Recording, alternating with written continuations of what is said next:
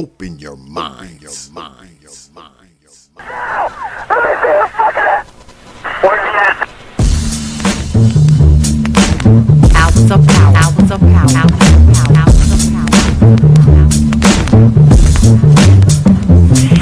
And so a community is where you control your police, you control your commerce, you control your education, you control your house. We don't control none of that. We live in a hood. Huh? Well, what about the Negroes that get out? Oh, well, see, my cousin, they say he's a multi-millionaire, almost at $1 billion. Tpot. 3 PhDs, working on 2 more. Driving down the street in Chicago in his Rolls Royce, enjoying himself, and he hears these sirens and looks through the mirror and sees this cop car flashing lights.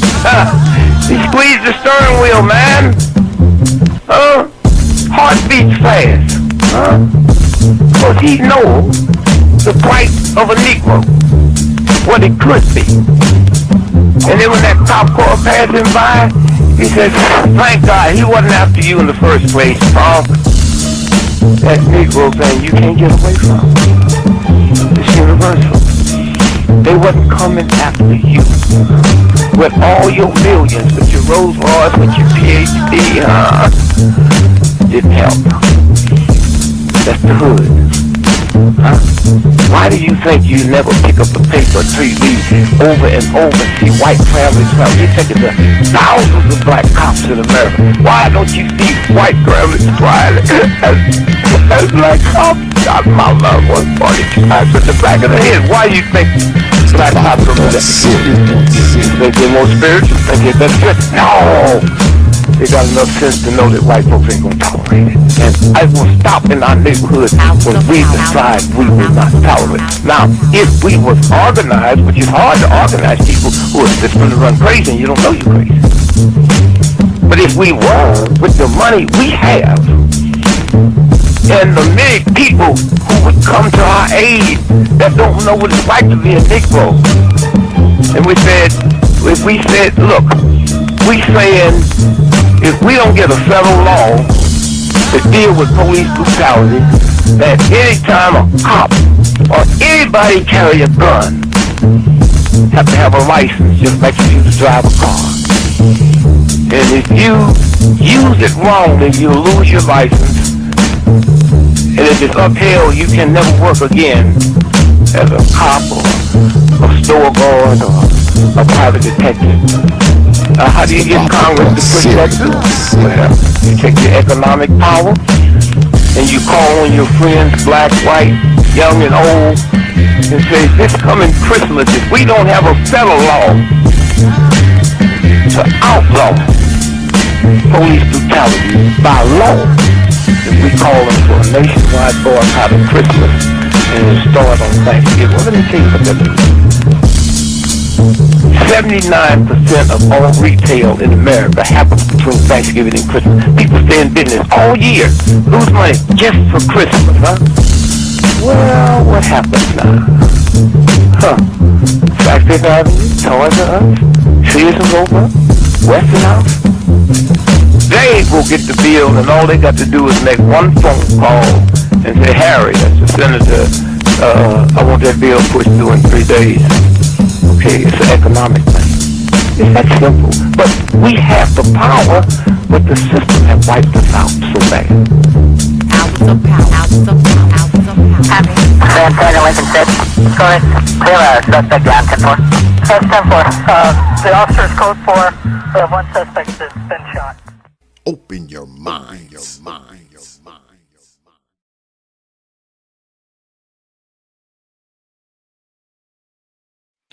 And we are back. Peace, folks. Welcome back to another edition of the Proper Thought Series right here on the old T.P.O.T. YouTube page. I'm your host, X, of course, but you knew that already. That's why your black asses are here.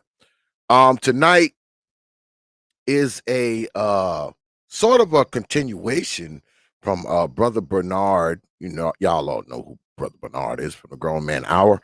This is a continuation of a show that he did today. So it's kind of impromptu, but I wanted to talk about this a little bit because I've talked about this before. I know I'm supposed to be joined by the Hood Conservative, so he should be coming through as well. I saw Brother Bernard in the old chat room here. So, Brother Bernard, I did send you the link. If you want to come through, you are welcome as well. But y'all know we always start the show with me thanking you, good folks, for your likes, your shares, your views, your subs, and of course, your hard-earned pennies, nickels, dimes, quarters, and 50-cent pieces. Because I realize you don't have to do it. You don't have to come to these damn streams. You don't have to share these videos, like them, or sub to this channel. And you definitely don't have to drop your hard-earned coins on this platform. But you good folks choose to do so night after night. You're here. And I want you to know, man, that I don't take it lightly. I never have, and I never will. All right? I'm humbled. I'm honored. I'm appreciative.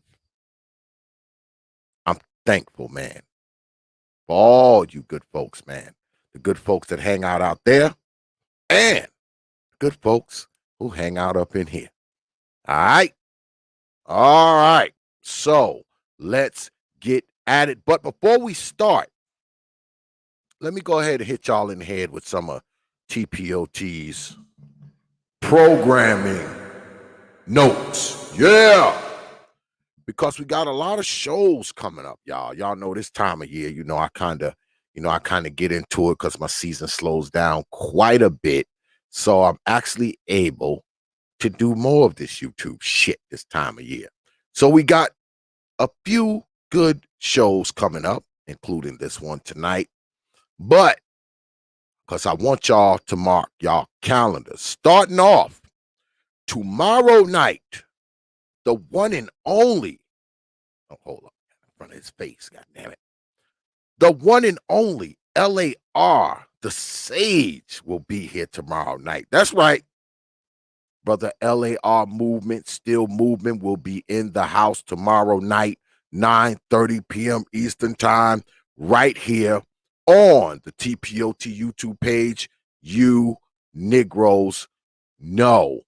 Then Saturday, 9 p.m. Eastern Time, the Little Big Nate Show. My brother Big Nate, will be squaring off with the one and only D. Darrell. And they will be debating the termination situation. Who's got the best research on pregnancy termination stats and so on and so forth. So make sure you hear that one's going to be crazy. If y'all were here the other night, y'all probably saw a little preview of it, of Brother Big Nate and Brother D. Darrell going at it. So that one is going to be wicked. Yeah, it's going to be wicked, boy. So you better be here Saturday because it's on Saturday night.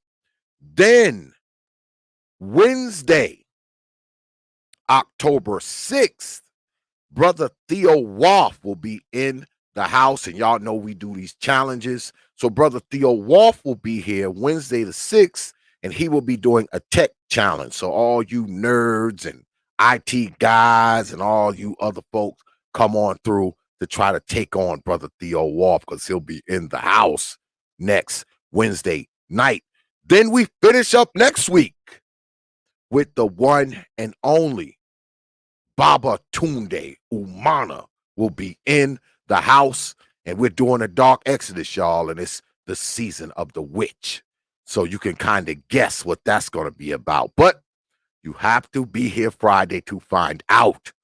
So I got some good shit coming down the pipe for y'all, so y'all better look like being here, all right? Or you're going to miss out, or you're going to have to watch the replay, and you know the replay is never as fun as the live show. It's not as interactive. You know what I'm saying? So if you want to do some interactive stuff, make sure you come here. So let's do a little recap because it's quite a few. Of course, we got Babatunde Amana coming here next Friday, right?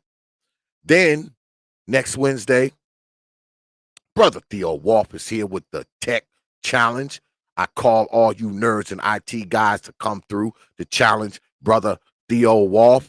Then Saturday, Brother Big Nate and Brother D. Durrell will be squaring off in Digital Squared Circle on the Hour of Power debates. And of course, tomorrow night, the one and only Brother LAR, the Sage, will be in the house. Yeah. Only from T.P.O.T. Media, Negroes. You know. But anyway, tonight we are talking about, I see my brother Perfect Black in the house. What's good, brother Perfect Black? You want to come up? You can, man. You want to come through? You can, my brother. But tonight we're talking about the gene pool, right?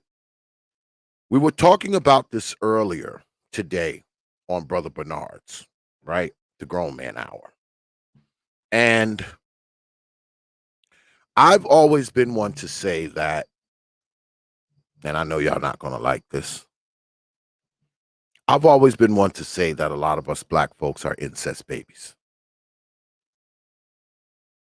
And y'all wonder why I say that, right? Like, what is X talking about? What do you mean, man? We're incest babies. Yeah, we're incest babies, man. A lot of us. Because do y'all know that somewhere to the tune of 60 to 70% of us, we never leave a 50 square mile radius of where we were born. Only about 30% of us actually move. We go and we live somewhere else. We move out of state, cross country, to Africa or wherever. That's only about 3 out of 10 of us black folks that do that, man. The rest of us, we stay right there where we were born. Same place mama was born. Same place grandmama was born. We never go anywhere. So that being the case, when you have generations and generations of black people who just want to stay put, what happens? We find ourselves intermingling and co-mingling with other black people who have decided to stay put too, right? Now, that's not really the challenge. The challenge is when we're co-mingling and intermingling and reproducing. That's the problem. Y'all know brothers on the internet, we often cite the brothers down in Tennessee and California and Florida and all these places, these guys who have 10 and 20 and 30 and 40 kids apiece, right? So when you have these types of situations in a small space, you're kind of limiting the gene pool, right? If you're a brother and you have 20 baby mamas, right? And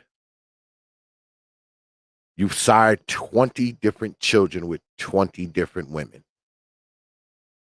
It's hard for me to believe that when you have 20 children out there, 30 children out there, that they all know each other, that they all are aware of each other, that they all know that they're brothers and sisters, that they all know that this person is their cousin. And, because it opens up a big can of worms, right?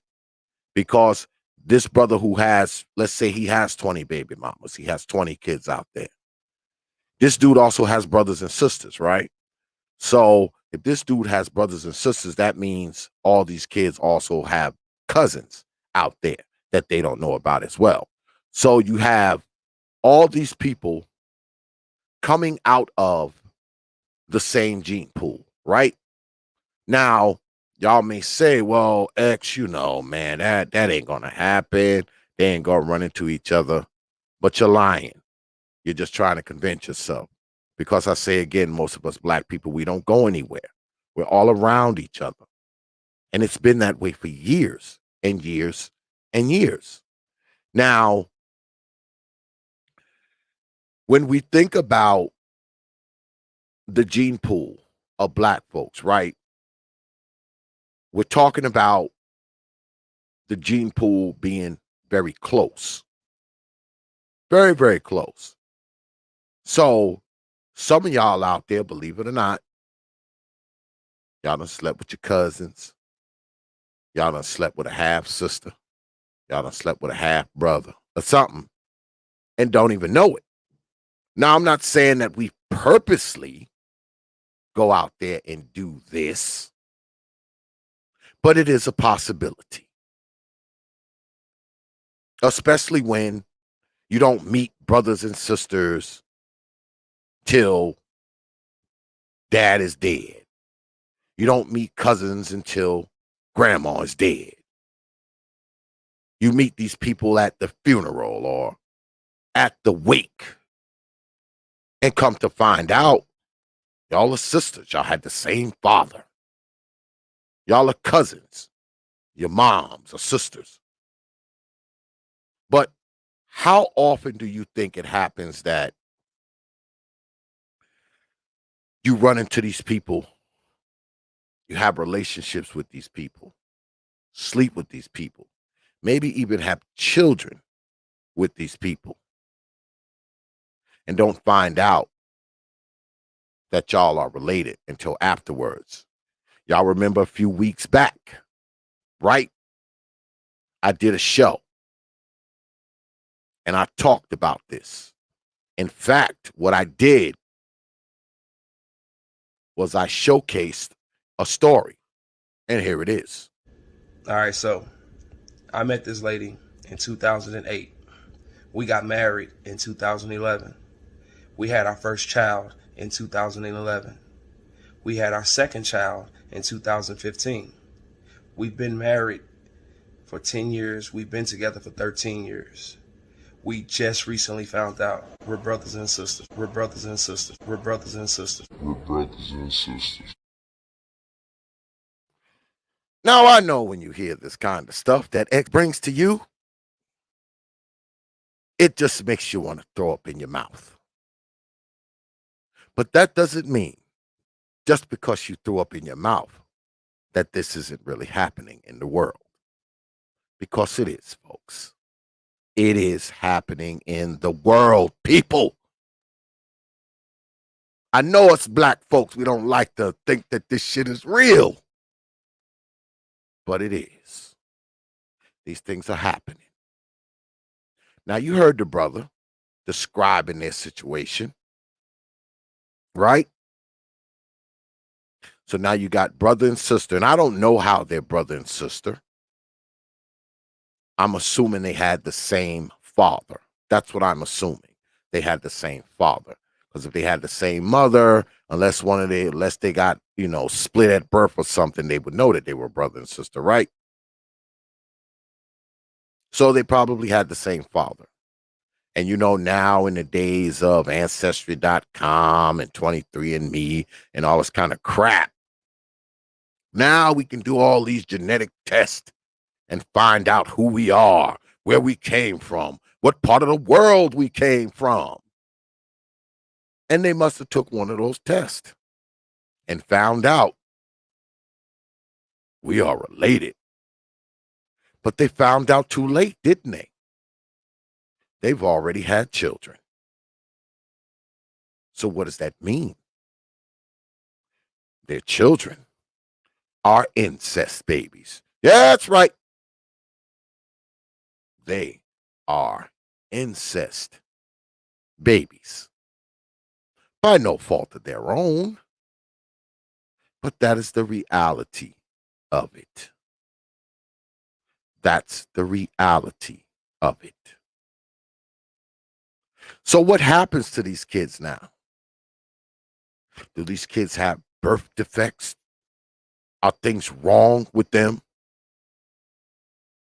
Now, according to literature, it's not guaranteed that they'll be retarded or have some type of cognitive problems.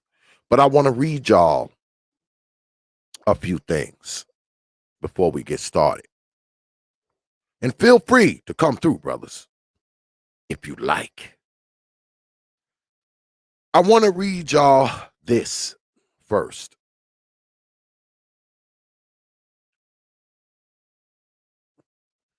This is an article about inbreeding. All right. And this comes from the BBC. And it says here, a more recent example of inbreeding, that is the House of Habsburg, whose empire included Spain, Austria, and Hungary. The family line ending with Charles II of Spain. I know y'all are familiar with him, who was born in 1661. The family tree at this point had become quite jumbled. His mother was his dad's niece, and his grandmother was also his aunt.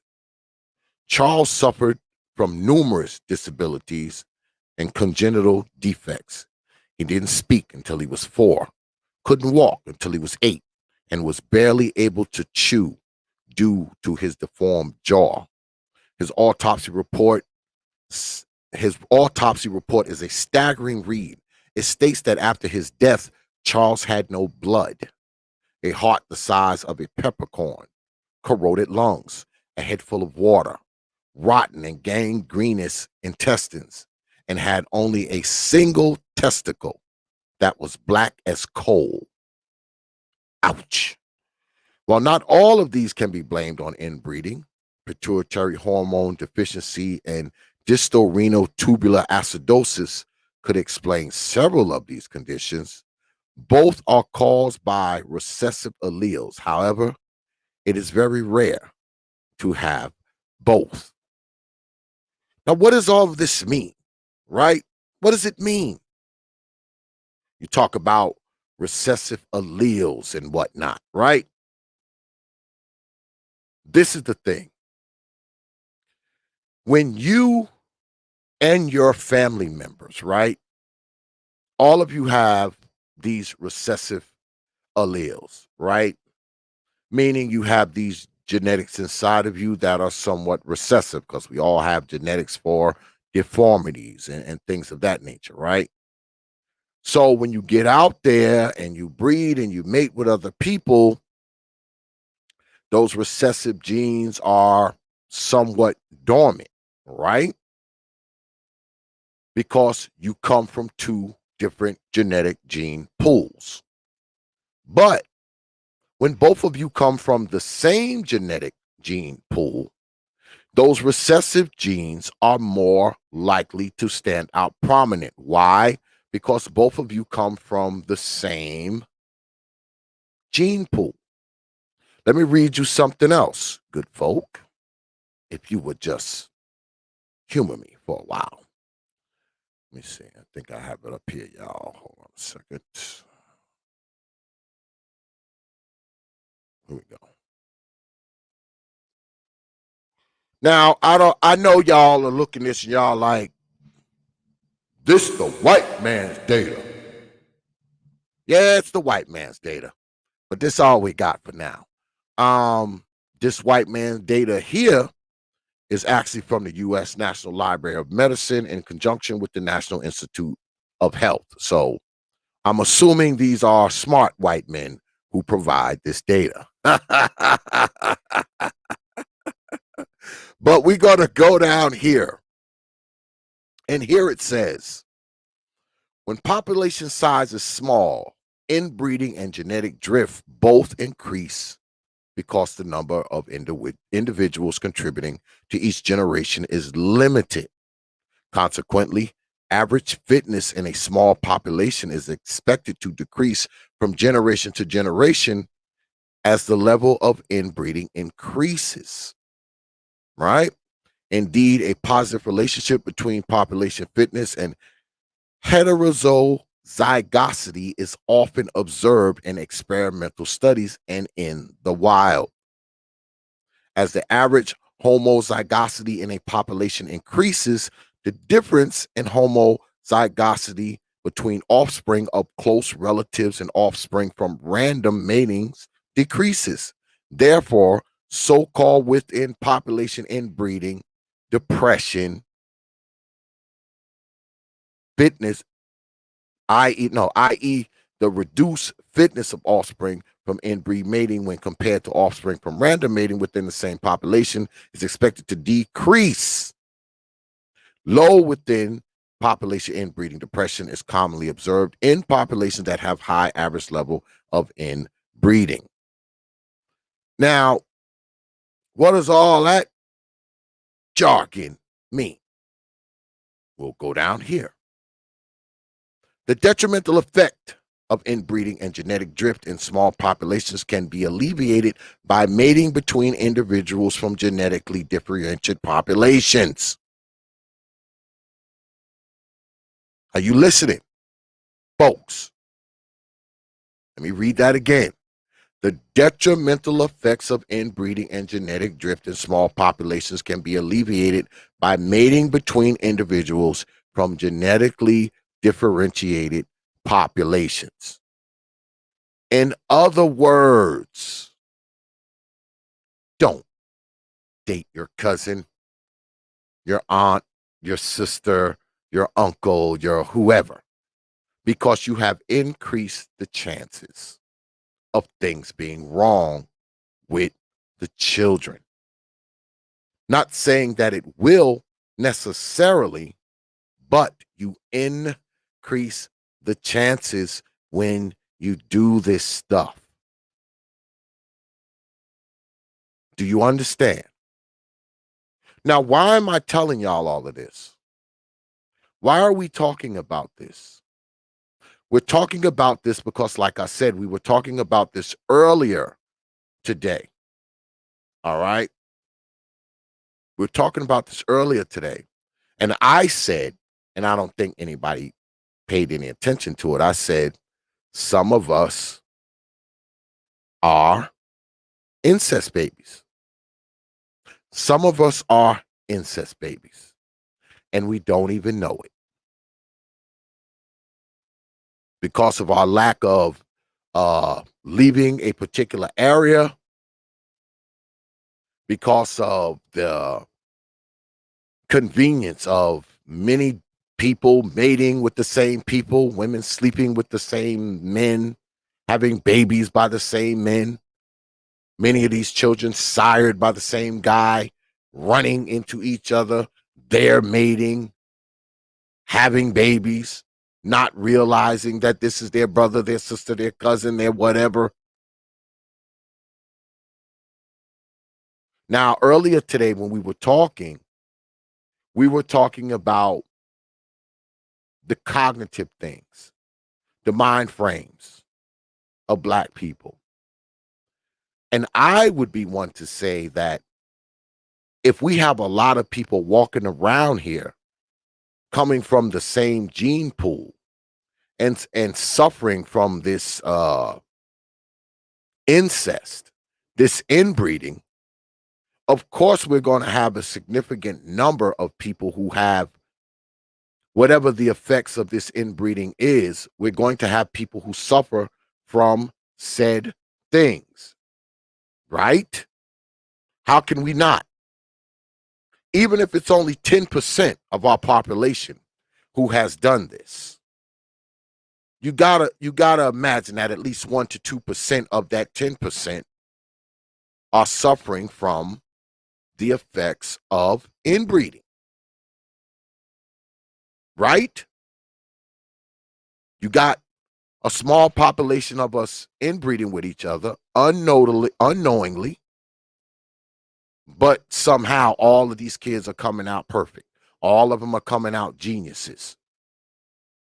All of them are coming out without any effects of being brought about by gene pools that are close. No way that can be true. Right?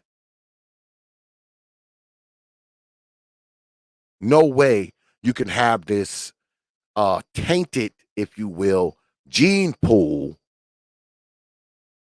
with people within that tainted gene pool mating and reproducing and not have kids coming out of that reproduction jammed up with all kinds of problems. It's impossible. Maybe that special ed kid that y'all used to tease back in high school. It probably wasn't his fault he was special ed, man. He might have been an incest baby. His parents might have been cousins. His parents might have been brothers and sisters. We don't know. But what we do know is that there is a very high risk of having these incest babies. When you have many, that's right, brother K Mac, you are correct.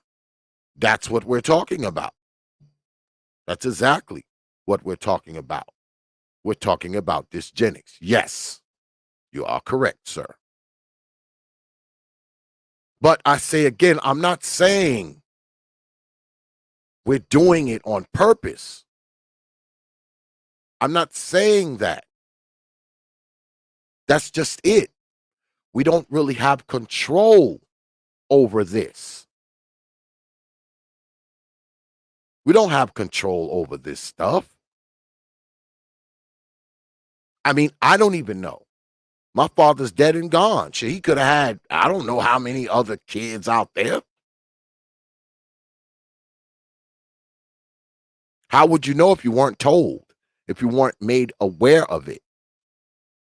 Y'all just saw the story that I showed y'all. That man said he's been with that woman for years. They have children. They just found out they're brother and sister. After the children. So now what? Now what? When those children grow up, will their children have something wrong with them? If they can even have children. Because y'all know one of the major effects of inbreeding is what? Infertility. That's one of the major problems, major conditions when you inbreed. The children often are infertile, meaning they are not able to reproduce due to the fact their parents were too closely genetically related. So what does that mean? There may be many people walking around here that suffer from these conditions. Y'all ever know anybody who couldn't have children? It's a pretty good chance that's why. Is that the only reason? Is that the only possibility? Of course not. It could be 100 different things, right? But one of those possibilities is their parents were genetically connected. Right? But anyway, tonight we're talking about this gene pool, man.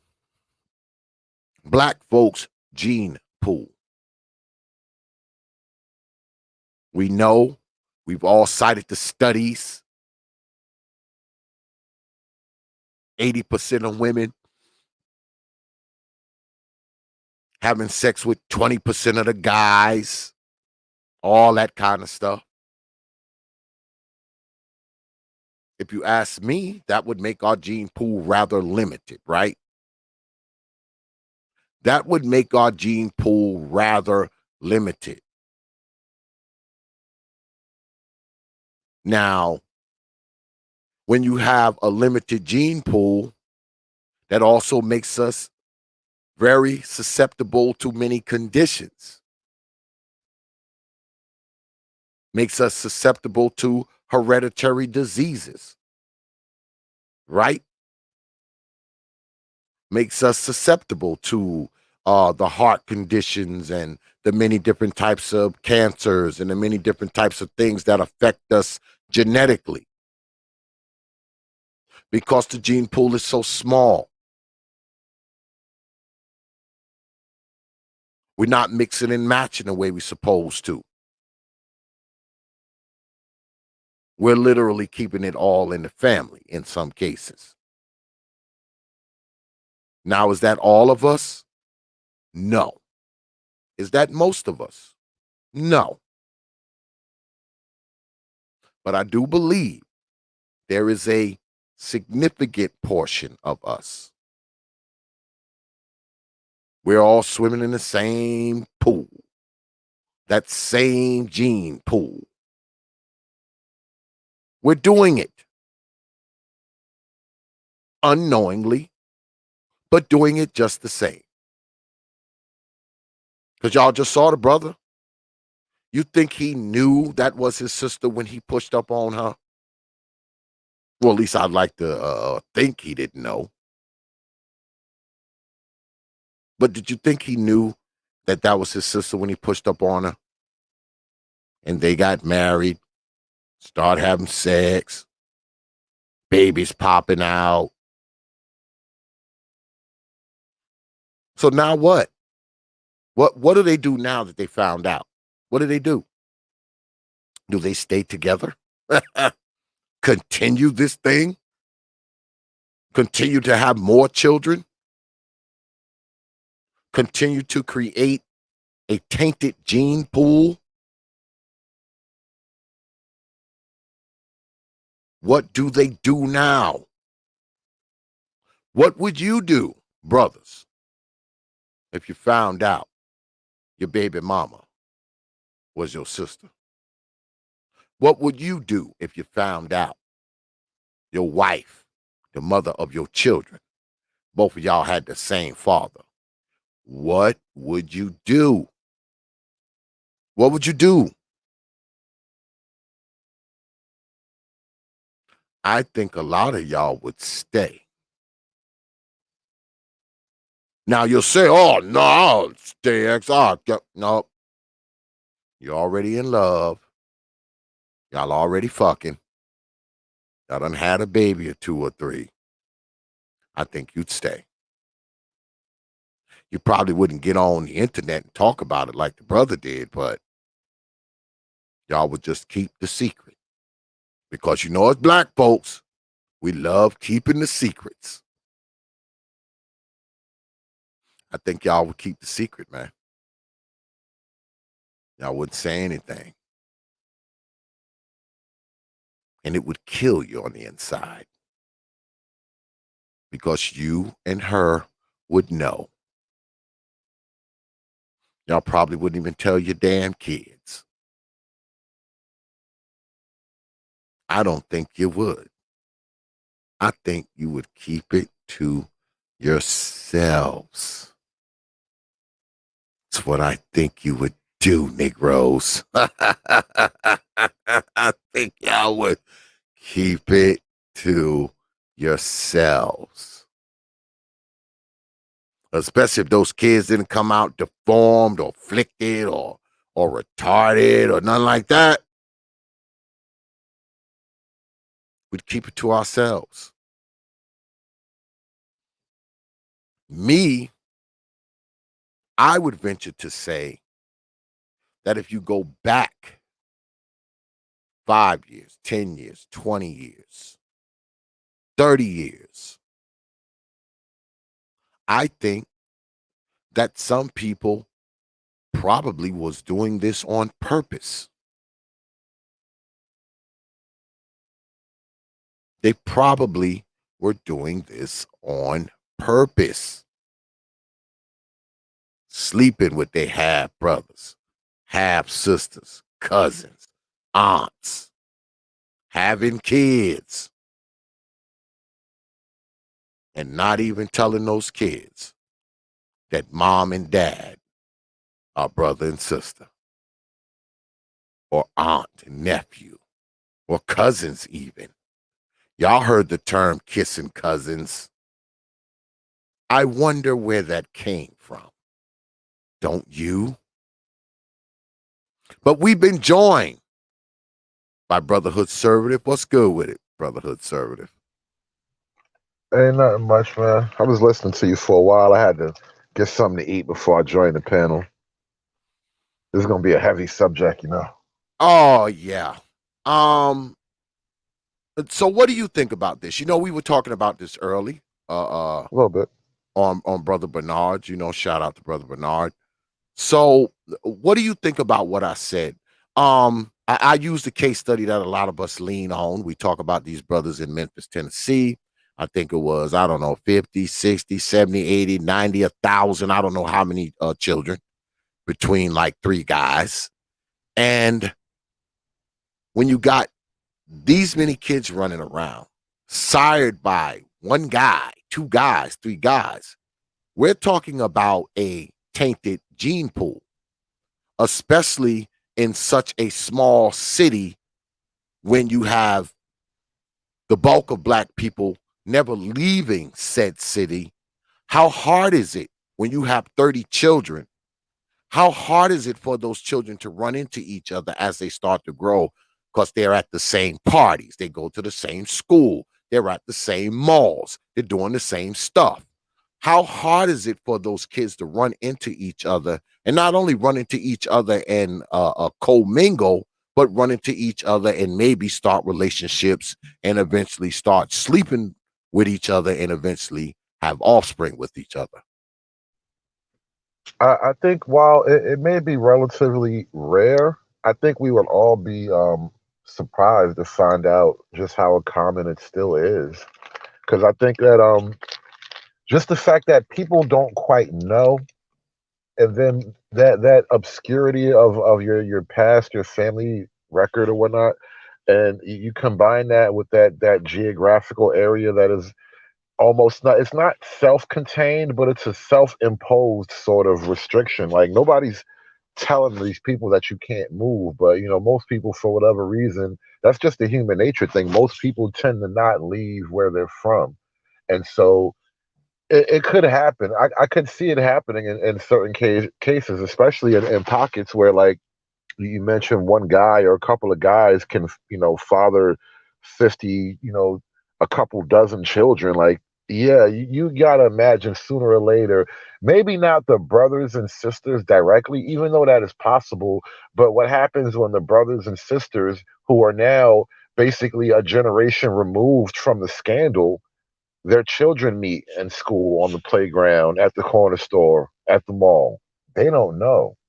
And then the way kids are now today, like, further back in time, maybe we like to think people were a little bit less scandalous with their sexual behavior. But, the closer you get towards the modern era, the more loose women were with the goods. So it could totally wind up being a situation where she just happened to sleep with her cousin or her brother or something like that, and not even had time to vet it, even if she wanted to. Yeah. I mean, because I don't think that people are doing it purposely. At least that's what it helps me sleep better at night, thinking Usually. that they don't do it purposely. But if you are inside of a small city, right, and you're a man and you fathered 30 children, okay, I would venture to say that a lot of those children you don't even really know that good. All right. You don't know those children that well. If you have 30 of them, you're not spending time with like all 30 of them that much. I mean, that's like physically impossible. All right. Physically impossible. And Therefore, it's go not ahead. just it's not just you spending time with them, because that's almost secondary. They have to understand their relation to one another. That's the primary thing. Like, dad can fall off the fucking cliff or something. Those kids need to be told that you actually are a relation, because that's the key here. Yeah. But how can that be possible if there's 30 of you? Is that even possible? And if it's more than that, forget it. Especially if you're on this part of town, your mom's on that part of town, your mom lives here, you go to that school, you go to this school. This child was born in 2000. This child was born in 2002. This child was born in 2005. It's like, the more of these children that you sire, I think the more difficult it gets to control the case study. I mean, it's different if you got three baby mamas, right? You got three baby mamas. Okay, you can kind of make sure those three kids know each other. I think it gets a little harder when you got 20 baby mamas and 30 baby mamas and 40 baby mom. I think it gets a little more difficult to control the sample, right? So you got to have some kids that are out there that don't know that they just had a little brother that was born last week. Oh, they don't know they got an older brother that's like 12 years older than them. Like it, I mean, how do you contain this stuff? I think it's impossible to contain this stuff. And this is where we go back to the quote unquote gene pool, because see, you got a bunch of people walking around who come from the same genetic pool. So if they all come from the same genetic pool and they're commingling and they don't know each other, they mess around and get together and have a baby, you've just made that gene pool not only smaller but more contaminated, right? You've contaminated it further, and you've Yeah. also lessened the pool, so to speak. And Well, maybe, just you've maybe, muddied the water. Something like, yeah, you pretty much muddied the water if you really want to think about it. Now you're adding genetically compromised gene structure into the pool. exactly. And it's not just that, right? Okay, the one thing, if the guy's got 20 kids, 25 kids, right? Now, like I said earlier, this guy, he has brothers, he has sisters. So their children would be what? They would be cousins to these other 20. So now you have other people from the same genetic pool that you don't know you're connected to, right? So you can not only just run into one of your siblings, you can run into one of your father's siblings' children, your cousins. So the number of people, the number of people has increased, but in a sense, the genetic pool has shrunk because all of you have basically similar genetic material, especially if all of his brothers and sisters have the same father. You get born, you have 25 more brothers and sisters besides yourself. Also, his brother has 5 kids. His sister has 5 kids. So now you got more people coming from that same genetic lineal line, if you will, that you have to look out for. You don't just have to look out for your siblings. You have to look out for your cousins, maybe an aunt, maybe you have all these other people that you have to look out for. That's why I say there's such an increase of there's such an increase of chances of you commingling and getting with people from the same genetic line, because see, when you have all these multiple children, not only do you have all your other siblings to consider staying away from, you also have to worry about your cousins and all the other people on that parent's side of the family tree as well, You know, along with your mama, of course. But I just had a horrifying thought. So, the movie Precious, right? Monique plays the mom in Precious, and the daughter, Precious, the title character, she has a son that they call Mongo, short for little mongoloid baby, and that's what they call the boy. Read the book; it's there, little Mongo. And so the thing about how you get a baby like that, and this is the thing with the differences in how men and women reproduce, statistically, most men will never father children. Like the majority of men, less than 50% of men in any given population will father children. But more than 50% of women will father children, right? So what mhm, winds up happening is if you get a guy who's a little slow, a little retarded, or just, he's physically unattractive, he is less likely to reproduce. mhm, And even if he did get the chance to reproduce, he may only have one.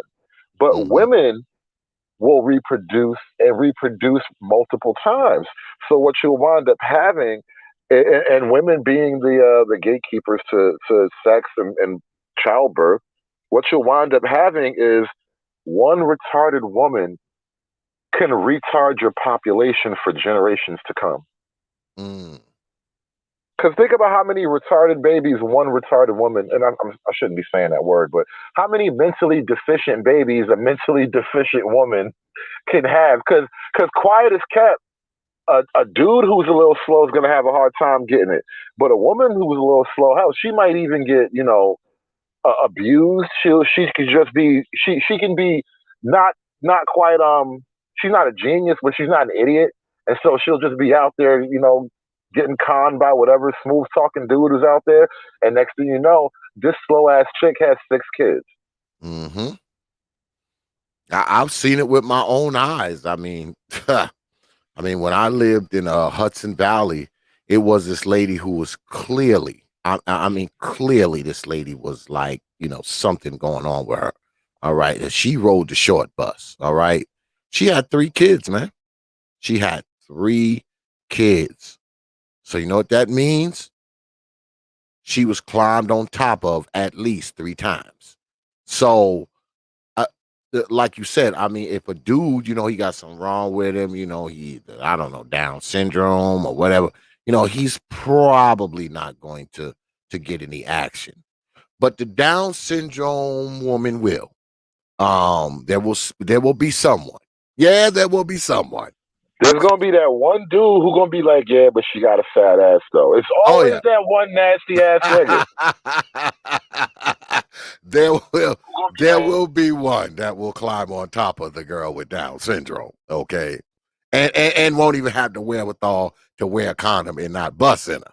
Yeah, he won't even have the wherewithal not to do that. So you're right.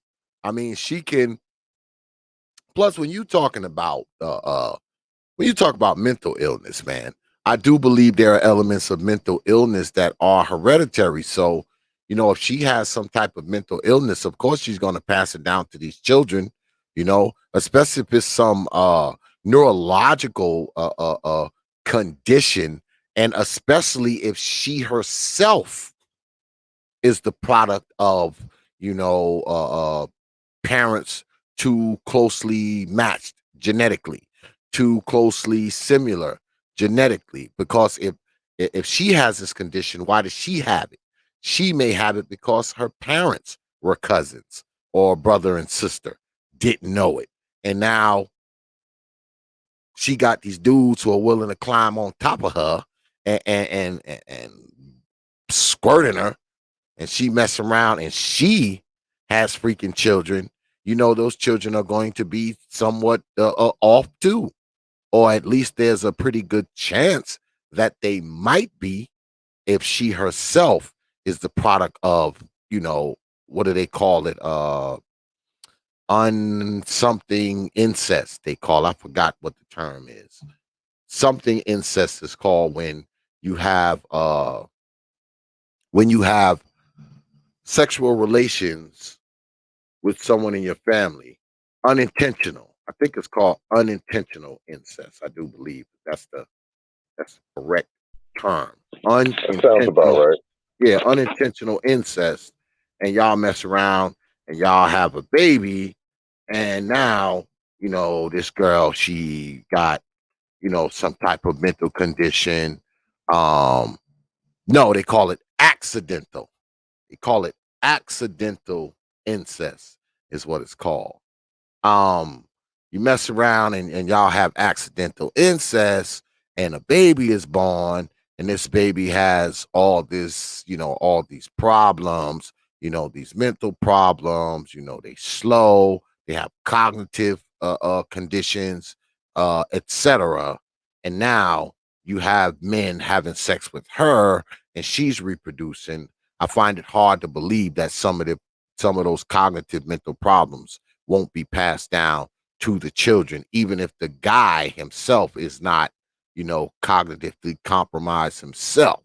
So, it's just, it's crazy. Well, let And me go ahead. I wanted to ask you a question. Where do you what do you make of the nature versus nurture sort of debate when we have these kind of conversations? Because right now we're kind of focusing on the nature side of things. Like if you're genetically, if you're genetically not going to get past 100, then there's nothing you can do. It's just not written in the cards for you. So what do you say? Like how do you think nature and nurture really interplay? Like what is your take on that whole conversation? Well, nature, we're talking about genetics, right? We're talking about biology, we're talking science, right? Now, nurture is different because we're talking about behavior for the most part, right? And behavior isn't necessarily scientific all the way. I do believe that the two can coexist in one place, but I think that nurture has I think nurture has a more prominent effect because, for instance, right? Okay, let's say you got this woman, right? She lives in the projects, in some roach rat infested apartment. And you take another woman who lives in a mini mansion somewhere in the hills and got plenty of money. If both of them have a baby, right? And they swap babies, I don't think it's going to matter that the woman from the hills living in the mansion, I don't think it's going to matter that is where that baby came from. If you take that baby, you put that baby in the projects. And likewise, that baby that came from the projects, if you take that baby and give it to the lady in the mansion, I don't think it's going to make much of a difference that the I think baby you're was. misstating. I'm sorry, I didn't want to stop you mid sentence, but I think you're misstating the terms of the problem. What do you mean? Project and mansion are not really the proper parameters here, because you would assume that the baby from the project and the baby from the mansion have the same. Let's say this is probably a clumsy term, but let's say genetic potential. Mm-hmm. Like, so let's be blunt with it. Are you saying that any random baby you pick from the projects will have the same IQ level as any random baby you pick from the mansion side of town? Like that's the kind of measure here. Can you take two babies who have like the same potential IQ level? Like if you could IQ test babies, I admit I'm kind of spitballing here, but if you could like IQ test babies and then take those two babies who can test in the same IQ level and then raise them in the projects versus the mansion and test their success later in life, that would be the test, not whether or not they're from the projects to begin with, because that kind of I think you're Well, focusing on the wrong well, let's differences between the babies. Well, let's do it like this. Let's say the babies are twins, right? They're identical twins, which means they're genetically identical, right? They're identical genetically, right? You're talking about Right, that's where I'm going. two genetic identical specimens, right? If one person takes one baby and raise it in a good home, solid home, two parents, good living, good neighborhood, all that kind of stuff. And you take the other baby and you raise it in the ghetto, in the hood, around crackheads and all this kind of stuff. You do that for 18 years. I'm pretty sure that both of those twins will be so different that they probably won't even look alike. All right. Even though they're genetically identical, if you take both of those twins, split them up, and put them in two different environments, I think you're talking about two different results, even though the specimens are identically similar, right? Right. I Because could I twins, could accept that. I'm just wondering. yeah, because twins are identically, genetically, they are identical, right? But if you take one and you raise them in Beverly Hills and you take another one and you raise them in some ghetto somewhere around crackheads and drunks and crime and shooting, if you come back in 18 years, you will see the difference in those two twins, even though they're genetically identical. right? But that's the nurture part, right? That's the Yeah, nurture part is what I'm saying. So I think when you talk about nurture versus nature, and that sample, all right, because we got two people who for all means and purposes are exactly alike, right? They're the same age. If you took their DNA and tested it, it would be identical. But if you take one and raise them one place and take another one and raise them somewhere else, you're going to have different results. All right, you're going to have different results. That's just the truth. All right. Um, I see Brother BMT. And Brother BMT, come up, man, because I know he has twins. Come up in here, man. Now, he yeah, says that his twins operate differently. yeah. I read that too just before you mentioned them, and it reminded me of something I heard Thomas Sowell. I came across a quote from Thomas Sowell recently where he said, "The problem with equality." I'm paraphrasing poorly, but he says something along the lines of, "The problem with equality is that no man is even equal to himself on different days." So that Mm, it makes perfect sense that even your twins, who would be genetically identical, would be on a personality level completely opposites. Even that makes perfect sense because that's just the way we are like that as humanity. We have uniqueness that goes beyond our physical similarities. yeah, but see, you're talking about, but when it comes down to it, like Brother BMT's twins, they both live in the same environment. So their differences probably are more nature than nurture, right? Would But you you're say? assuming you're assuming their nature their nature rather is relatively the same. All right, their nature is unchanged, it's static, it's not going to change because they're twins, so they're Okay. already born with the fraternal or identical genes. That Mhm. being said, in order for what you said to be true, you have to assume that they're being nurtured differently, and I would assume that's not quite the same either. So it kind of leaves an open question for just how people develop. I mean, because these are really like hotly debated issues. So it's not like either one of us could have the last word on it. I'm just kind of throwing out the questions here. Like, we don't quite know. There's a Yeah. weird interplay that goes on between nature and nurture. So it makes sense, and you could expect certain outcomes in the sense that a good parent, no, a good family dynamic will produce well-rounded children, and so Mhm. therefore a horrible family dynamic will produce horrible adjusted children. So Yes. you can accept certain realities there, but even then, on the fringes, there's that little human that spark of human magic, and that's why it's kind of hard to play those games about like people are genetically like a group of people is somehow genetically deficient. Like maybe this batch is, but you never know. They could come up and next go around they'll be a lot smarter. Mhm. Well, we've been joined by my brother BMT. What's good with it, brother BMT? Is he there? Hey, can y'all hear me? Yeah, What's hear me? good Yes. with it, man?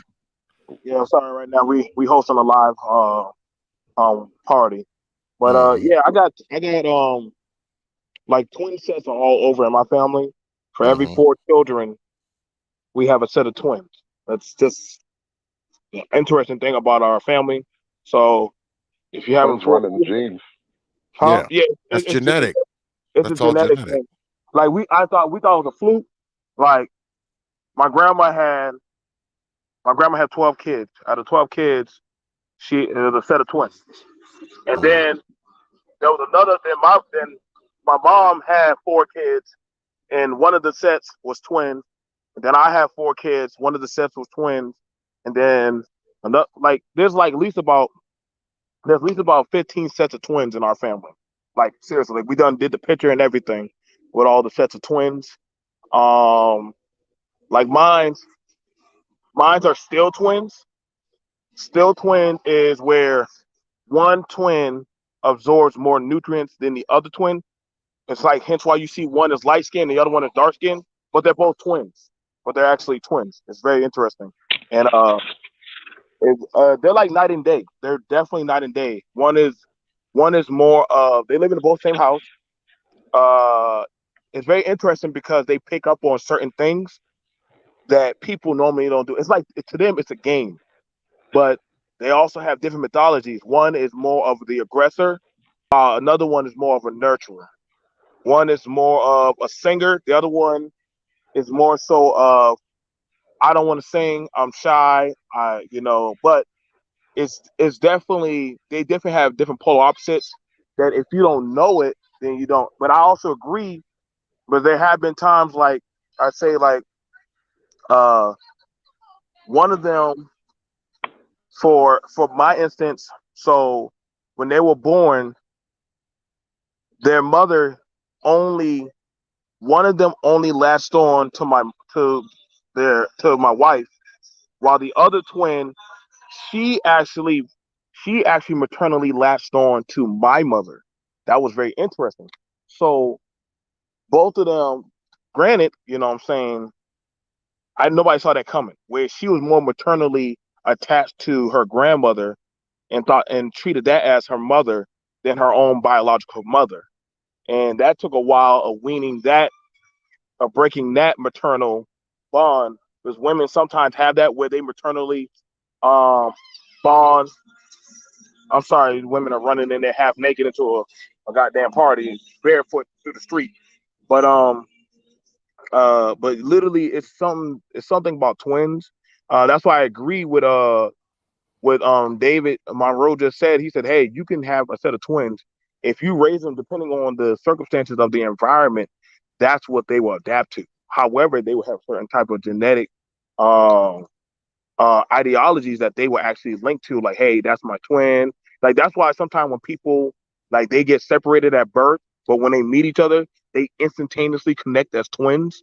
Like, yo, y'all haven't been around each other for like 13 or 20 years. How are y'all already clicking up? That's something that twins can do. That's something that twins can just easily do with each other. So So anything I got about twins, I can answer it like right off the rip. I got a bunch so of them. so brother BMT, are your twin babies, are they more alike or are they more different? Or are they more alike than they are different, or vice versa? Are they more different than they are alike, even though they're twins?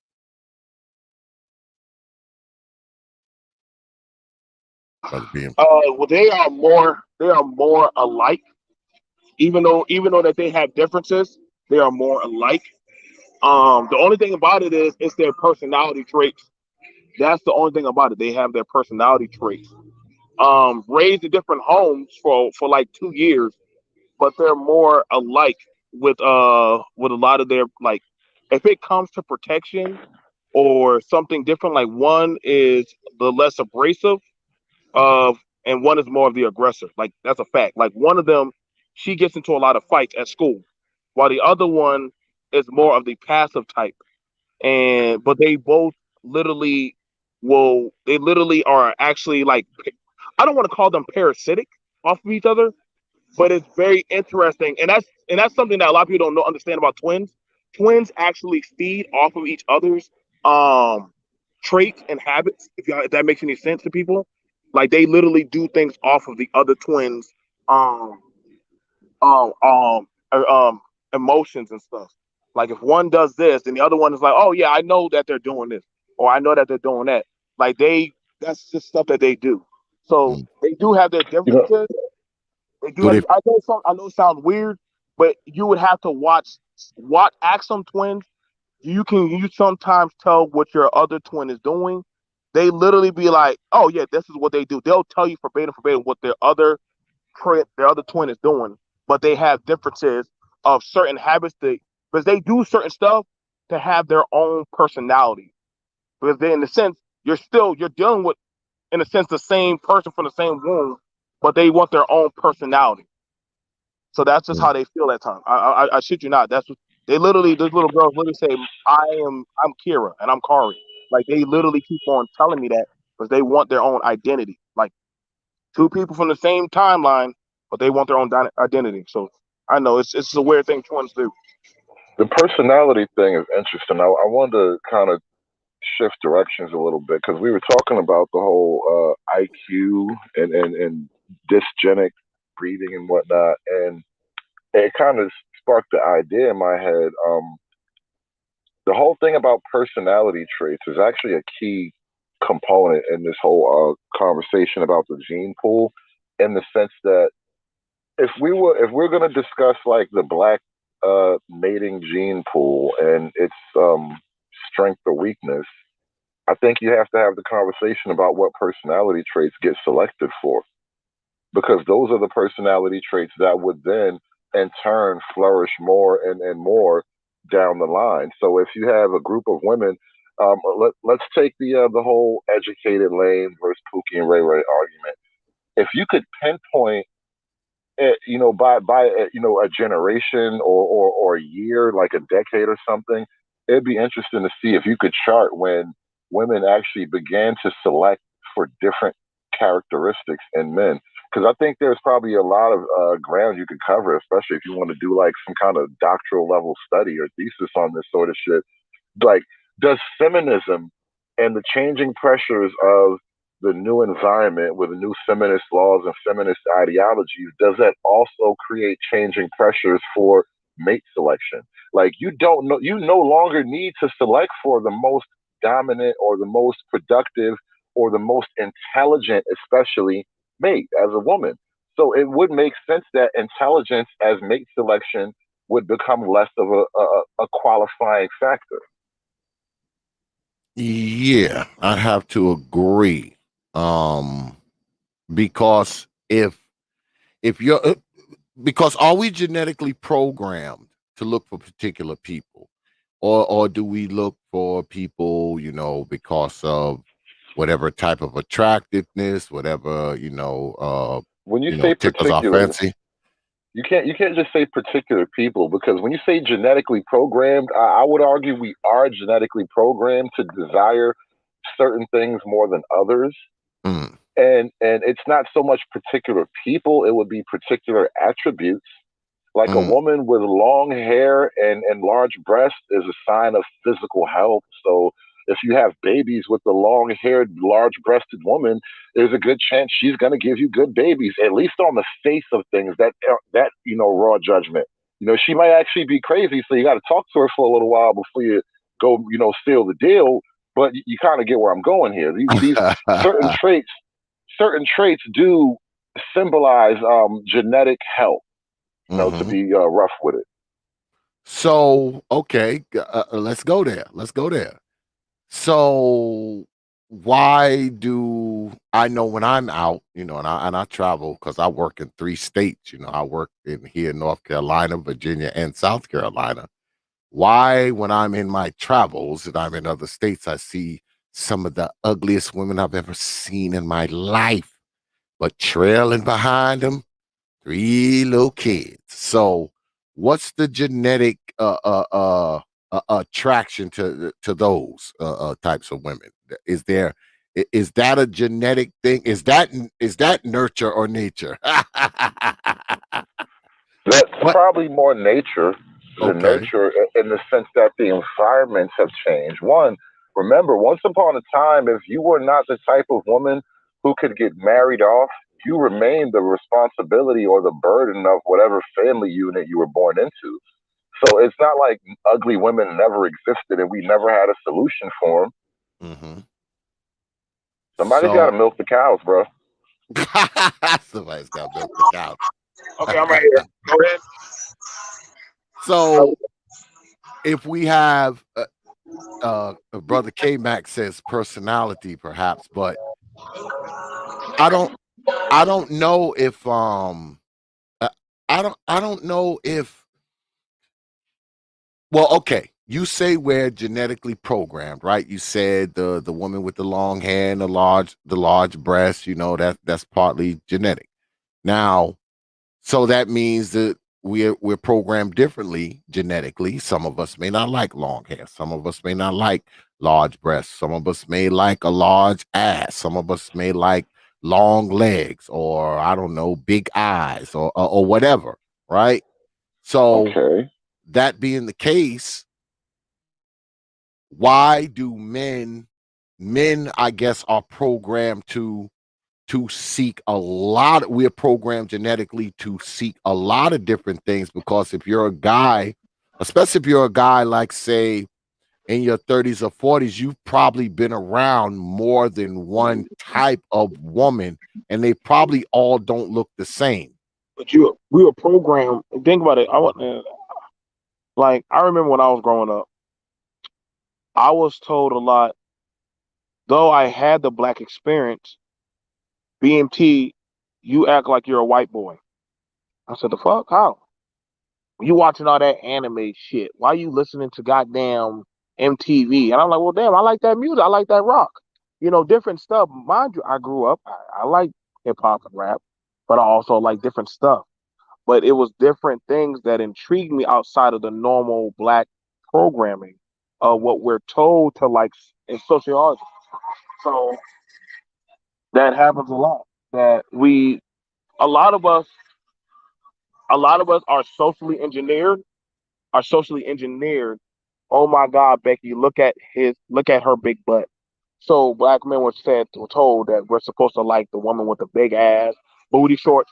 You get what I'm saying? Like we Yeah. were told. Well, that's Well, not you just nature. intertwine two different things. Though. See, you just intertwine cultural imperatives too. So because black women physically are more just shapely, they're more likely to put on body fat in their butt. So that's why they have fat asses or whatever. So if that's what your women are physically, it only makes sense that you can actually like celebrate and find beauty in the natural physical elements of your own people. So for white girls, there would be no physical imperative, there would be no cultural imperative to be proud of big butts because white girls as a group they don't really have that. So big tits is what I know sells it for white guys. The white guys for some reason they love tits and long legs because white girls with long legs and big tits for the shit. That's how it is in white culture. So You I fade, think we you're fading in and out. conflate. Brotherhood Conservative, you're fading in and out. All right, give me a second. Try that. Yeah, we didn't hear No, like like that last 15 so. seconds. Here's the thing about it, and I get what. And let me back up what David is saying, and I get what he's saying. Like because we're using that of the traits of twins. You can have two people born in the same area but have different programming traits. Mm-hmm. I have two people born in the same house, except one has a different ideology after being removed for almost 2 years. See what I'm saying? So how the other one is more up under her mother, the other child is more socially programmed because her grandma always traveled. So she's more the curious type that she likes to leave the house. The other one likes to stay up under her mother. The other one likes to go out and about and get involved with different stuff. Does that make sense? Like, so their ideologies, that's where they start differing. But one would be like, Kira, let's stay home. No, I want to leave. I want to go out. One doesn't mind being around elderly people. The other one likes being around the other younger kids. And it's very different now. Like now that they're both around each other, she's slowly reincubating to hanging around kids. But sometimes she does things a lot more. It like she thinks she's older than what she is, and we have to remind her, you're still a kid. Slow down. There's no rush. See what I'm saying? Grew up in the same home, but the 2 year difference of being raised in a grandparent's house drastically had an effect. That's why they say like if you take so they say you take your child and you put your child, mind you, you're an English speaking family, but you put your child in a home that speaks only Spanish. Your kid, when you get your kid, is going to be speaking what? Spanish.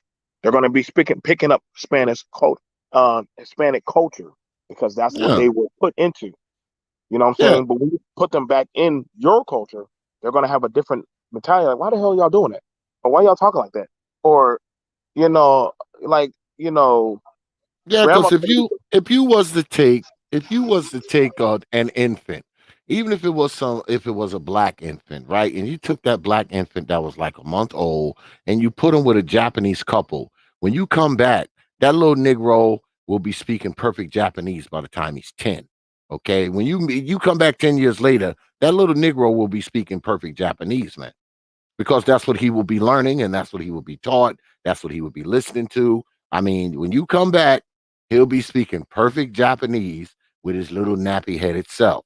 And likewise, if you took a Japanese infant and you put him in the hood with a hood family, guess what? He'll be hood, even though he's even though he's Japanese. He will be hood. I mean, so, but that's the nurture part, right? That's the nurture part. Has nothing to do with his genetics. I mean, he would look Japanese, right? You raise him with some hood hoe somewhere, all right, in the ghetto. He'll be talking like her. He'll be acting like her and the people that are around him and her. That's who he'll be acting like, even though he looks totally different. He'll look like a Japanese person, but he'll be using ebonics, hood slang, and the whole nine because that's what he's being groomed in. He wouldn't have a Japanese accent just because he's Japanese, right? I just don't think he'll have he'll have the traits of the people he's around. Would he not? Well, and this is kind of what I was trying to get at when I was talking about like what personality traits get chosen for, right? So just to make a small example, like that kid who's he's in Japan. Let's say he's black, but he's somehow in Japan. So he's a black dude who learns Japanese shit, right? Well, he has to conform to certain cultural norms just to even be considered as a viable part of the dating pool. Mm-hmm. Just that's kind of how cultural pressures work on the dating pool, right? So if we were to like take that part of the conversation and bring it over to Black America now, this is why I ask, and this is why I made the point about the type of personality traits that get selected for in the black dating pool. And when we talk about like the quality of genes, and really we're talking about intelligence. Genes Mm-hmm. is just shorthand for it, but the question kind of remains. The question now begs itself: like, do black women select for productive qualities in a mate, or what qualities do they select for? Period. Either way you want to approach it. I think they I think they probably select for on a carnal level, right? They select what looks good, right?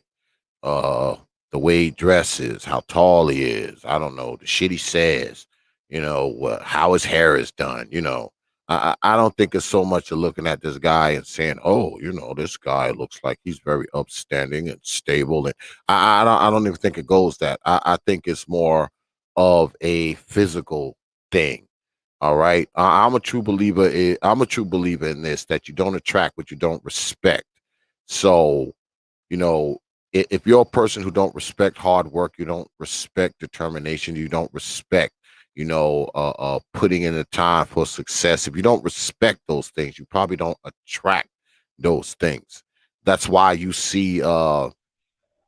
often see, right, on the internet where we talk about, these women who, once they get to be, I guess, 35, 40 years old, they kind of change their mind. They want a guy who's got a good job. He's an entrepreneur. He runs a business. He has some money. Because, see, now they kind of respect that to a degree, right? They respect it to a degree because they know this guy with a good career. They know this guy who owns a business. They know this guy who has some money is stable. So they have what? They have some respect for stability because that's what they need. But when they're younger, I don't think they have as much respect for stability per se. And So now they're not there's a attracted problem to with stability because they don't really have that much respect for it. At least that's what I think. But please. well, here's what's missing from that synopsis though. She's already fucked herself from a genetic reproductive standpoint, Mm-hmm. meaning the children she's made, she didn't make with the stable, productive guy who could have introduced the child into the world in a stable, productive home from the start. Mm-hmm. So whatever formative years, just time, nature wise, you've wasted time and energy and effort, and then I mean that's nurture wise rather. Nature wise, it could stand to say, reproducing that man, you are going to reproduce the more genetically productive, the more genetically competitive qualities. So by choosing that man later in life, you have both now crapped out of the reproductive game. Mm. Yeah, because you've already created a bad gene pool because you reproduced with a guy who wasn't worth spit, right? So And so now, not only did you create a bad gene pool, you took a guy who should be like gene pool champion and made him the fucking pool boy to somebody else's bad pool. now now he's just the pool boy. He's Right. Think about it. This is how brutal that shit really is. yeah, I get it. And we're I talking get it. raw genetics here. Like the conversation is totally unpersonal, but Okay. that's just how the game is played on a genetic level now. Instead of being in the gene pool, he has to maintain someone else's pool. That Yeah. makes you the pool boy. Yeah, that makes you the pool boy. This is true. Can't argue with you there. but that is the thing though, right? Because if we were out, or say women were out for the best genetic, and it's crazy because you want to say they should be like animals, right? Because out in the wild, only the fittest of males get to breed, right? That's why they fight, right? That's why lions and everything else, they fight for mates. You just don't get a mate in the wild. You have to show that you are the most physically fit. You're the best fighter. You have the nicest plumage. You in the animal world, only the fittest, nicest, strongest, best genetic material gets passed on, right? Now, if humans were like that, where only the best of us were able to mate, I think that societies, especially Black society, would be different because just like in the animal kingdom, a lot of animals don't get to mate because they can't win the fight, because they don't have the nicest mane or the nicest plumage, or they're not the strongest, or whatever the case may be, right? In the animal kingdom, only the best of the best get to mate with the females because they prove it by either fighting or showing off or doing some type of dance or something. Hmm. That's what Well, gets them the girl in the end. right. But see what you kind of have to add to the equation and that's where the whole human to animal comparisons tend to get complicated because in the animal kingdom, it is primarily a world of physical brutality. There are very few geniuses in the animal world, right? Mm-hmm. Now, the octopus maybe is one of them. Like very few animals in the animal kingdom are like abnormally intelligent. Now, Mm-hmm. in humanity, though, not only is abnormal intelligence more common in humanity, it is actually more useful. Bears are never going to build an apartment building. But Mm-hmm. humanity who starts out in huts and thatch wood houses could eventually build apartment buildings because every so often we'll produce a guy who is just abnormally intelligent, and his works while he's alive will add to the culture of society, and his genes, if he gets to reproduce, will give some abnormal intelligence an extra life down the line once he's gone. And that's the thing about human mating. If women are only gonna mate. Oh, I'm sorry, I'm getting tongue tied. If women are only gonna mate off base raw attractiveness, then what you do leave out is that critical element of human ingenuity that is like the missing glue to probably why one culture is more successful than a neighboring culture. Maybe they're just slightly smarter, slightly more aggressive, or slightly more ingenuitive. Like ingenuitive. Like there's something slightly different about them, and now you can use that slight difference and apply leverage in a competition sense. And next thing you know, you don't have neighbors anymore. You're the only tribe around. Hmm. So inside of Black society, okay, let's say that the when it comes to mating, reproduction, and all that kind of stuff, we're doing it from that straight up carnal, raw, attractive thing, and that alone isn't enough to create a decent gene pool, as No. opposed to picking the nerds who went to Princeton and Harvard and all that kind of stuff. We would probably have a better gene pool if we had more of these guys contributing to the pool, as opposed to people who are in Sing Sing contributing to the pool. Not only is it bad, it will get progressively worse as time goes on. Mm, Right when I jumped into the chat room, the back panel or whatever you call it, I posted a link in the back chat, and it was to okay. it's a short video. I don't know if you can still catch it, and it's a Yeah, short I see it. video, I see it. and it's about an experiment called Mouse Utopia 52. They just call it the Mouse Utopia experiment for short. And basically, what happens is some guy he builds like the perfect world for mice. So they have space to live, and they have food, and they have all the things mice need to be good mice, right? And because there is essentially no pressure, no predators, No, fuck it. no Let's no play it. Let's play it. yeah, yeah. Go ahead and play it. But the long story short is that at a certain point, this utopia turned into a hell, and the population began to crash dramatically. There was social dysfunction. There was sexual dysfunction. There was just a lack of productivity. Like after a while, this whole project turned into a nightmare, and the parallels between the mouse utopia and what goes on in human society are actually what a lot of people study as far as like why you can't ever have a utopia. Yeah, we're going to play this little short production provided to us by Brotherhood Conservative. So get in your seats, mind your manners, and don't drop any damn crumbs on the floor. Okay? Okay. And also fair use, Negroes. Fair use. God damn it. Fair use, Negroes. Let's have a watch.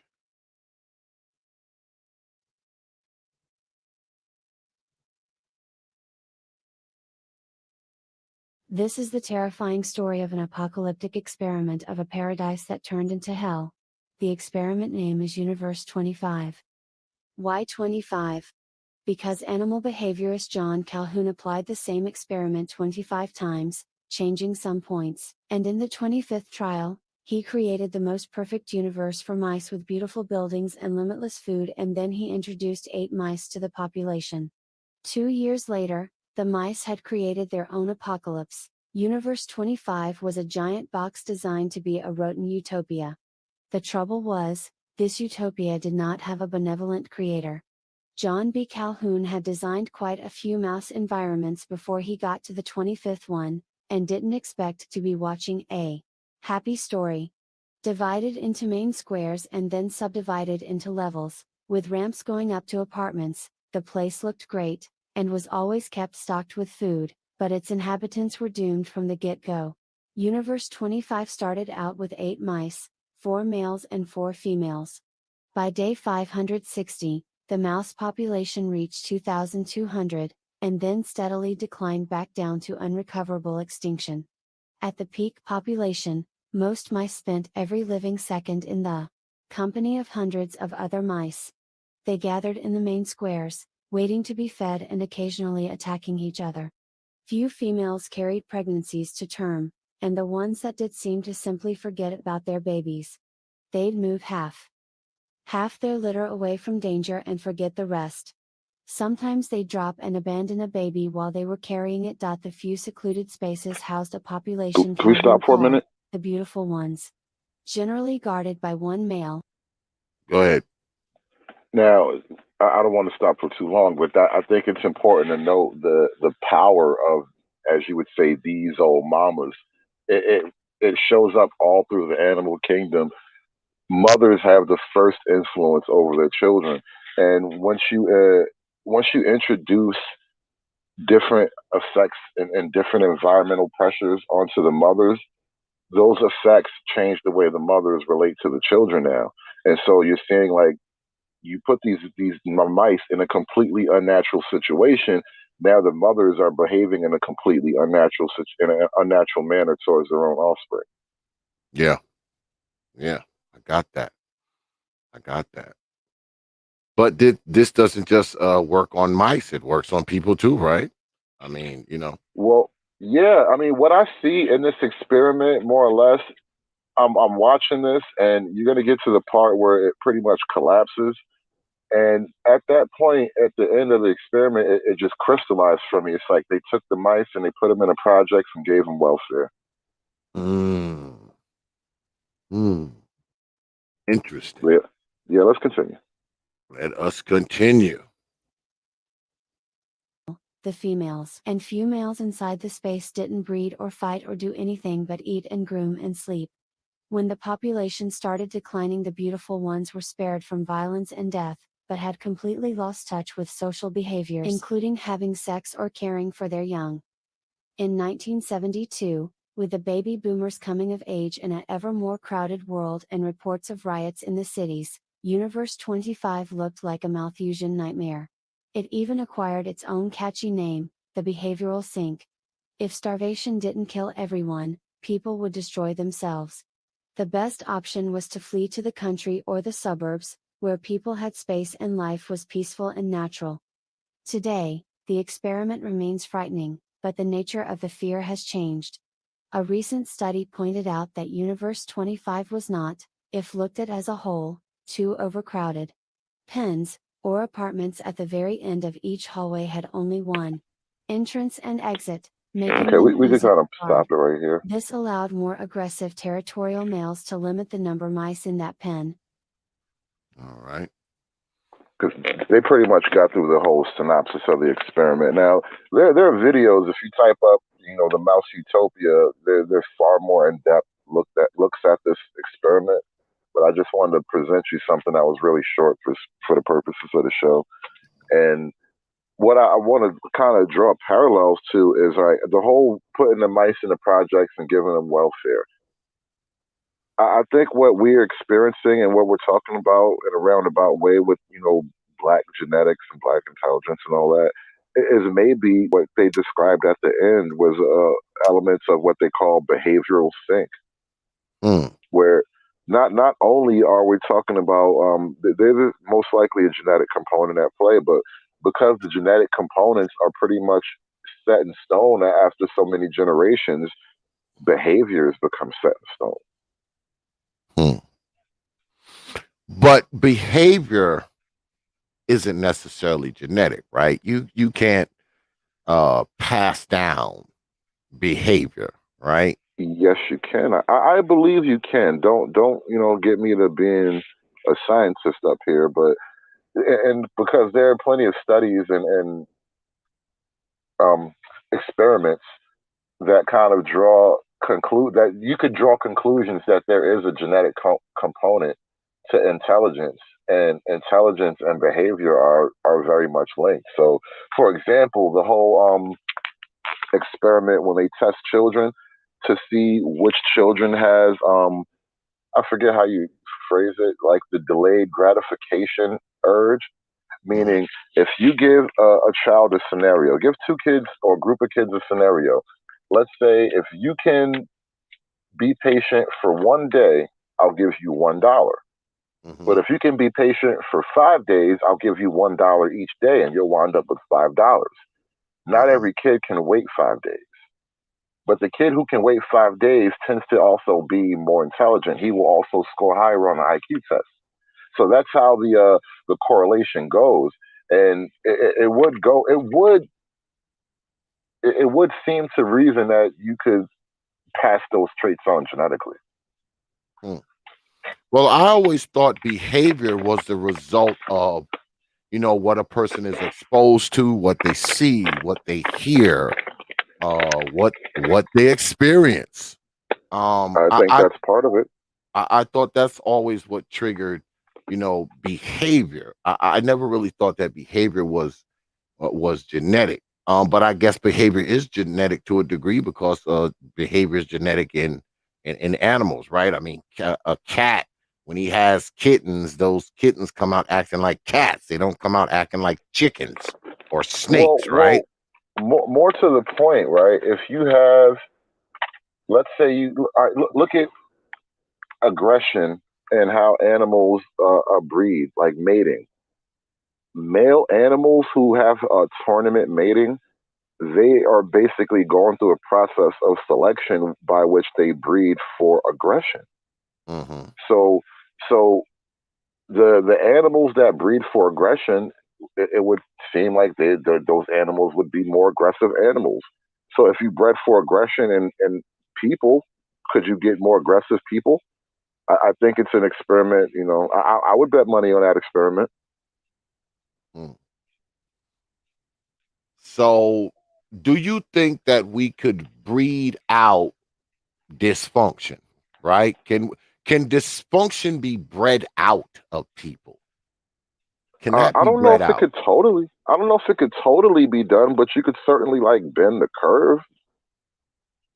Because dysfunction, I wouldn't say that was genetic, right? Because that's pretty much based on behavior and the decisions you make and all that kind of stuff, right? That's not necessarily genetic to be dysfunctional, right?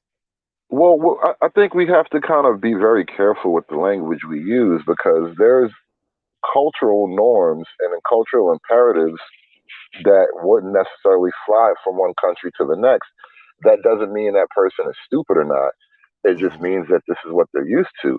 So I think you would have to measure intelligence more along the lines of like how fast you process information, how good of a problem solver you are, and it's not so much like it can't quite be measured by do you put the toilet paper over or under? You know what I'm saying? Like you have to have find more significant tests of how your brain actually operates.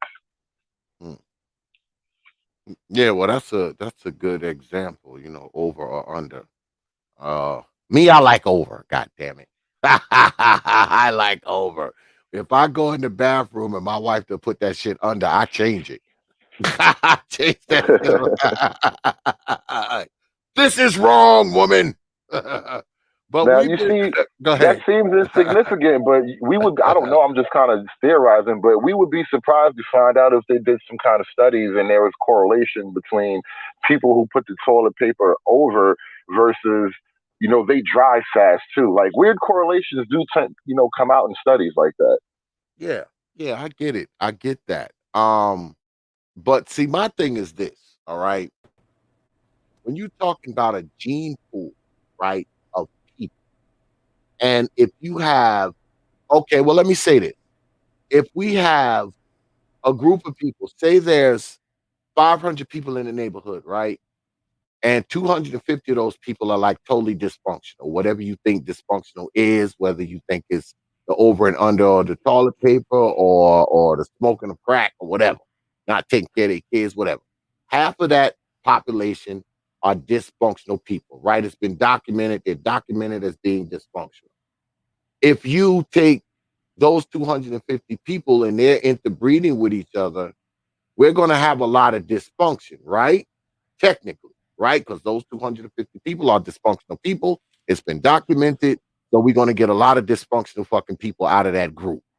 But if we take that dysfunctional group and say we take, I don't know, 50 of those people out of there and we put them with the other 250 who aren't documented dysfunctional, do we breed out the quote unquote dysfunction because we've taken those dysfunctional people out of that dysfunctional group and put them with a group that's more functional?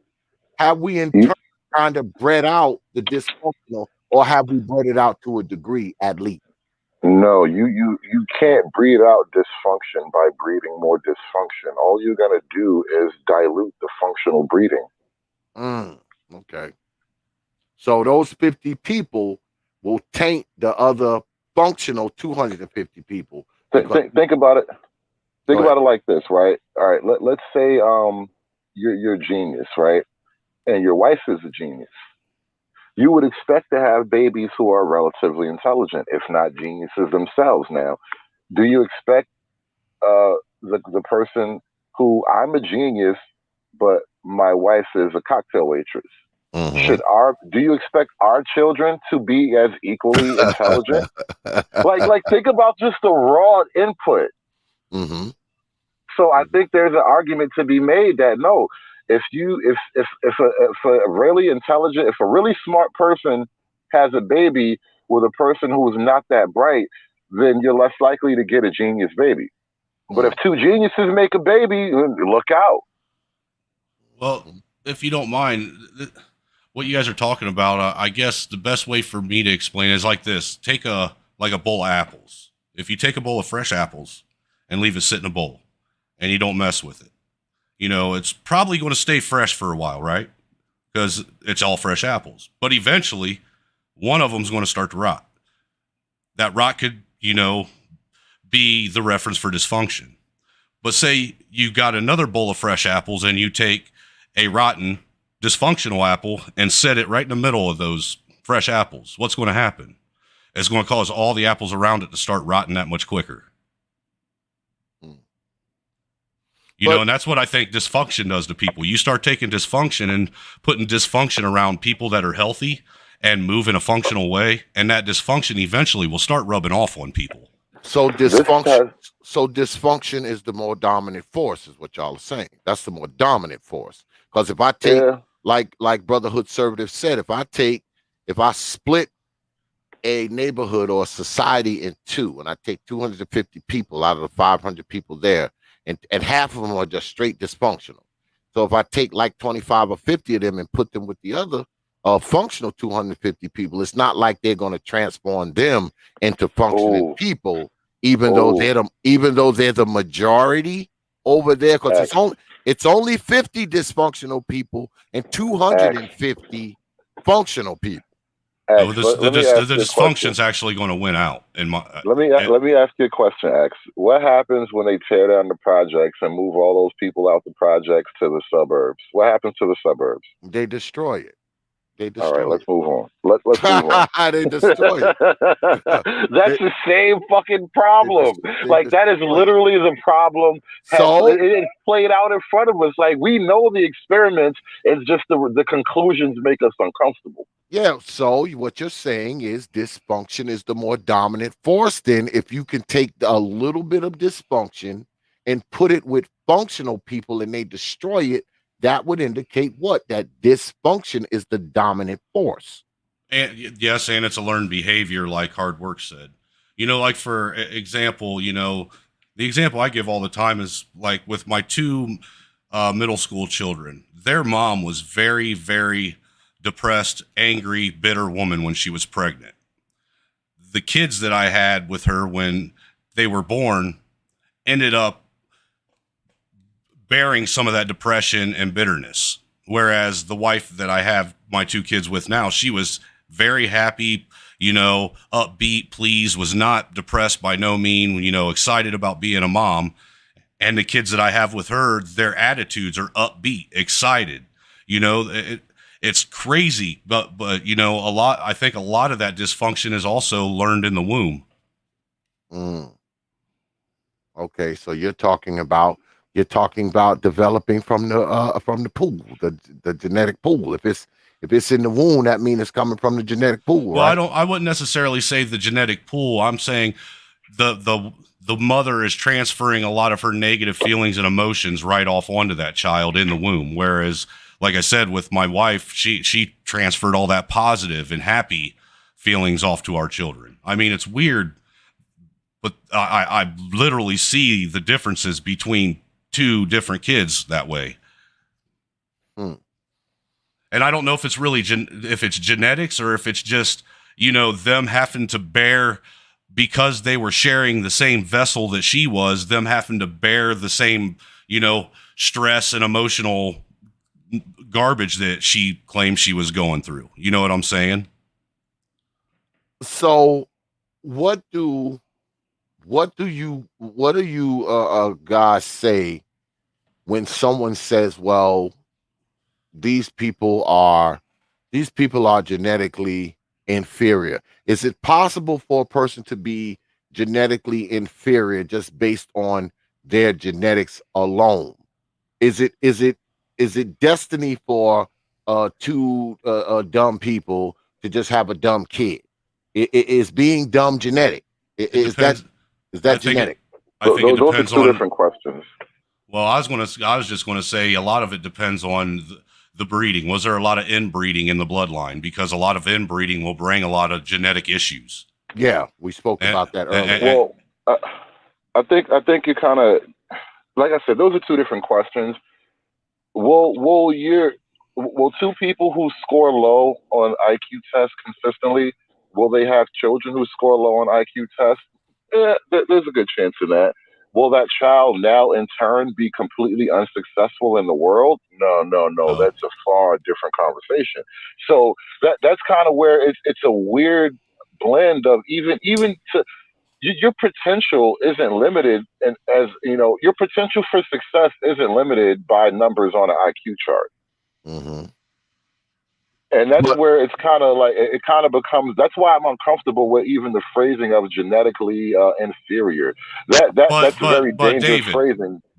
is it fair to say that somebody that isn't, you know, got a higher IQ or intellect level isn't going to as easily be able to learn different skills and different trades to be able to be successful as opposed to someone who does have a higher IQ? Right. Listen, there are a lot of high IQ crackheads and heroin addicts out here. Like you having a hundred and something IQ is not the end all Right. be all to your success in life either. And so there are a lot of things that do interplay, and this is why like I'm only bringing that up because I was made very uncomfortable by the whole phrasing of genetically inferior because like where do you go with that? yeah, so when you talk about, okay, let's go back to the two parents who have who score low on IQ tests. There, if their children are exposed to things, if they're exposed to things, their exposure to, I don't know, mathematics, science, art, reading, that would that would counter the fact that they had two low IQ parents, I would think, right? So Right. so what you're saying is correct. Just because mom and dad got both of them got a combined, their combined IQ is 115 between the two of them. If you take Damn. if you take that child and you expose that child to education, a STEM, tutoring, learning, studying, reading, that child can overcome his, I guess. Well, is IQ genetic? Is that genetic? Is that genetic? Right. I believe so. I don't know if it's been proven, factually. So I can't say with any authoritative certainty, but it has to be. There has to be some level of genetic component to it. But again, genetic is not the end all be all. I was You going to know, say I don't what if know because my parents are both pretty dumb, and I So, don't have a low IQ, man. no, but what And I then look, there's that whole thing about genes that skip a generation, recessive yeah, traits and all that. yeah, You could have two blue-eyed parents and you come out with black eyes. Your yeah, girlfriend had black eyes, but your babies all have blue eyes again. yes, Like yes. things work out that way. So okay, you have two parents that have low IQs, so there's a pretty good chance that they can pass that low IQ to you genetically if it doesn't skip you. So now you're a person with a low IQ and you inherited that low IQ genetically from your parents, right? Okay. Okay. You've inherited that low IQ from your parents because it's genetic. So now what happens to you? You have a low IQ. So if you get with someone else with a low IQ, it's just going to continue. You're just going to continue to have low IQ children coming out of that genetic pool, And unless it starts to skip generations. so to speak, Well, right? skipping generations would even be irrelevant at that point because you're going to keep getting saturated with such low IQ reproduction that you'd be skipping a lot of generations before you got a smart kid again. So that's why I had to even ask the question about female mate selection. What are your personality trait desires? Well, Because I don't think we because men, I definitely know most men they ain't picking their women out of no damn IQ. Um, and I doubt women are looking for men with IQ as well. I mean, you probably have some, but I'm pretty sure that's a small, very small handful of women that find IQ attractive. You know, um, but when you talking about when you talking about genetically, all right, genetically, if a person if two people with low IQs, they have a low IQ kid, right? That low IQ kid is now what? He's probably more likely to do what? Being that he has a low IQ that he inherited from his parents, because you say you think that's genetic, he's probably more attracted to low IQ people too, right? He wouldn't be attracted to a high IQ a woman if he's a low IQ person, right? well, that's a possibility, but more likely he wouldn't even be in the mating pool. That's the key. He wouldn't be in the Well, mating selection well, my necessarily. I guess my question would be is where do the people fit in that not that don't necessarily have a average or high IQ, but are still what you would call like mechanically inclined. Like the redneck that's dumber in a box of rocks, but can still work on your car better than a mechanic that went to school for it.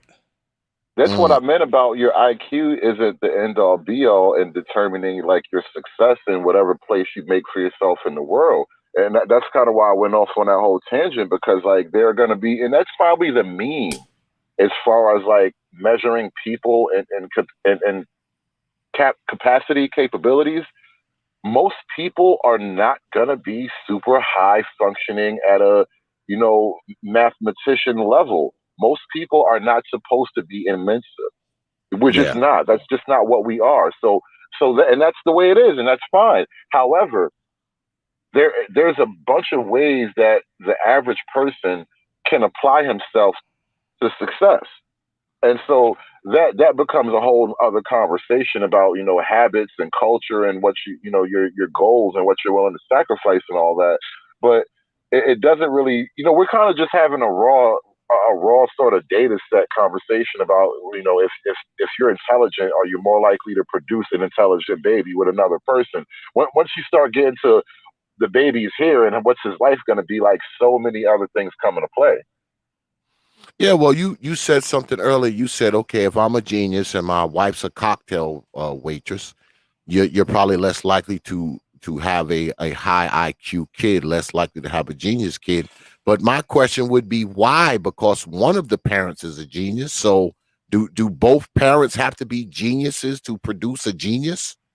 When I was in high school, I forget the guy's name. Gregor Mendel is like some kind of monk from the way back in the castles and night days and shit. But he was a monk who studied like genes and mating. So one of the first like charts that we ever learned was the Gregor Mendel chart, I think it was called, and it kind of was a rough diagram of how gene selection works. So yes, mathematically speaking, you are more likely to reproduce certain traits when the parents both have those traits exhibited already. Remember, some traits are dormant, so it's hard to breed for dormant traits. But if the trait is activated genes, for example, eye color or hair color, two parents with blonde hair are more likely by the numbers. Now, you will produce variation, but by numbers, you're more likely to. And that's kind of how it breaks down.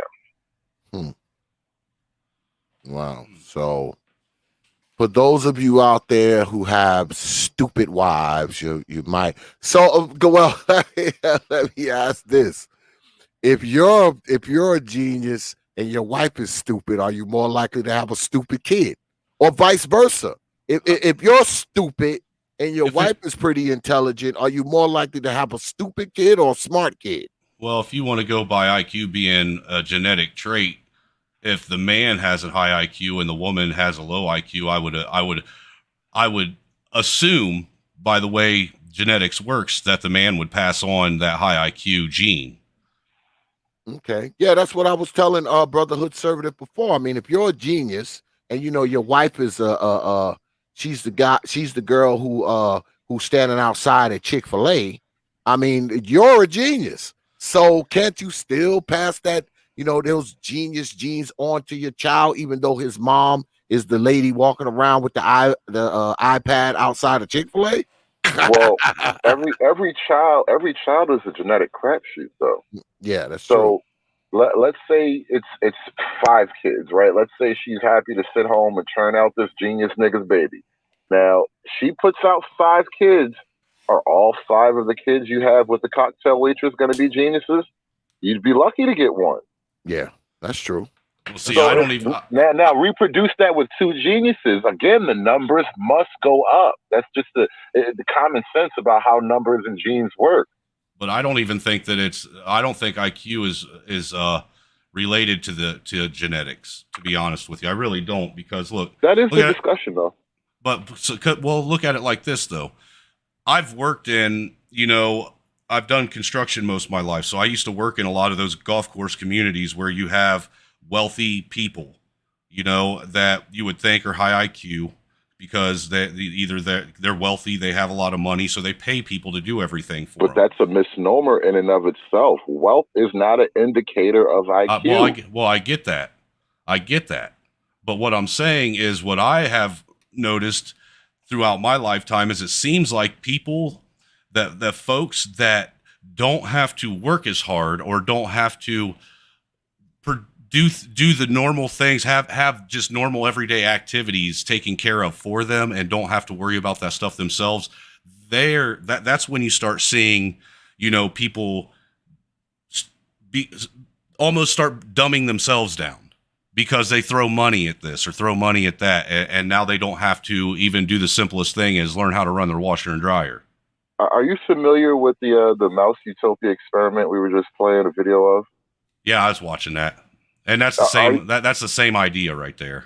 Right. So, no. What I'm asking is, are you familiar with it in general outside of the little video we played? Like, did you have an idea of it before? No, I'd never seen that before. Okay. So, in the experiment, one of the elements that the video we played was so short it couldn't really get in depth. But one of the elements that was discussed about how the Mouse Utopia had its effects on the behavior of the mice was that the lack of predators actually produced a lack of reason to do certain things. Like, a part of the reason why we're intelligent is because we have to solve problems. And so when you're in a life where you don't have to think, you don't have to produce, you don't have to suffer, you don't become better for your suffering. You don't become better for your labor. You don't become better from solving problems. And so that's kind of what you're describing amongst that sort of class of people is when you're in an element of comfort, you of course, why not get fat and lazy? Remember that movie WALL-E? If anybody saw the movie WALL-E, that spaceship that they all lived on, every single person was a fat piece of shit who floated around on a hover bed. You just floated around this giant cruise ship that floats in space, and everything you wanted in life was at the touch of a button. And because of that, there was no urge, no imperative. They couldn't even stand up. Get out. Right. And so that's kind of a part of the whole drive for, I don't even know what you call it. So do you think, David, let me ask you this. Do you think that maybe when they started doing things like putting warning labels on cleaners and shit like that kind of attributed to the fact that now we got kids that don't read warning labels and eat Tide Pods? It's so funny you say that. Louis C.K. is one of my favorite comedians because he's always so fucking extra. But he did this bit, of course, but maybe, right? And he was talking about fucking nut allergies, and how he of course,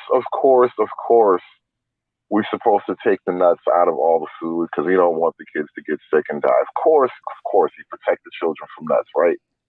But if you introduce it to your kids, No, but maybe that was nature's way of thinning the herd. I'm just saying, but maybe if we Right. didn't take, if we didn't remove all the nuts out of all the fucking meals, some of these dumbass kids wouldn't be around. Like that was the Mm. gist of what he was joking, and it's a brutal kind of harsh joke, but there is a kernel of truth. That is what mate selection and competition between mates is all about. We weed out the weak. We are weeding out the undesirable traits. So maybe, just maybe, the only people who need to be around are the people who can eat walnuts without blowing up and dying. Like Well, that's kind of like it's a now weird reality, but you got to think about it.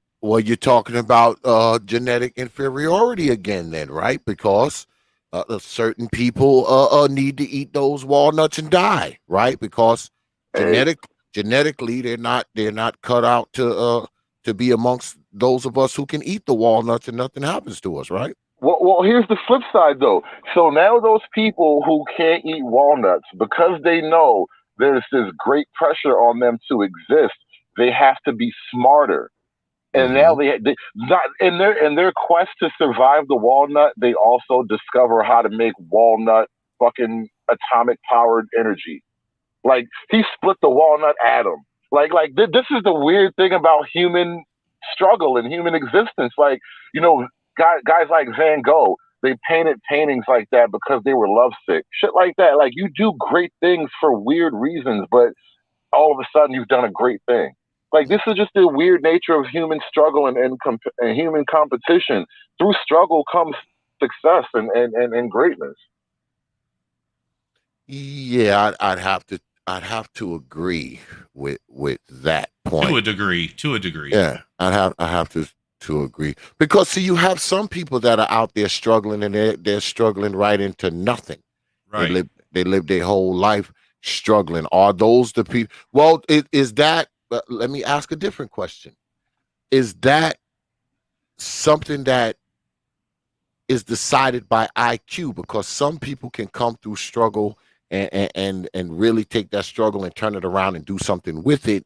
Then you have people who just struggle, and nothing ever happens, and they go to their grave struggling, and they have to take out a GoFundMe to bury them. But that's So not the question. The is that question is who's responsible for that? Is that our fault or is that his fault? yeah? Is that IQ though? Well, It see, does, I'm going to Doesn't say it's matter. not even. I'm going to say it's not even IQ. It's all a matter of drive and willpower of whether or But not this you is want to struggle or do you want to bring yourself out of the struggle.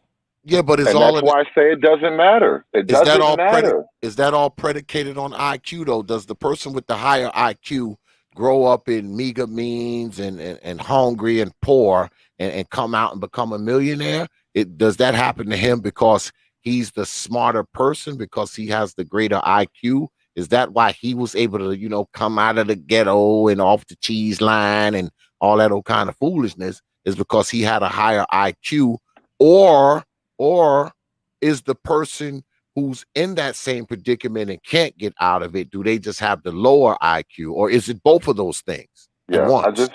I just had a weird vision. It's like a cartoon image playing in my head. So now you're a spirit about to be born into the world, and you're having a conversation with God, and God's like, listen, there's this guy you're going to learn about. His name's Bill Gates. He's a genius. He's a billionaire, and I want you to outcompete him. All right. Now here's the catch, though. I'm going to make you black. I'm going to make your mama a crackhead, and you're going to be born in Chicago. Hmm. With no Now, with no food.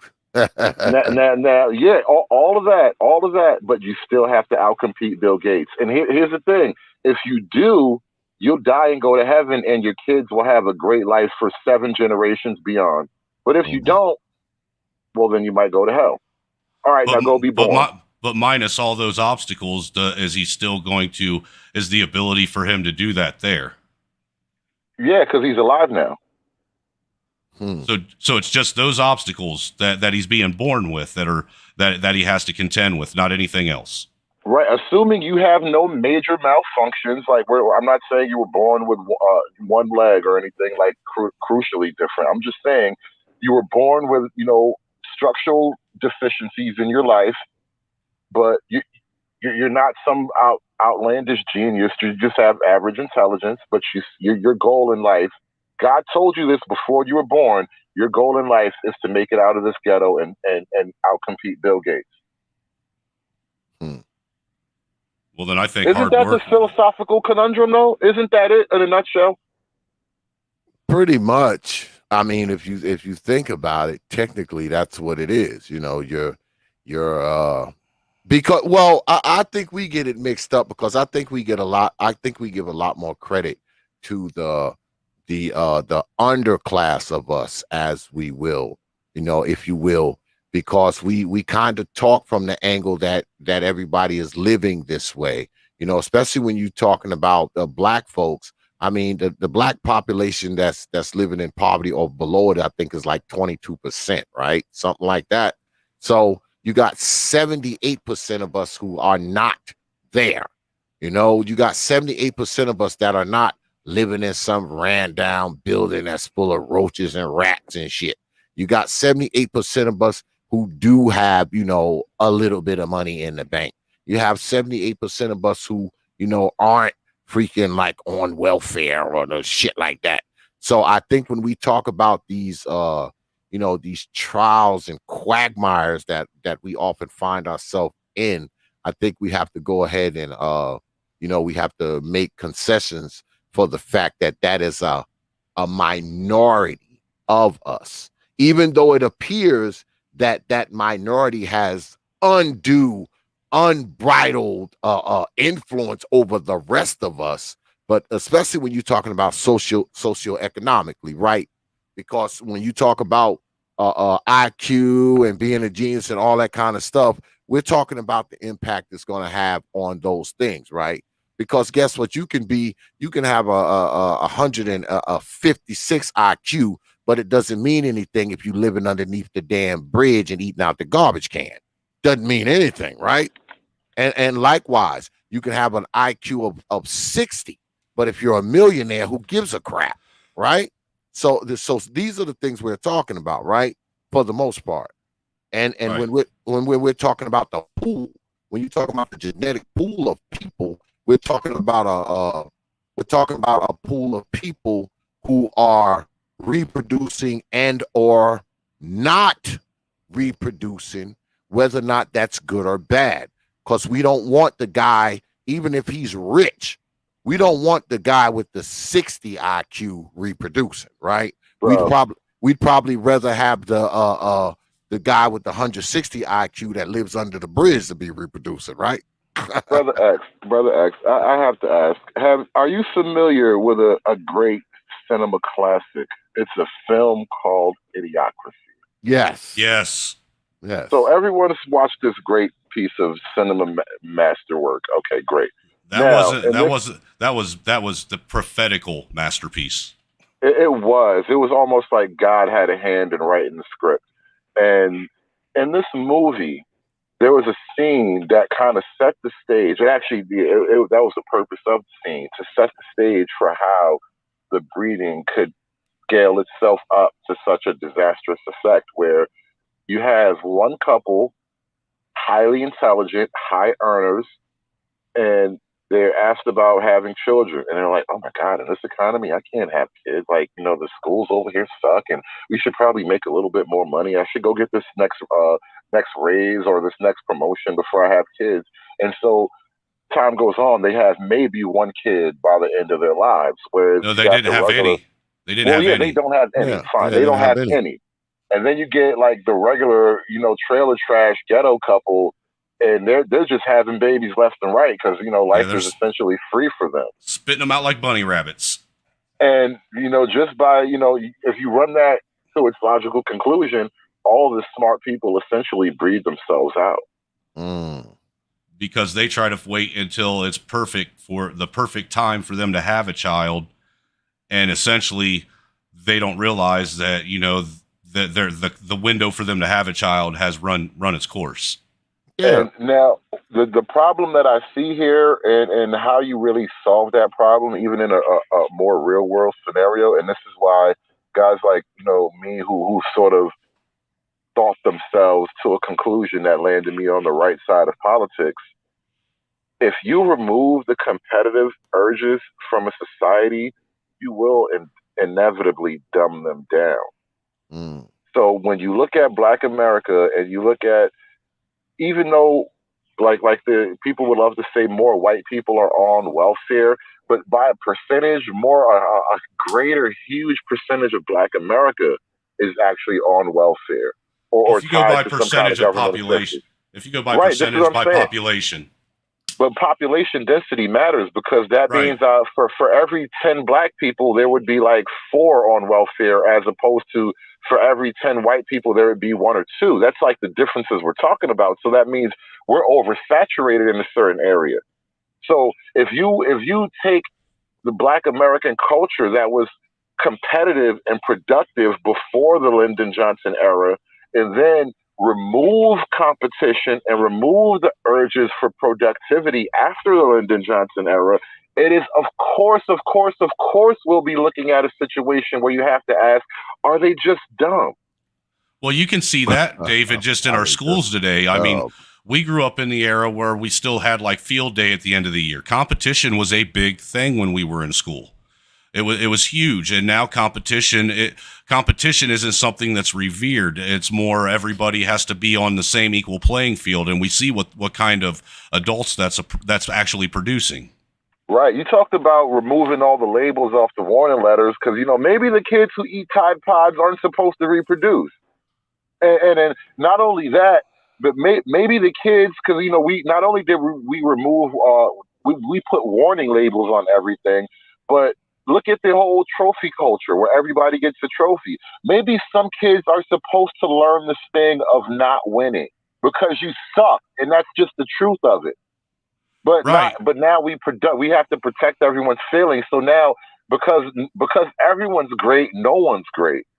Well, see, and the thing is where there are certain people just aren't made to be in the NFL or the NBA or made to be, a geneticist or a rocket scientist. You're not doing anybody any favors by essentially telling everybody that they're equal and, basically harming and making excuses and making the playing field equal for people that ain't willing to work to the same level as somebody else that wants to acquire those things. But isn't that the problem, though? Is that because we've had this conversation before where, the people who are having the most kids are probably, not the brightest, not the smartest, and definitely not the most successful. The smart people, the geniuses, the people with all the money, they're not having a lot of children. It's all the broke ass people. It's all the people who didn't finish high school. It's all the people who were raised by single parents and on welfare and also kind of nonsense. Those people have a tendency to have more children, right? Well, for the 98% of population, I would say yes. But if you even look at like the 1% of, the corporate heads, the elite that everybody talks about, if you look at their families, they have big families. They have lots of children. That way they can actually ensure their wealth being passed down. That way they can continue on with that generational wealth. No, that's a different element at play. I think that's very intentional, and that may be IQ functioning for both parties, the mother and father too.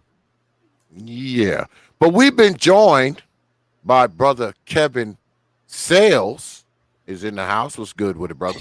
What's going on? This is Kevin in Sales. I'm a Red Pill content creator. We know who you are. You know who I am? Oh, wow. Okay. Yeah, Cool. bro, we know you are. I've never met you. This is my first time. Nice to meet you, brother. Salute. I am I'm very happy to be over here. This is my first time. I've done live streams about this very topic, about the about genetics, especially within the African gene pool. And I actually I have a lot of bullshit bachelor's degrees, and I have a master's degree in special education. And there's a reason why I'm telling you that. I wrote papers about genetics in college in my African studies class. Which hold Hold on a second, brothers. I gotta go see what the hell's going on. My dog's going crazy. Somebody's here. I'll be right back. Okay, you want me to continue to talk or? No, go ahead. You got it. Okay. Yeah, so I wrote papers about it, and the only reason why I didn't pursue science is because, I was acting a fool in college. I was partying too much, so I stayed on the liberal side. But I was always into science. There is an inherent genetic flaw in the African gene pool, and I'm talking about the entire diaspora, not just African Americans, not Africans in the West. I'm talking about Africans. I'm talking about even as far as Papua New Guinea in terms of the Africans that are there. One of the problems within our community that I've seen is that we now hear me out. I believe this happens in the West. I'm going to take it to a small scale. You have cities like New York, or maybe not New York, but you have like Midwestern cities.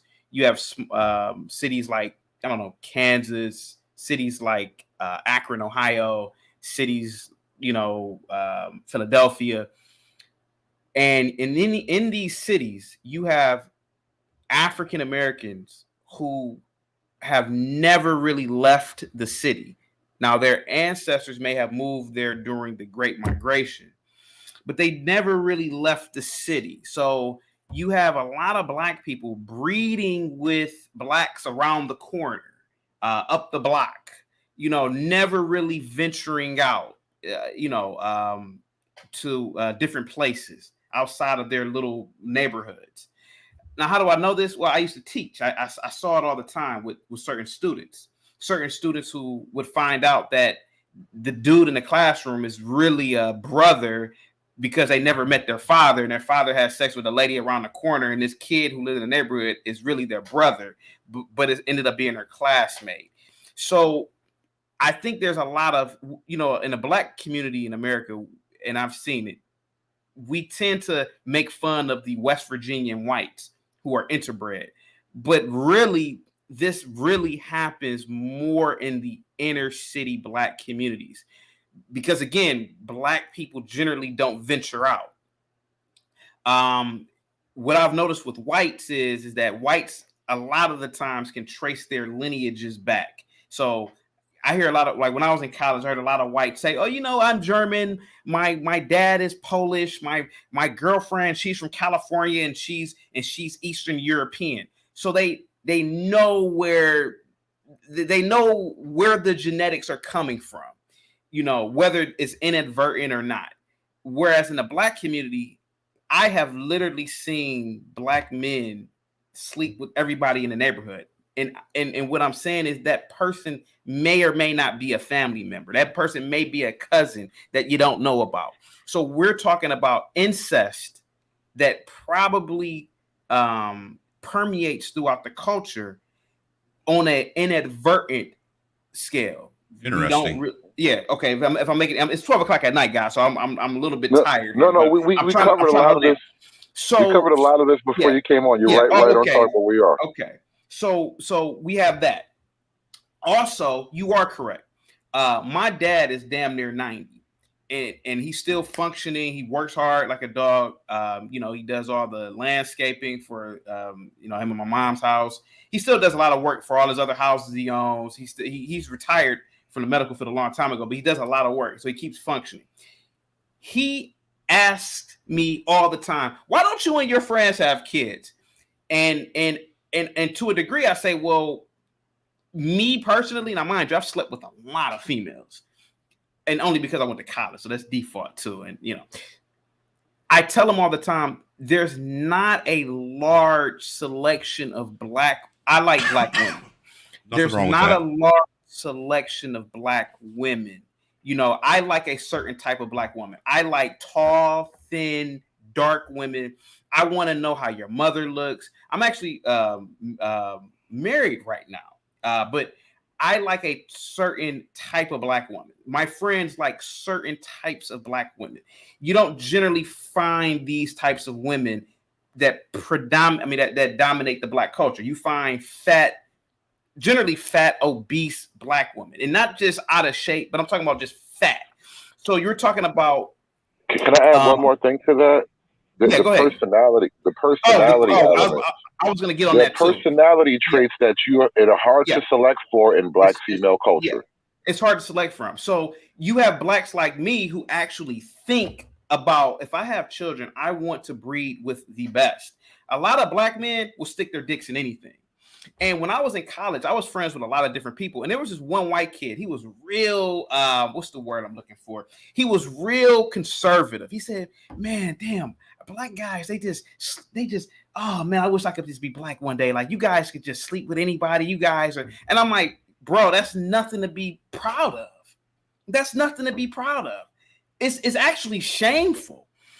Now, mind you, I like getting coochie back in college, but it's shameful. What I noticed in college is the white kids would get a girlfriend, they would marry just like that. You know, we were too busy sleeping around, and so you had a lot of black kids in college who didn't go to college who were just breeding.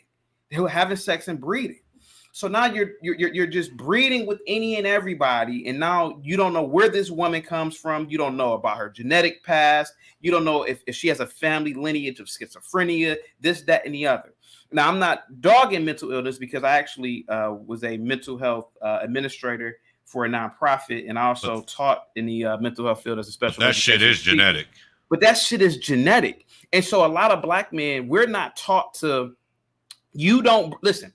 On my panel, there's a white guy named Mike from Boston.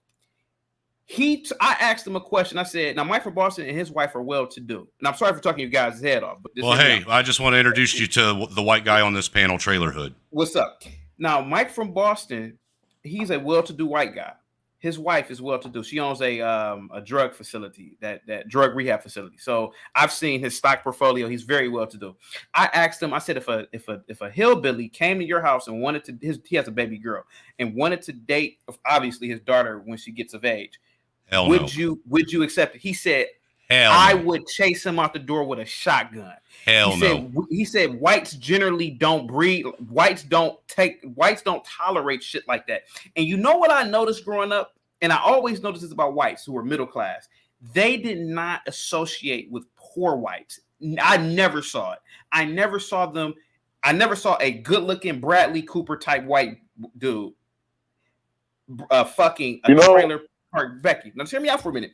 Now, black people, I've even been a part of this dumb shit.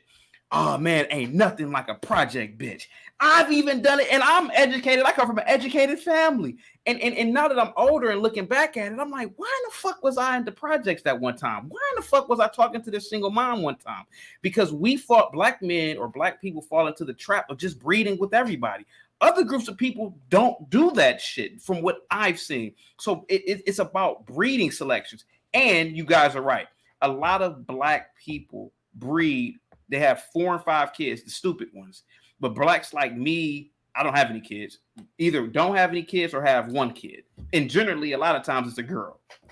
Well, what you're saying about the whole class thing is true, because me and my wife, as we were coming up from being a poor young married couple to being a now middle class married couple, we have totally different people. We don't associate with the same people that we used to when we were first coming up and were poor. Yeah. You know, and that.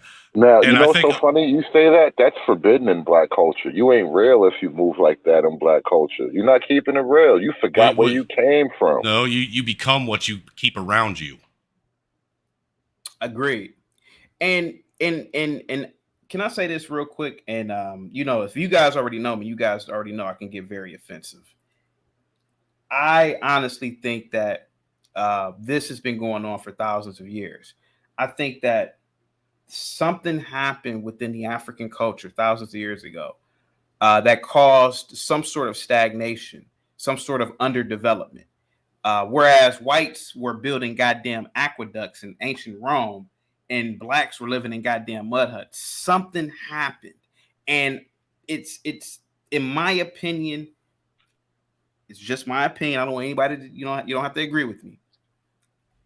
It's a lack of complex thinking. I'll give you an example. On my platform, I always talk about how black people don't like science fiction generally. There's a reason why black people don't like science fiction, because science fiction it basically forces you to have a very complex and abstract thought process. So shows like so Stargate. fascinating. I beg your pardon. I'm sorry. You know what's so fascinating about that whole sci-fi element, and I was a little blown away about this. So I'm talking I cool, noticed, guys. It's not okay. I'm not. Okay, I think I'm tired and talking. Okay, good. I'm glad I'm making sense here. I like no, I sci-fi noticed too. something. I noticed something when I came into the manosphere. The guys who tend to get up on panels and talk tend to be relatively intelligent. Not every single guy, but there are guys who are relatively smart guys here. And almost all the guys have some kind of sci-fi fandom somewhere. You know, anime, something, Star Trek. Oh yeah, I was a Trekkie for like you years. said, right. So like you said, there's an embracing of complex thought, and you can sort of see the correlations even in the sci-fi thing. So, because you're right, it's abnormal for the majority of Black America to be really into something sci-fi. When I was a kid, I went to both public and private schools. I didn't grow up in the inner city. I grew up in a very urban area, and then we moved to a very nice suburb. When I was a kid living in the urban area, I would be at the public library up the street with me and my little brother. I would be the internet was new in the 90s. If anybody's young here, if anybody's like 20 something, you don't understand how plain and simple the internet was. It didn't exist on the same scale that it I remember today. when it came into fruition. I was I think a sophomore in high school when the internet was given to people. Oh wow! See, I was a little kid. I was like 11 or 12, and I used to be on the computer, and I would like go to like Star Trek stuff. I don't want to go on Star Trek stuff. And the Black kids who lived in my neighborhood, they would come up there. You know, these are neighborhood friends. They would come up there and say, "Why you on Star Trek? You a nerd? You this? You that? You corny? You corny? Watch Star Trek." And I said, "No, Star Trek forces you to think this way. It forces you to have a diverse mindset. It forces you to this.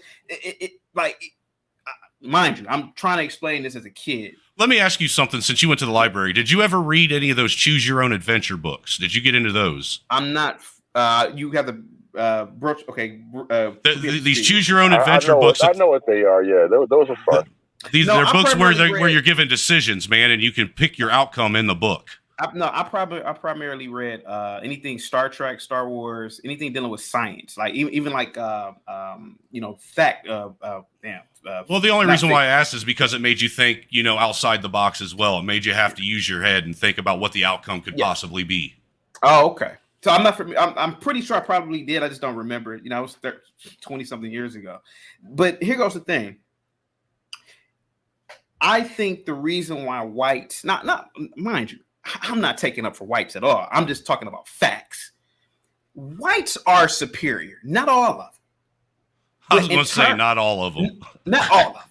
But in terms of the best whites are better than the best blacks, because the best whites have ushered in different ages of men. And this is my argument on my show, and this is what I wrote about in college that used to get me kicked out of class. They ushered in the industrial age. They ushered in the space age. They've ushered in the information age. They've ushered in ages that drastically altered the global scale of humanity. Okay, oh my that's God, bro. What makes them different from everybody. Listen, Neil deGrasse Tyson is a cool scientist, but he's not on the same scale as a Stephen Hawking, a theoretical physicist. He can sit there and he's an astrophysicist. Hawking, Kepler, Einstein, right?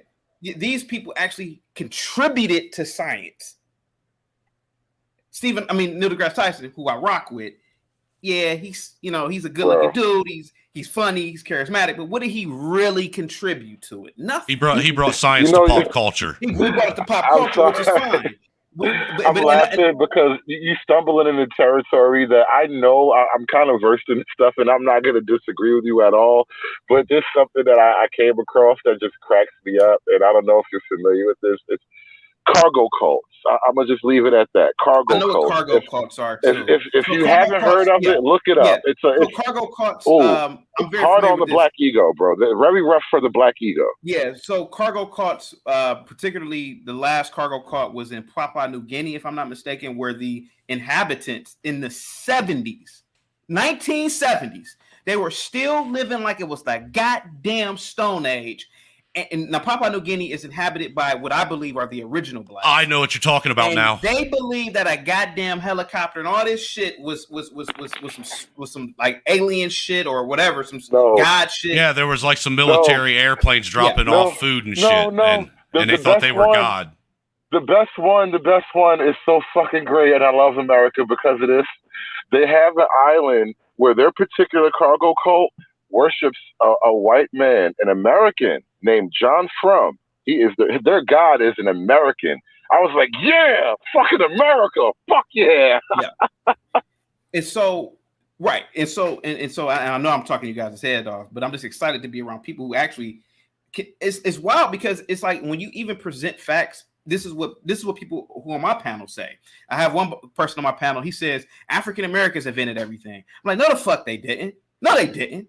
They didn't invent the Autobahn. They didn't invent the goddamn skyscraper. They didn't invent the goddamn automobile. They didn't invent the computer. What are you talking about? Quit lying. Because they did. Because what? What did they do? Because see, this is what you gotta understand, brother Sales. Over here. And on this platform, right? This ain't a Hotep platform. Oh God, I can't stand those. This ain't a Hotep platform. This ain't a conservative platform. This ain't a liberal platform. This ain't none of that shit. This is logic. That whatever you got on your mind over here, you can say. Okay, this is like the neutral watering hole. Some of everybody comes on this channel, and many different ideas come through this channel. A lot of shit gets said on this channel that people don't like. And guess what? I don't give a shit. Yeah. I got fired. Because I say a lot of shit on here that people don't like.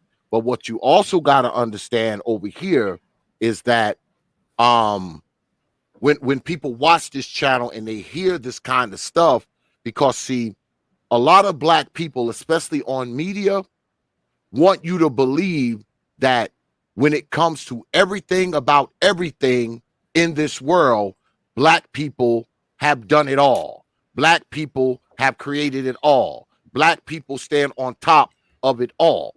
That's what they want you to believe, even though they know that that's not true. And even if they're willing to give you the argument that black people didn't do a certain thing, a lot of times people want to blame that on white people. That's the reason why the black person wasn't able to invent the skyscraper or invent the Autobahn or whatever. But see, I don't believe that shit over here. Over here, I don't believe none of that shit. Because see, I don't think every fucking smart person in America is the same color as me. I don't think every successful person in America is the same color as me. See, you got a lot of people who want you to believe that if a black person didn't do it, it doesn't mean anything. Meanwhile, we use shit that black people didn't create every fucking day. We use shit that white people run every day. We use shit that white people are in control of every single day. While we sitting around here talking about the white man, the white man, the white man. Every goddamn thing we own, use, drive, live in, most of it comes from the white man. All right? Most of it. That's just the truth. But people want you to believe some other shit. All right? I just want you to know that over here, we don't fucking believe that. And we don't preach it either. So don't feel like you got to censor yourself over here. Because I don't censor my guest here. All right? That's all. Thank you. And I don't want to ball hog, but I just want to make this, and I'm, the problem with always saying that we did this, did that, is that when you tell generally lazy people, which are black people, that you've done this, you've done that, you know what we do? Yeah, we just sit back on the porch. Yeah, man. Yeah, we did all that. That's what happens when you tell lazy people shit. In college, I was a part of, for 1.5 years, not 1.5 years, but for a year and a half, I was a part of Black United Students. We would sit around for hours every day talking about what black people did. And you know what we were doing for hours? Now that I'm looking back at it, not a goddamn thing that was productive. You know what? Talking for 7 fucking hours in the Black Student Union ain't shit. What you just said explains why I had a couple brothers on a panel one day think that because I was the same color as somebody who owns Chase Bank or Orville Redenbacher, that somehow I had some connection to his money source, and had to look at him and say, dude, do you really think that because I'm white and they're white that I get some kind of fucking indemnity from them? Negative, dude. They don't give two shits about me. Not at all. Bro, just because you don't go to the white privilege meetings doesn't mean you don't have white privilege. Well, look, brother, you know damn well that this is one of the white people that had. I mean, my white privilege card has been revoked. Just because you know. I've been trying to auction that motherfucker off for the last fucking 5 years, and I can't get no one to buy it. So, yeah. Let me ask you, brother Kevin in sales. Absolutely. Do you think that a lot of pockets of Black society are just working with the bad gene pool? Is it absolutely? I'm gonna tell you why. Give me 5 minutes of your go ahead. You got it. I love talking about genetics with the Black race because I really wish, in my opinion, and I'm gonna be honest with you, I really wish that the Black man was the superior race. But I can't sit here and bullshit. Now, the white man. If you notice this about the white man, name me one white indigenous tribe on this planet. Name me an indigenous tribe that lives in the wilderness. I don't know of any. That kills me. You can go right now. The fucking Andaman Islands are like one of the last actual legit untouched tribes of people in this world, and they're black as midnight. Now hear me out. You know what I think the white man did thousands of years ago?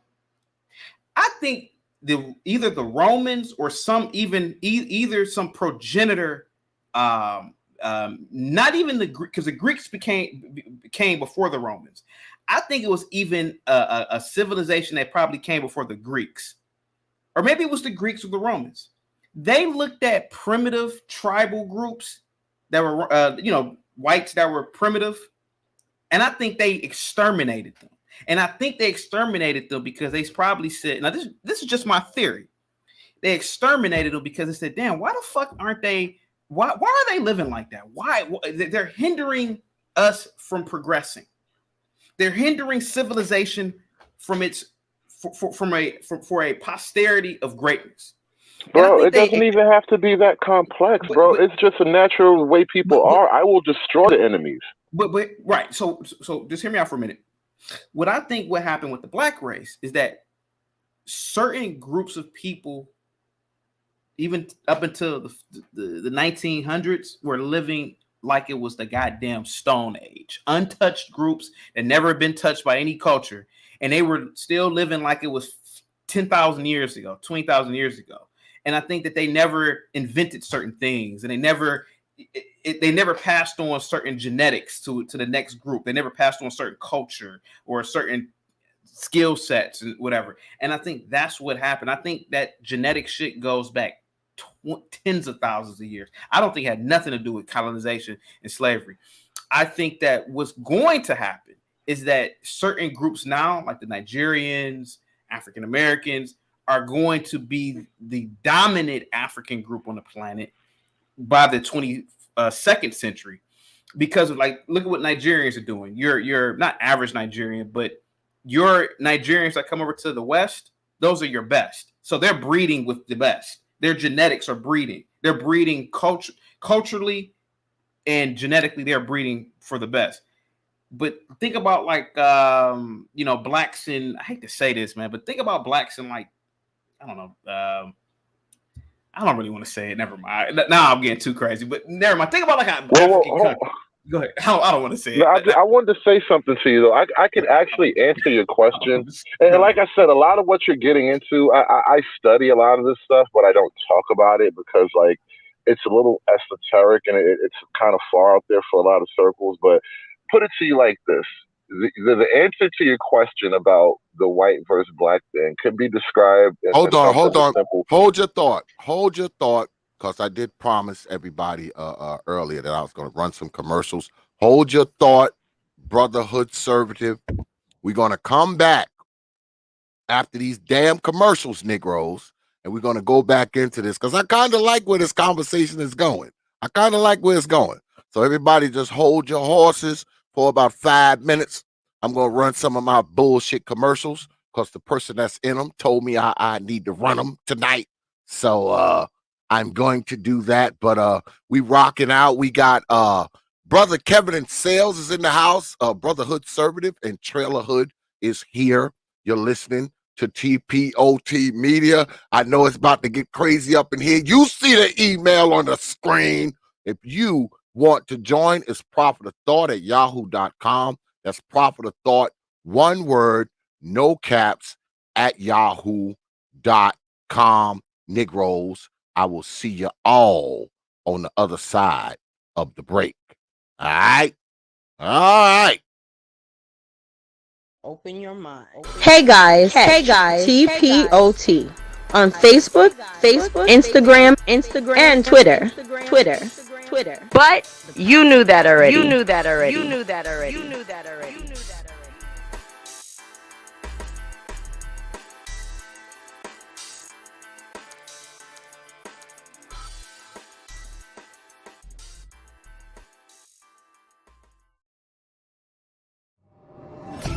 heard the voice. You know the name. You've waited long enough. Little Big Name, has arrived, and it's on.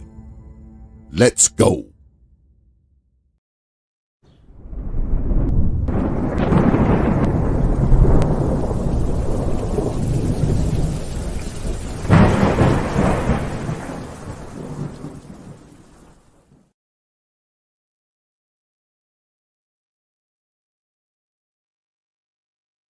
Peace, folks.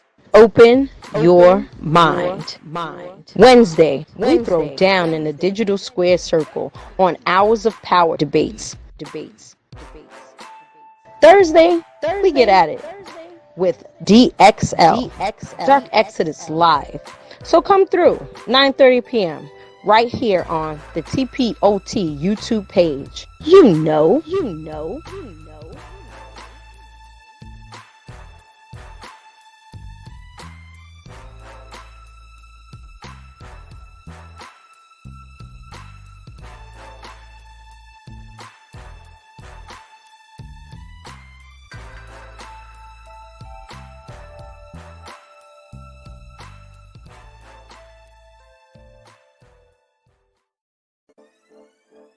Peace, folks. This is Teacher Tanisha.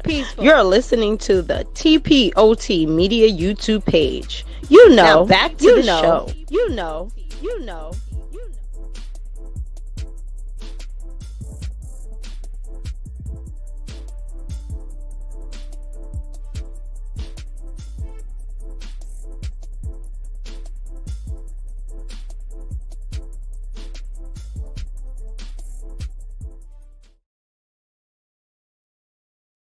And we are back with Brotherhood Conservative, Kevin and Sales, and Trailer Hood. And when we left before the break, folks, Hood Conservative was about to lay it down. So continue, my brother. If I could, before he does, this is just an interesting discussion. I'm loving it right now, be honest with you, learning these new ideas and topics. All right. Go ahead, Yeah, Brother Trailer. Yeah, I'm probably gonna fuck a lot of heads up right now, and I'm, thank God I've already lost my black card, and I'm probably better for it because what I'm gonna say in the next few minutes is things that I've pretty much never intended to share with an audience of black people, because as far as I can tell, most black people, because we've been fed such a steady diet of misinformation, disinformation, and bullshit, to the point that I've been calling a lot of what's called the common black narrative, I just call a lot of that shit black mythology. And I've come to learn some very basic facts about the world and world history that kind of put into question everything we consider as like Black history.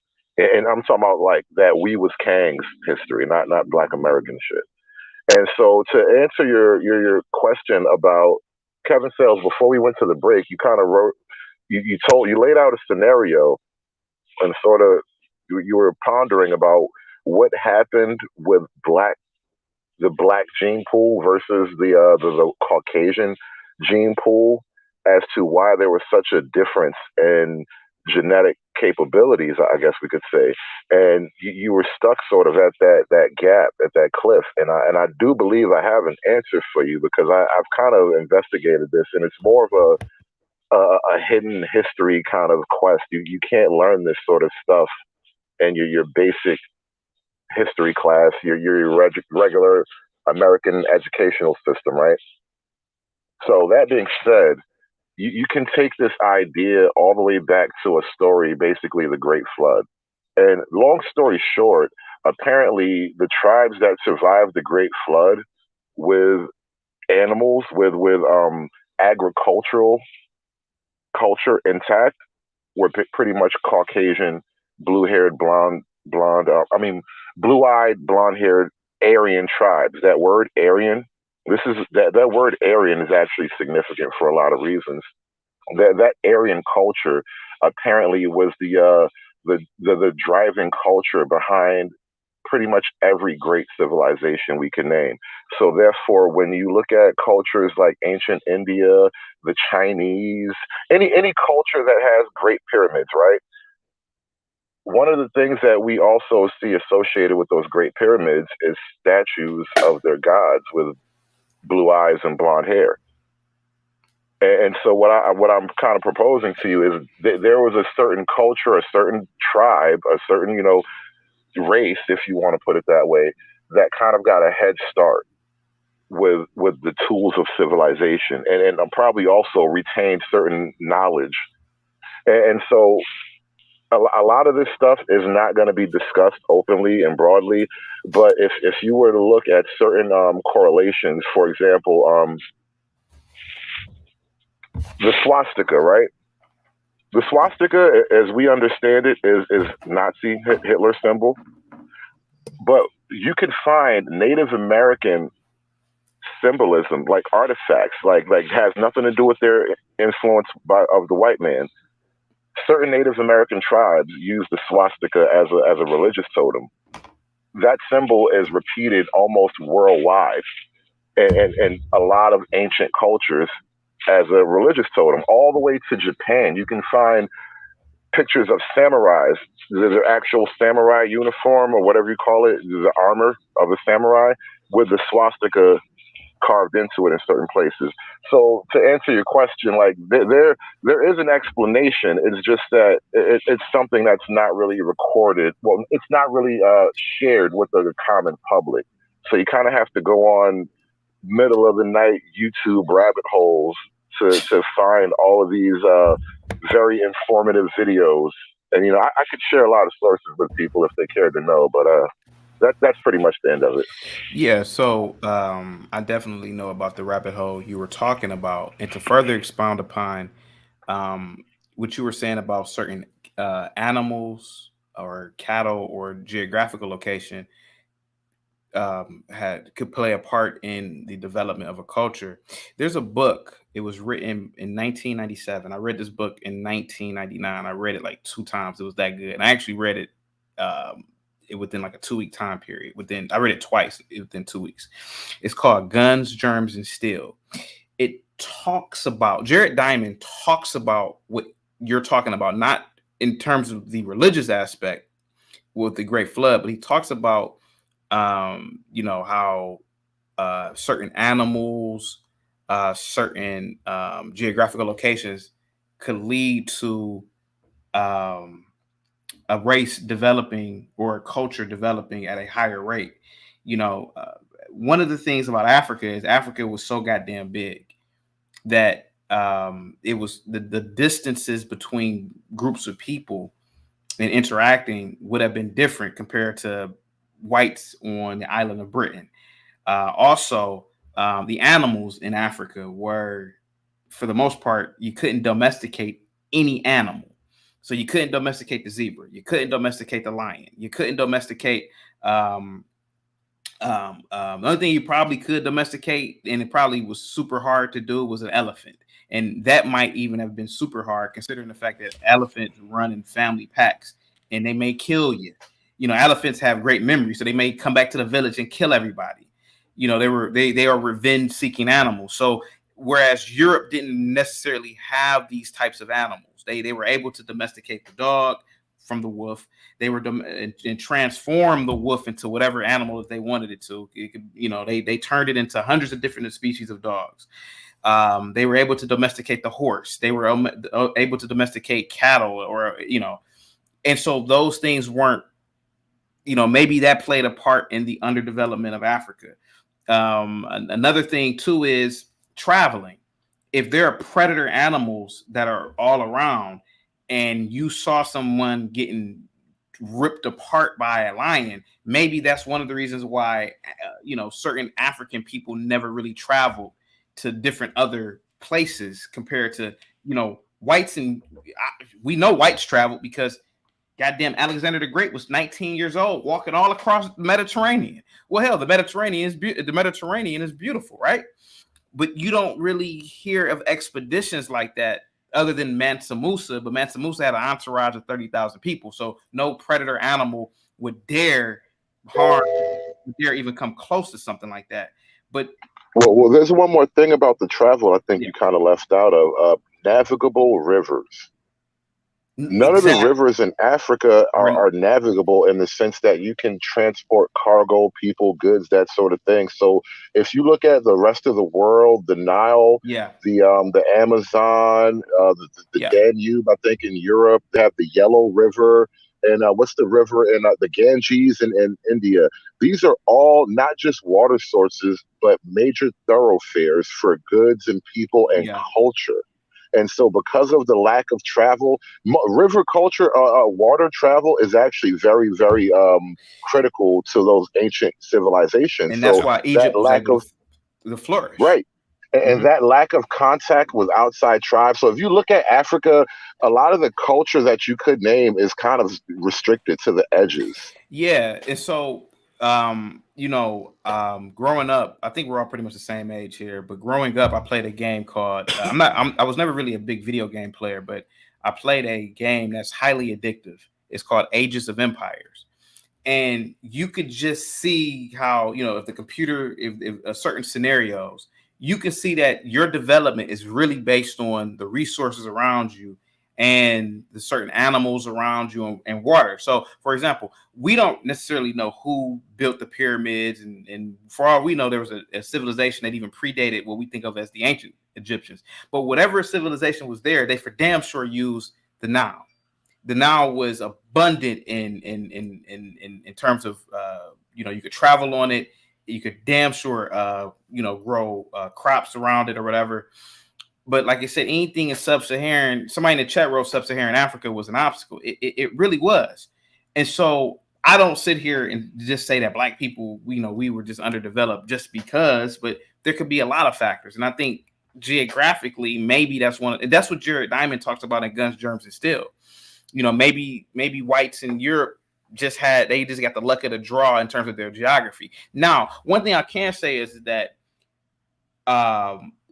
I can't sit here and say that it was just peaches and creams in Europe either.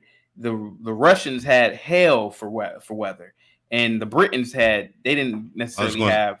I was just going to say what you're saying there. Look it up, like the Vikings, where they were at in their area. I mean, it was nothing but ice. Look at the Irish and the Scottish and the Slavic people. You know, it was all fucking just nasty ass weather to contend with. Right. So then again, could you say, well, why did they figured out how to traverse the geographical area? They figured out a way to, now I will admit, we can argue, we can sit here and agree on weather and geographics, but Africa has some fucked up animals. Yeah, Whereas everything's Europe, trying to kill you in Africa. yeah, whereas Europe didn't have that. So the Vikings, even though they had a shit environment, they don't have to worry about a goddamn lion with a muscle the size of a human. No, you had to worry. You had to worry about people trying to kill you. Well, I mean, I'm pretty sure anywhere on the world in primitive times. Yes, but what I'm saying is up there in that time, during that time, there was a lot of war going on up in European and the Nordic and all the. They were constantly at war with each other. They were constantly trying to kill each other, constantly trying to take over each other's territory. That's what was the protagonist, in my opinion, to a lot of the people going out and trying to seek other areas to go. Was a constant war. And that's what I wanted to focus in on too. And there's another element, and this is something that the pro-blacks love to say. Africans were we were a peaceful, harmonious, happy people. And I'm like, well, wait a minute. Let's buy that for a minute, okay? Because this is how you kind of have to treat these arguments. I'm going to grant you your argument, and now let's game it out to its logical conclusion. So if Africans were a peaceful people and we were happy and, everything we needed in Africa just fell off the trees and we didn't even have to try hard, right? Well, wouldn't that also stand the reason that the people who come from harsher territory, who fight major, large-scale wars in open field combat, wouldn't they be through trial and error, they would become smarter because they're fighting to the death all the time. They're carving better ways to hunt more scarce animals. They're finding better ways to kill each other. That makes you smarter as a group. When you have the pressure of survival against another competing group, that's an all or nothing kind of competition. So the group that survives you're the smarter group by your survival. And so you repeat that enough times. I'm just wondering, is the warlike tribe naturally smarter than the peaceful tribe?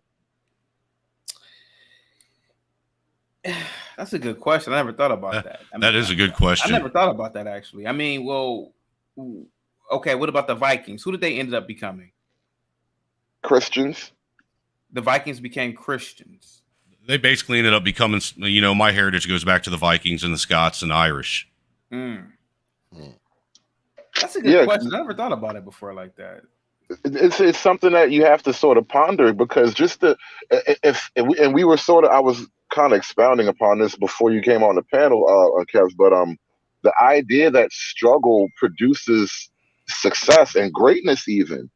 So if war would be the ultimate expression of human struggle against other people, then the people who engage in war more often would be you get smarter. I can see that. Maybe that's one of the reasons why. So does everybody? Do we all carry those traits? Because I hear people say this a lot. They talk about this inherited trauma and shit that we all got, from slavery and shit like that.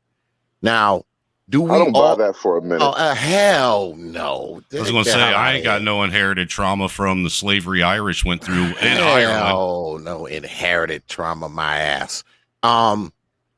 But do we carry some of those genetic traits? Because we talked about, now we're dealing with epigenetics. Yeah, we talked about how we talked about how the early African folks, they had a harder time, more vicious animals. They had the sub-Saharan to deal with.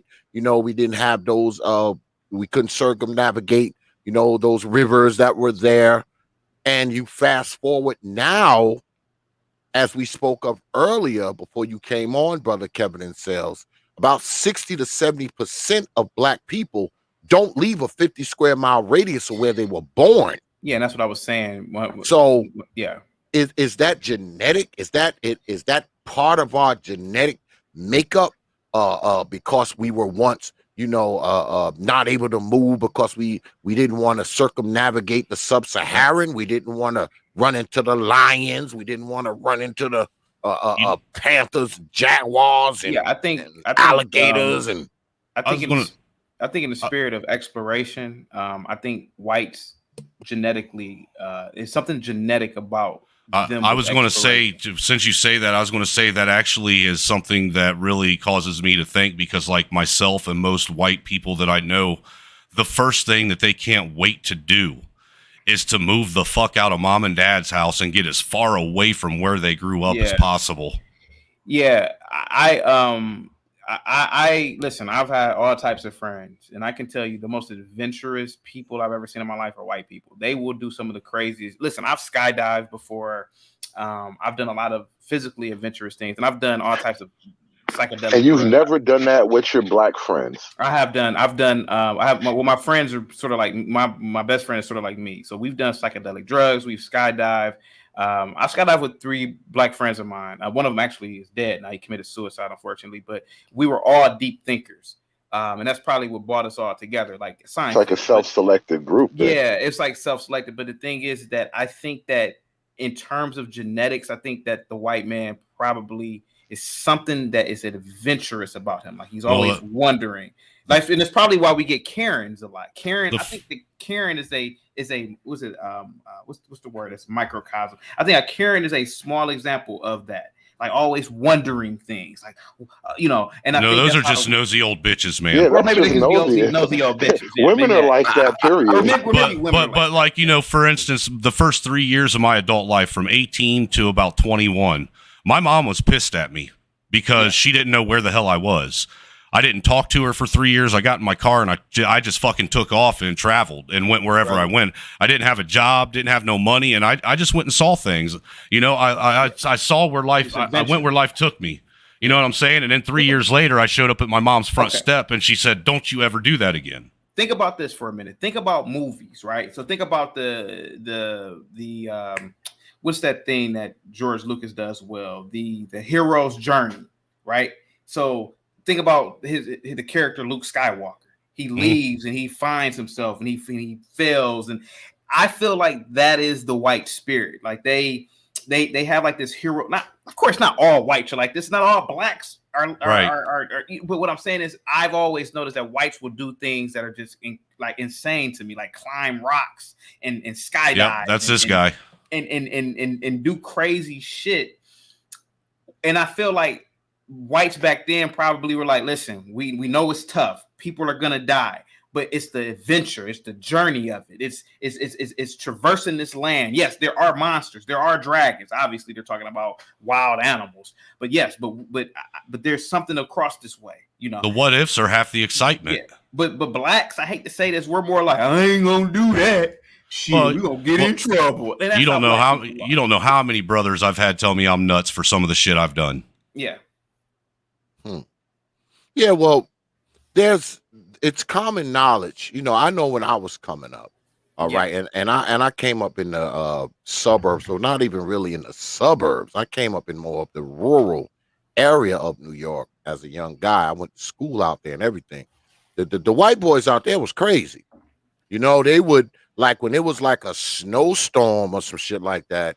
Doing donuts. And all the schools was closed and all that kind of shit.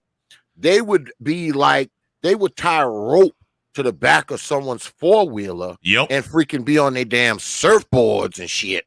They'd be doing that kind of shit. Breaking out four-wheelers and sand rails. While we was all in the house, we don't want to go outside. I mean, everything's closed. The white boys out there with a four-wheeler. Can I say something real quick? Now, right now I'm out of shape. I'm like 160 right now. But when I was in shape, I was like 147. And I was a marathon runner. I would run. So Cleveland is very different. It's 1 minute you could literally be in the suburb. Next minute you could step foot and you'll be in the inner city. So I would literally just run. Whenever I got to the black neighborhoods, you know what blacks used to say? Either two things. All right, champ, I see you. Because they thought I was a boxer for some reason, which I wasn't. Or I had people stop in their cars who knew me and said, "You all right, man? You need a ride somewhere? You cool?" And what it is that generally, listen, let's be honest. A lot of black people do jog, but what it is that it's not common for black people to jog or just be running and exercising in terms of scenic running. And so when they see you walking on the street or just listen, I like to walk a lot, right? And I had a walking buddy who was an older black woman.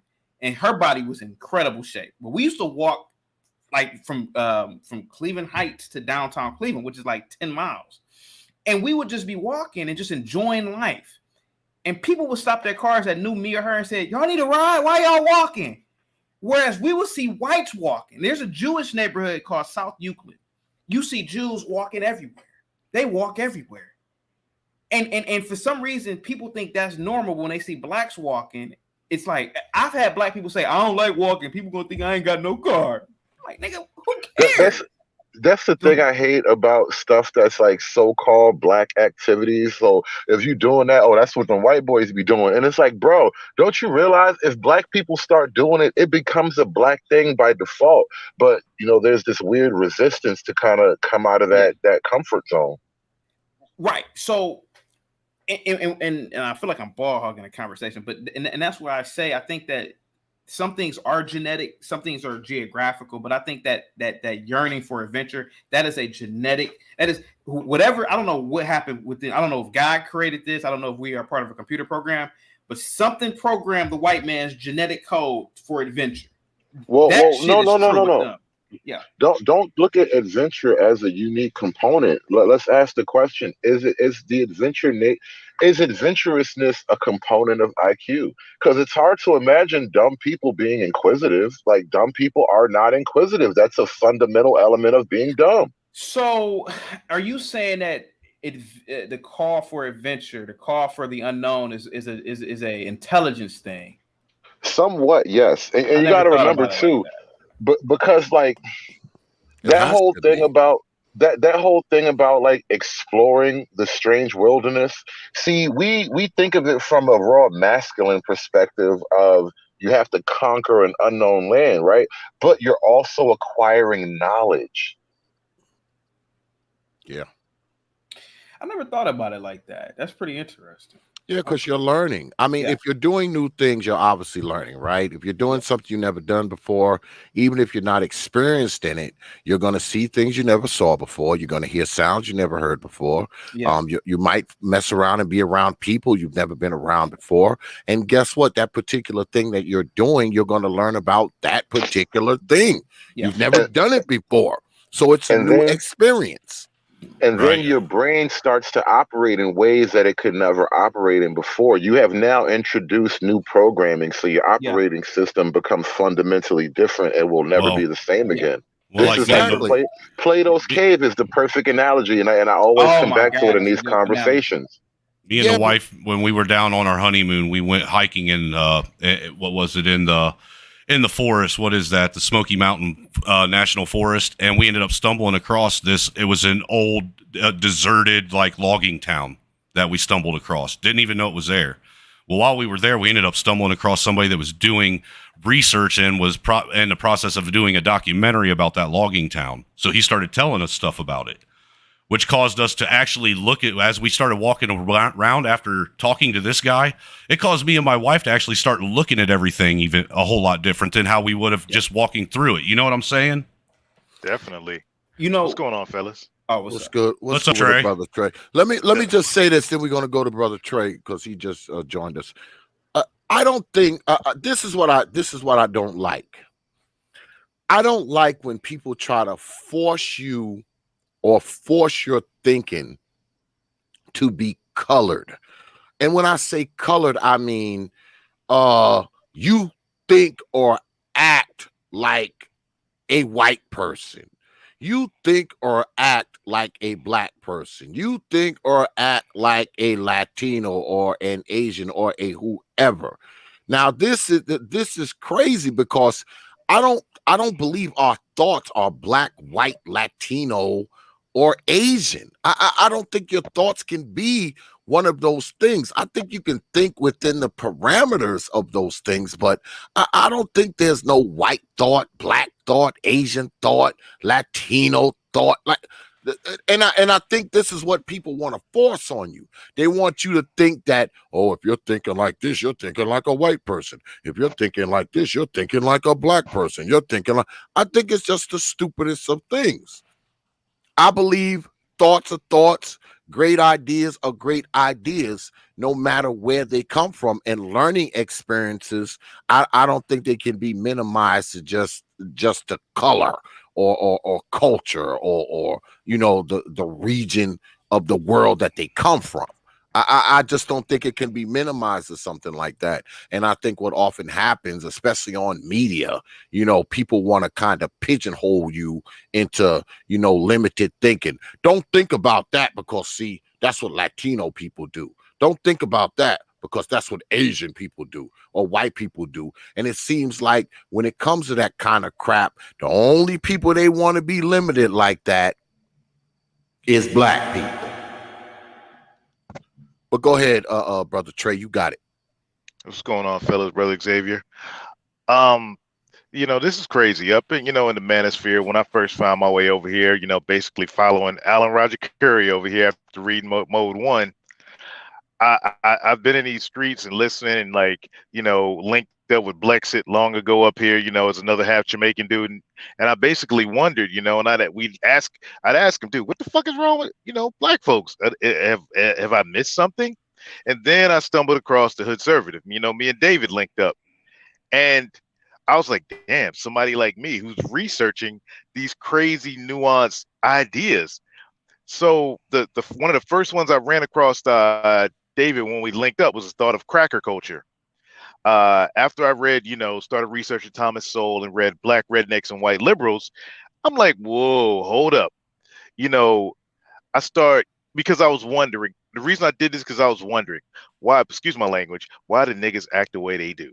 Like, where did this damn behavior come from?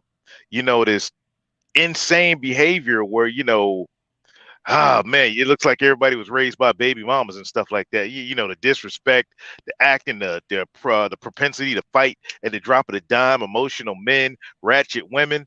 I'm like, this did not come out of Africa. Things are not just adding up. People in Africa don't act like this. People in Africa are emulating, African, Black, American, whatever you want to call us, culture. So as I got deeper into cracker culture, I noticed something. I started digging deep after the cracker culture by that dude McGrady. I went deeper into actual writings from the Scots in the 17 and 1800s. So if you look at the Scottish in the 1700s, their struggle there mimics almost to the T the struggle of Black America. What's taking place in Black America right now, if you go look in the history books of written history from the British Isles, like down to the daggone Ebonics, all comes from cracker culture, the Scots and the Highlanders, and also some of the Irish Highlanders. Now, what took place is this whole migration and, the whole Irish slave movement, brothers don't want to think existed, Scottish men and Irish women taking their chance of coming over to the South. The North and the South in the U.S. are way different. You can notice that white people up north are way different than white people down south. It's just quite obvious. So when you look at cracker culture and the similarities, they had these loud, boisterous preachers who would gather the masses on the Sabbath and preach to them, and everybody would come in their colorful clothes. The night before, the men and women would drink, and the women would, basically act with thought behavior. They would go back, behind the ruins and have, premarital sex. Step on a man's shoe and would likely get you killed in Scotland in like the 1700s. I'm looking at this stuff. I'm like, holy shit. I found the holy grail of nigga culture. So hold on a second, brother Trey. So what you're saying is a lot of this shit that goes on in the hoods and the ghettos and the quote unquote underclass that we talk about often, you're trying to tell me that a lot of this stuff came from the Scottish? Yes. So the Scottish primarily went down south in the U.S. and that's where slaves were at. Predominantly, most of Black America was in the South. So that they adopted this behavior. So after those Scots left, the Scottish basically came together, all the tribes, that fought in Macbeth. Excuse me, they weren't tribes, they're called clans. The clans got together and said, look, we got to change this. The British, the English are taking advantage of us. We're getting behind the peoples in Wales. We got to do something. So over like a generation, the Scottish transformed themselves into one of the most educated people on this planet. They sent people to Japan, all over Asia, South America, the rest of Europe to learn and get educated. And those people brought that back to Scotland, which now you see Scotland is one of the most educated, most prosperous, countries in the world, just not even the UK.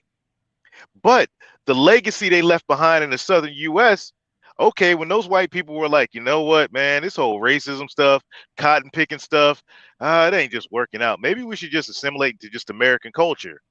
Cool. So what happened to their old culture? They passed it right along to black Americans.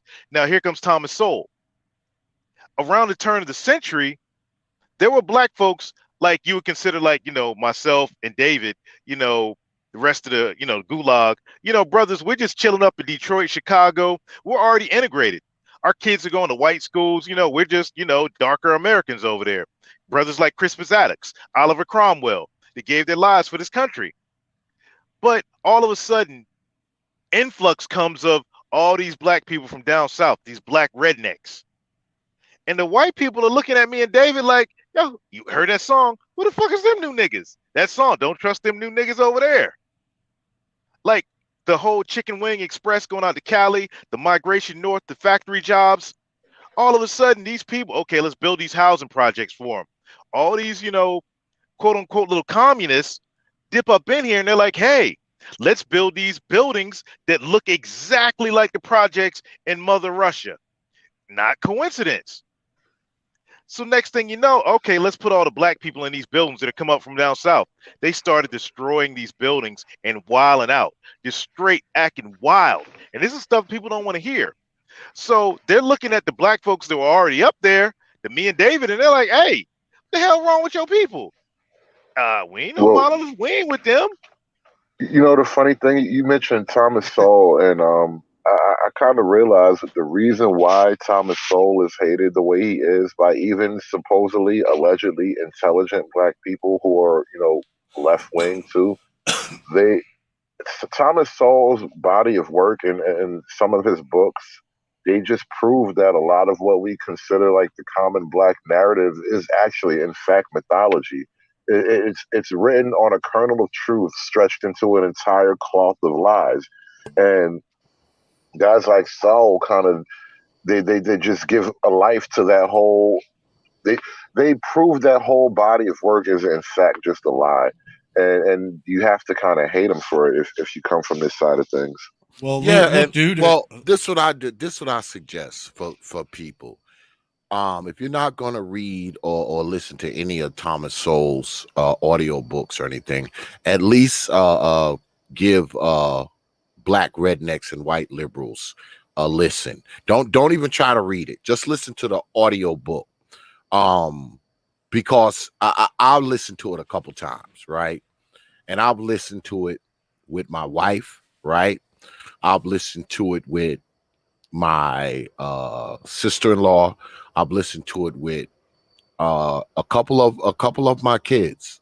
And out of all the people who took the most offense to it, it was those people who were the most staunchest Hotepi, Ungawa, Black Power members of the group who kind of got up and was like, "Oh man, I'm not listening to this."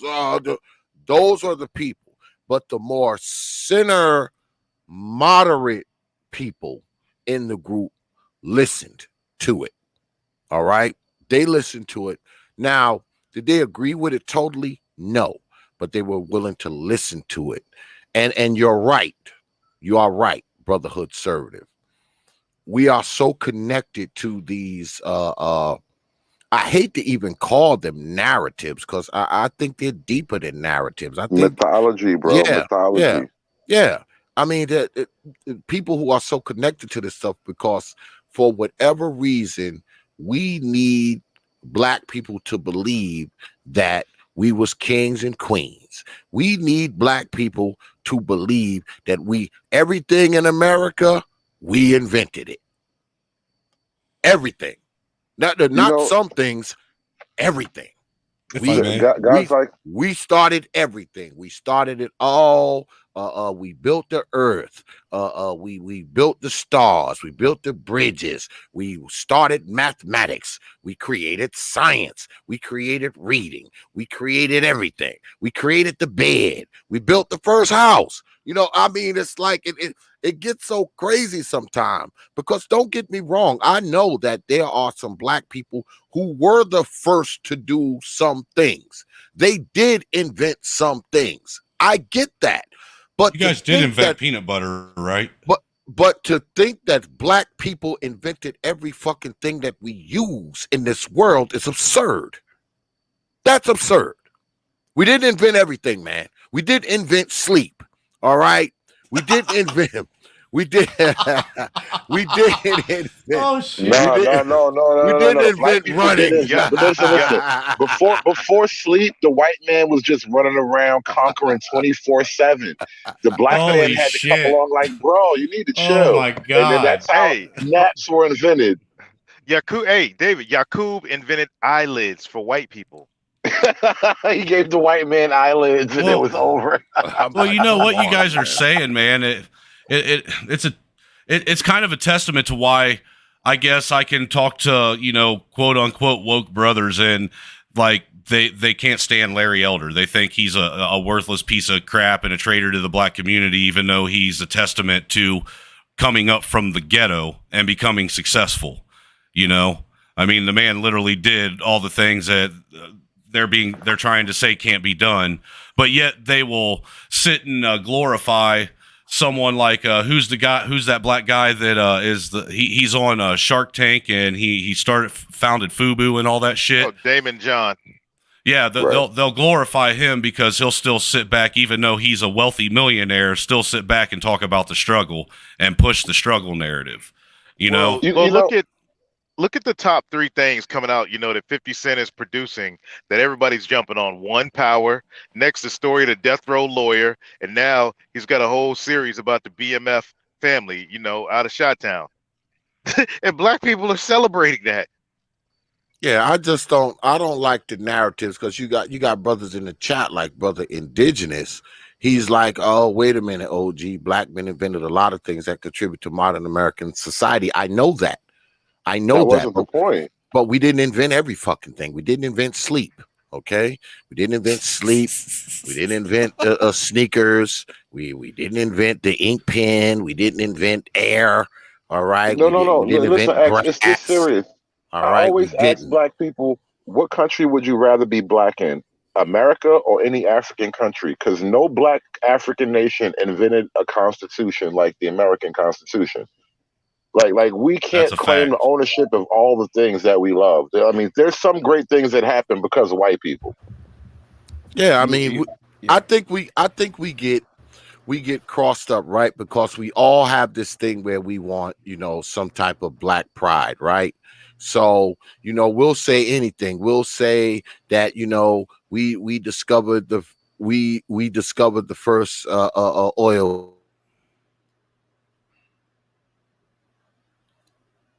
There.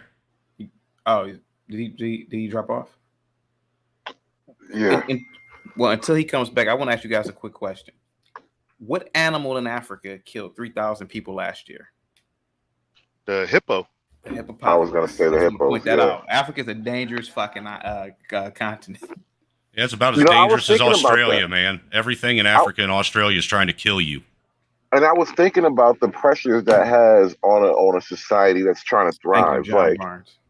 Like if you have to actually face survival issues on top of the fact that you don't have the tools of agricultural civilization, do you even have room to thrive and expand intellectually? Your entire existence from day in, day out, don't get eaten, find some food, maybe I get to fuck that girl over there.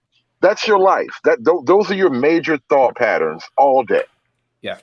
So here's the thing about the. I'm sorry. Go ahead. I was gonna say, here's the thing about the whole tribe thing. So over there, a tribe was necessary because, like we said, it took 30,000, men, slaves basically, to protect Mansa Musa from lions and tigers and giraffes, walking from there to Egypt or wherever he went to. But here's the thing. even in the most like Uganda, like, pre-colonialism, you needed 12 or 30 men to go out there to make sure you didn't get eaten by a pride of lions. You had to protect yourself. So what they had to do was convince, this is where I rock with Dane Calloway. The only thing I rock with Dane Calloway on is like, we ain't them. We didn't need that over here, but we've been taught that since day one. First we were colored, then we were Negro or vice versa. And all of a sudden, hey, you guys are African. I'm like, where the hell did that come from? I've never been African. I've never claimed that. Where the hell did this whole African shit came from? Oh, it came from Jesse Jackson. Who funded him to do it? Donald Trump. So it's like, what? Huh? But when you tell people these things, they'll want to argue with you, fight with you. Shoot, some might even want to kill you when you try to point out these simple facts to them. Facts, Well, man. this is why I Feelings. don't cling to the color thing. I'm far more comfortable being an American because, like, I'm already black. I don't really have to identify it. Like, I am what I am. So all the extra stuff about your blackness this and your blackness that, it's strange to me. I don't really understand what I'm supposed to do with that shit. Well, what's crazy what you just said, David, is there's been a couple interviews or documentaries I've seen where they try to point out the fact that white people should feel some kind of way just because of the simple fact that they don't have to sit back and think about the fact that they're white. But that's the other thing, and this is what I don't understand about the pro-black narrative and the weird switch that we've underwent over the last 10 or 20 years. Where when I grew up and when I was in like elementary and high school, and you learn about the civil rights, the major theme under that was like to treat us all the same, in spite of us being different. And now it's to treat us all different in spite of us all being American. And that's a weird switch that I don't get because, like, honestly, to tell you the truth, I could live without being reminded that I'm black. I don't need that. I'm already that. I don't need to like of all the things that I have to do in life to survive and then to thrive and succeed and be successful, maybe even me being black should not have to be an extra burden. But now it Right. becomes that because of the nature of politics and social, Eh, like the social Well, moment we're in. Well, the well, thing you is it is nothing more than a burden in my opinion too. Because look, like I said, I got a 6-year-old, and I know I've told both you and Trey about when I had him at 4 years old in a preschool. He was one of 3 white kids in a predominantly all black preschool. And you know what? None of them kids noticed or treated him any other way. Actually, I'd go to pick him up, and mind you, he was a ginger-fied, redhead, pale skin. I mean, as white as you could get, damn near see-through white dude. All right. And they loved him like he was just the rest of them, and him the same way back. And I see that now, even with him being in kindergarten and first grade. You don't see these differences until they start getting into older grades in school, and it's pushed on them. well, this is what pisses me off. We often say, well, we should be treated different because we're black when it's a benefit to us. But we don't want to be treated different because we're black when it's a detriment to us. And Exactly. likewise, we want to be treated the same when it's beneficial to us. But we don't want to be treated the same when it's a detriment to You know us. who else that sounds like, Brother And, X? and we can't have it both ways. You can't say, well, treat me different when I benefit, but treat me the same when I benefit too. Well, Don't think treat me different when it's detrimental. Don't treat me the same when it's detrimental. I mean, you can't vacillate between those two extremes. It's impossible to do. But what other group in America also does that? Women. Women, feminists, they do the same thing. Bro, and you know what's so funny? You made that quick analogy, and I've been looking at this. That whole weird, I gotta reach for racism an excuse. Racism is my sword and shield. That is a very feminine position to take at this point, in my opinion. Yeah. Yeah. But I think that, to be honest, I think that when you talk about feminism, I think feminism probably permeated black society in a way it didn't permeate other societies, because all of those white women out there burning their bras and holding signs and marching after the feminism parade was over, those chicks went home to their husbands. When black women left the parade, they went home to cats, dogs, and plants. So there's something to be said about that. You And understand? There's Well, something to be said I about that. feminism hit black society a little harder, I think, because one, I think we were targeted. It's not even I think I know we were targeted by feminists more directly than the whole broader American culture. So, for example, like something like abortion, this has been documented that Gloria Steinem and abortion advocates made overtures to the black clergy in particular to help get their agenda, um, to help smooth over their agenda with the black female audience.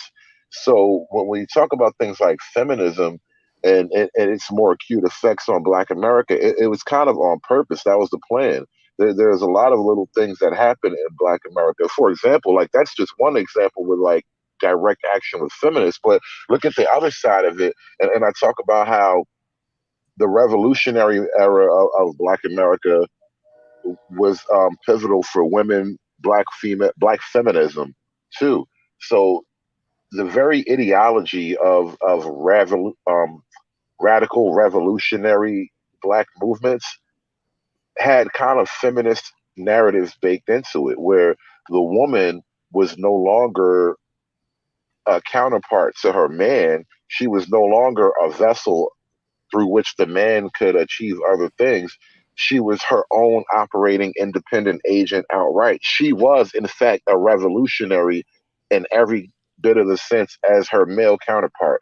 That put them as equals. And, being equal to the man is, feminism in essence.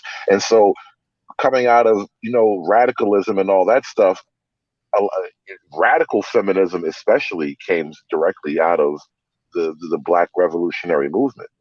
Yeah, but when you talk about feminism, if you want to split hairs between black and white, the things that white feminists were fighting for, trying to gain, by way of policy, as far as their men were concerned, they were fighting for things that black women didn't have to fight for. I mean, they use black women for their numerical strength, but I don't think their interests were the same. I That don't think doesn't matter though. I don't think they had the same interests, man. I don't think black women and white women had the same interests back then, or now, for that matter, because at many different levels and at many different stations in life, those are two different lifestyles. Based on life choices, based on economics, based on whatever. they Uh, they for the most part they kind of live different kind of lives. I mean, women are women, all right, yeah, but to that degree, right but there, X. No, women are women, right? And that's where we kind of fuck up sometimes when we describe these things. For men, feminism is an illogical situation. It's just something that doesn't make sense. But for women, feminism is not about logic. It's an emotional move, and so on that level, that's how black women can get wrapped up into it because emotionally, it makes perfect sense that your man been trying to keep you down. Because yeah, mm, of course, the man is the natural physical authority over the woman. So when you now start getting fed ideas of some kind of secret plot amongst men to always hold the woman in some kind of subjugated position for the sole reason of just holding her down, like there's no reason why we want you to stay home and raise the babies and be loving and sweet and cute. Like no, no, no, this is all an evil fucking subplot, and we're all evil geniuses, a part of some kind of evil genius male cult. Like no, no, no, that makes sense on an emotional level to women. And so that's why it doesn't matter if black male patriarchy was never real to begin with. It was so real in their feelings. let's bring it back to the topic then. Do you think that the modern day or even feminism in history, did that have an effect on our gene pool? Did it cause Yes, our gene pool to did it cause our gene pool to be tainted?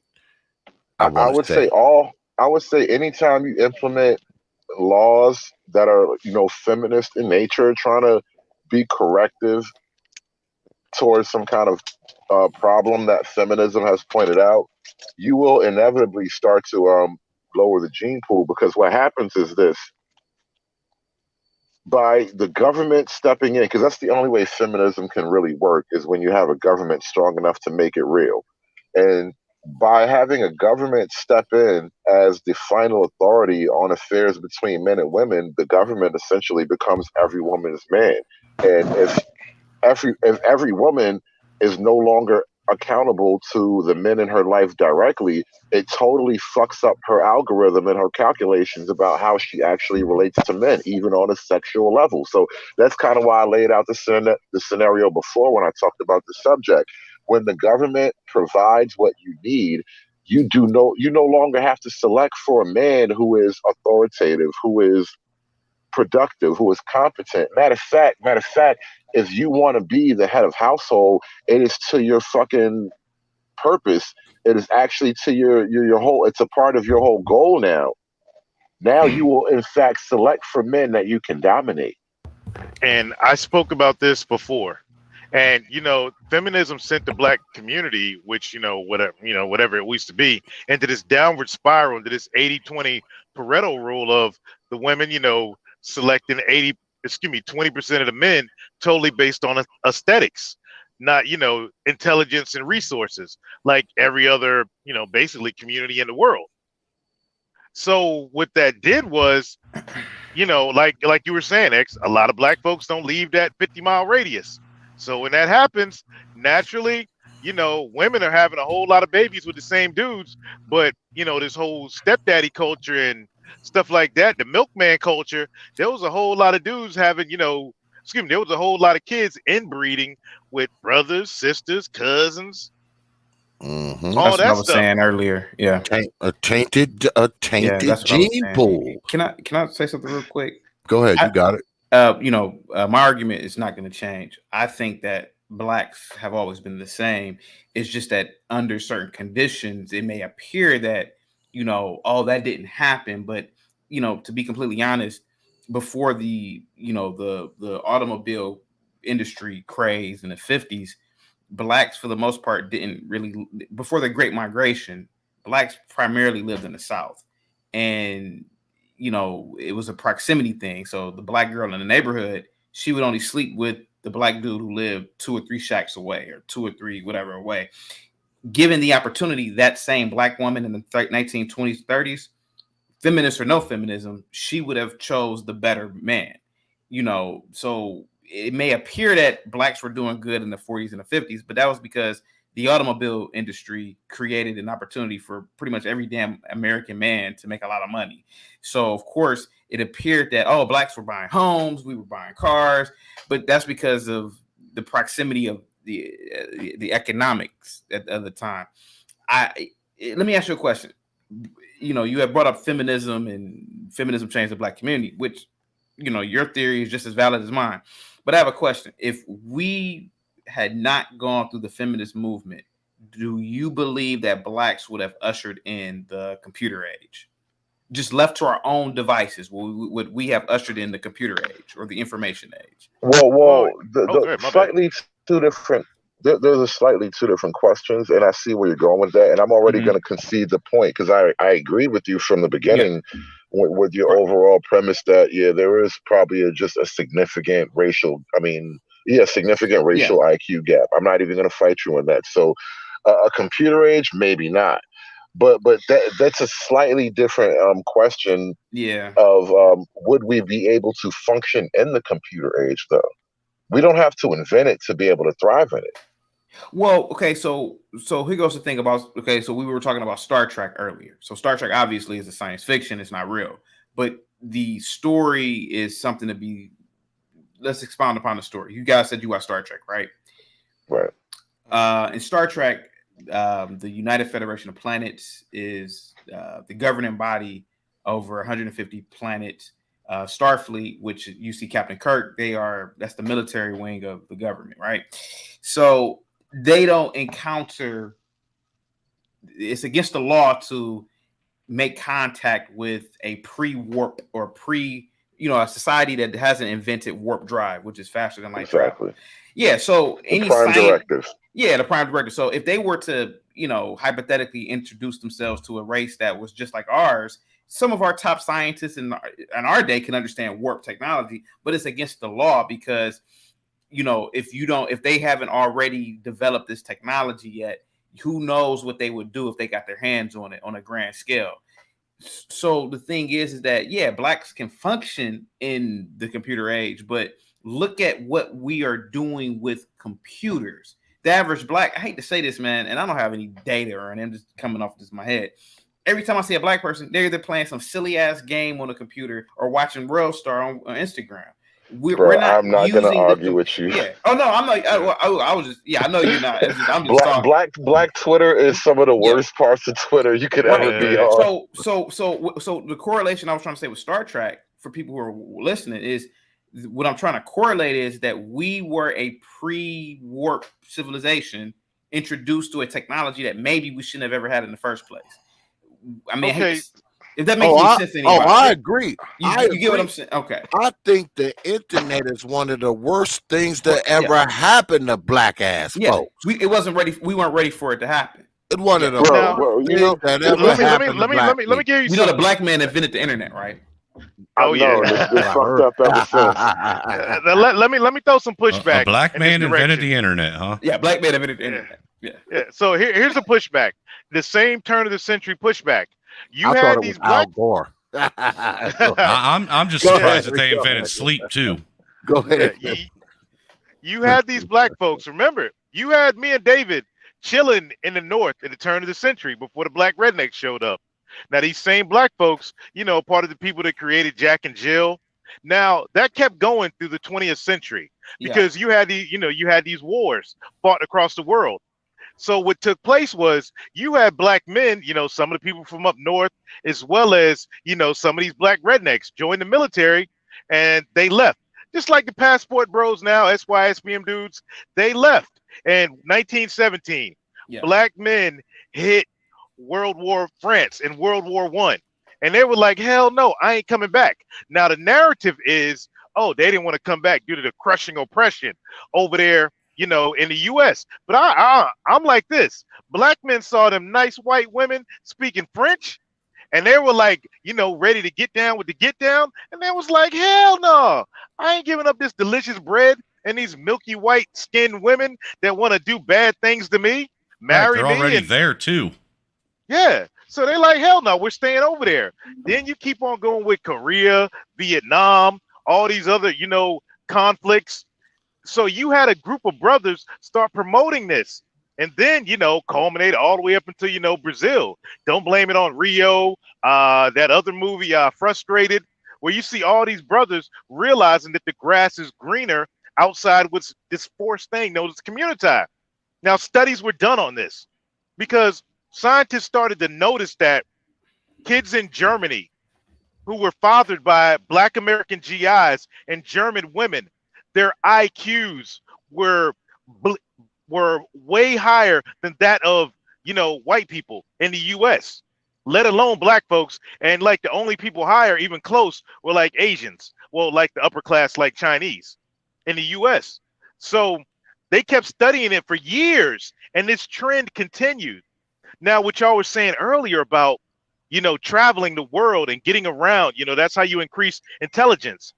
Could black men have done that for these mixed folks, the Patrick Mahomes and Klay Thompson looking dudes, these mixed race people? And by that happening, did we create a separate class of black people whose intelligence is different? Because I'll look at myself and why I don't fit in. My great-great-grandfather was Irish. He dipped his, whatever in the pool, beget my great-grandmother who raised my father. way differently. It wasn't raised by my grandma. Was raised by my great grandmother. Raised my father, who at 18 became a traveling man himself all around the world. Shit, we might Trey, really I be don't. related, Trey. Yeah, bro, and that's the thing too. I don't know if you realize this, but you kind of somewhat backwardly. You walk blindfolded, backwardly, drunkenly into the colorism argument. Mm. Hold on, Think explain. about it.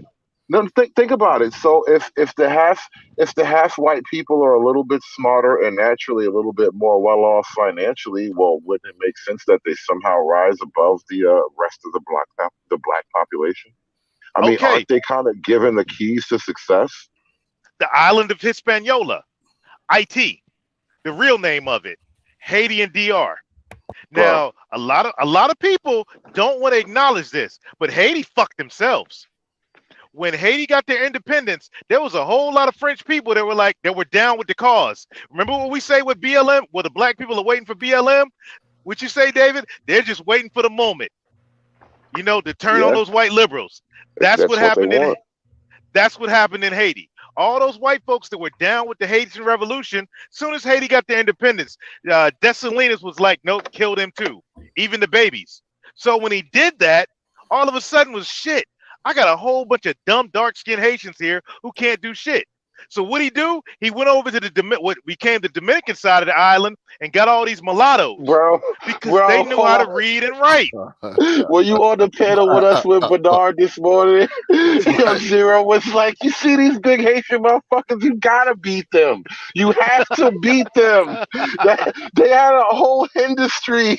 The one Haitian dude got up there and was talking about, bro, it's not just a business. They have an entire industry of beating their kids. They sell these sticks it's called the agwe or ugagwe or some Yeah, shit like that. the Igwe. Cause the brother The was up. Igwe. Yeah, the brother was up there this morning. He was talking about how they got these whooping sticks and all this kind of shit. But I want to bring this back because we about to wrap this up because we creeping up on 4 hours.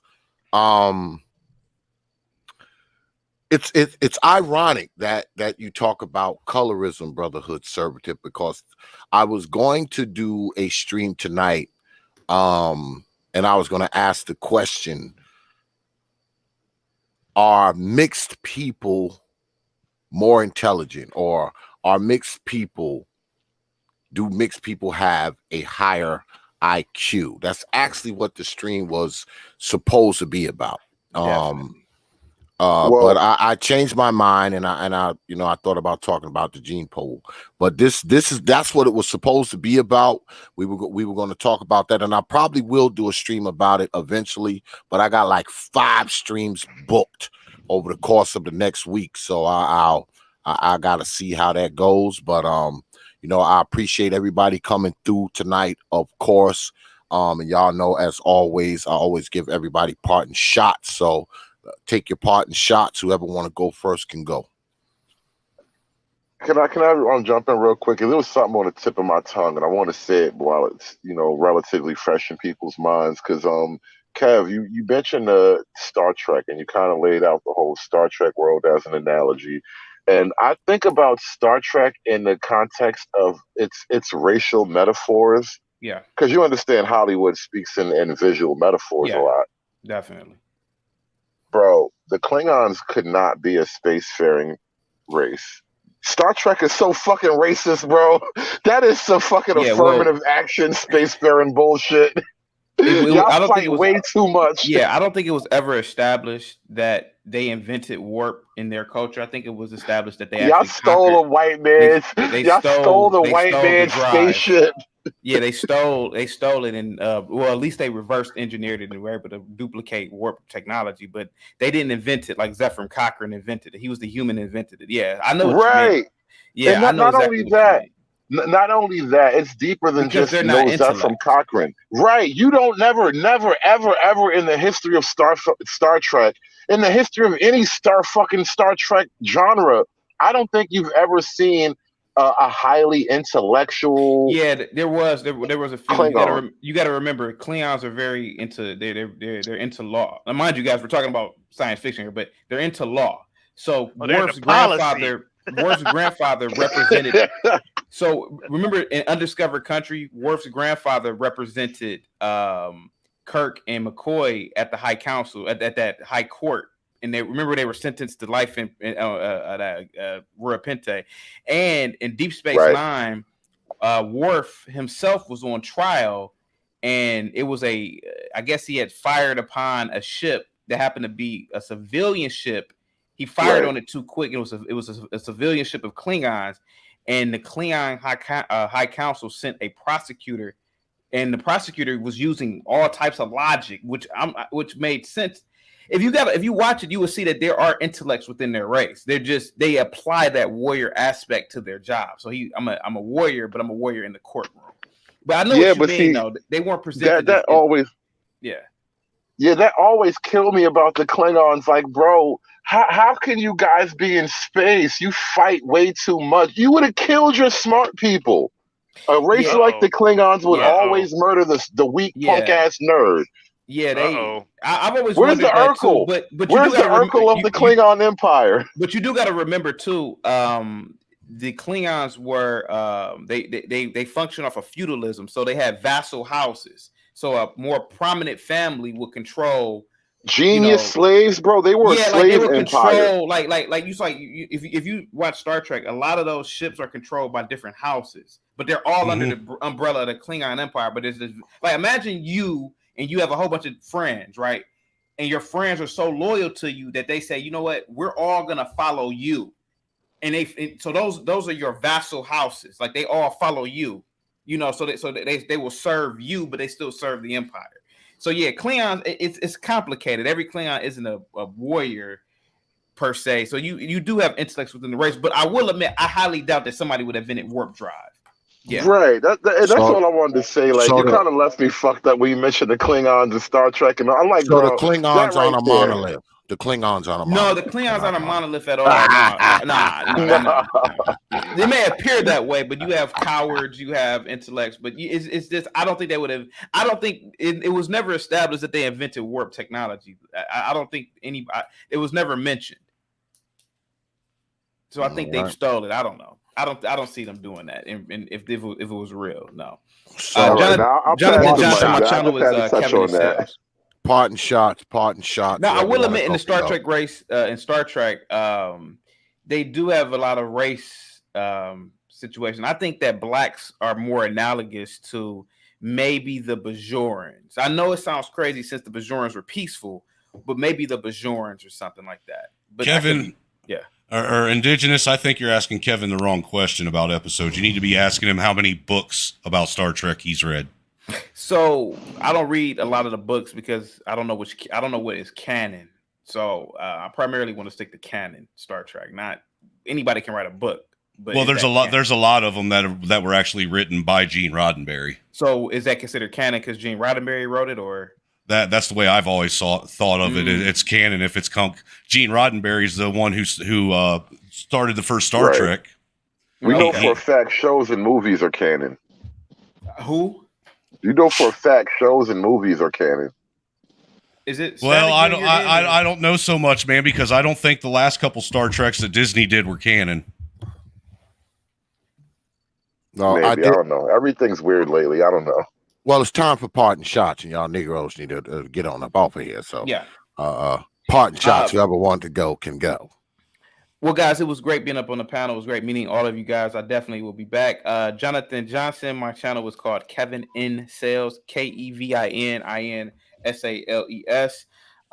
Indigenous TV says, Kevin, how many episodes of Star Trek have you seen, and what is your favorite Star Trek film? I've probably seen 700 episodes.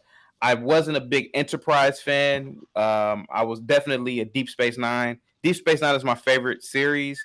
Second would be Next Generation. My favorite Star Trek film, obviously, is Wrath of Khan, but a close second would be The Undiscovered Country. Yeah. Wow, nice.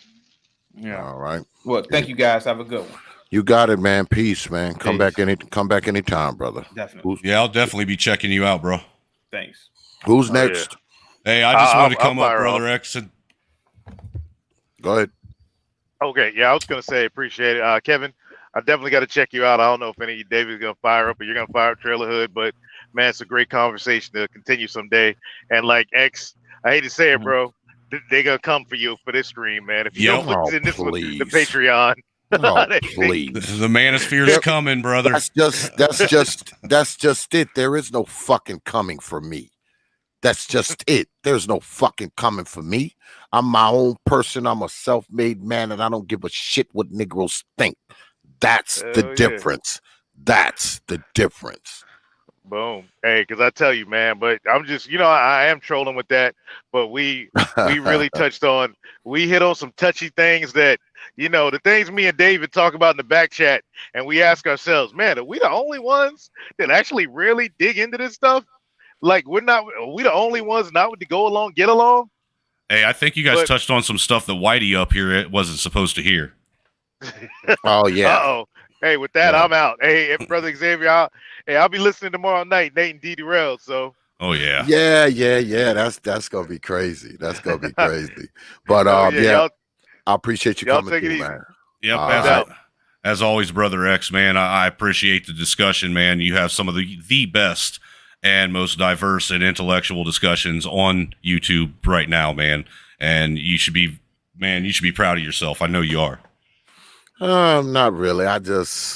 I run this channel in a way where some of everybody comes on here. That's the way it's always been. That's the way it's always going to be. And I'm gonna tell you what, I try to get more and more of us white folks to come over here and take part in this, because this is a place where real discussion, real ideas, and real debate really happen. And I just want to say I appreciate it, man. It gives me a chance to come over, not only learn, but also give, like I said before, a different outlook and a different perspective on things, that goes against what most of the brothers and sisters constantly hear, and I think that that's sometimes needed, and I think some people do appreciate it, and I appreciate being able to be given the platform to do such. All right, man. I appreciate it, man. I see you on the other side. Yes, sir.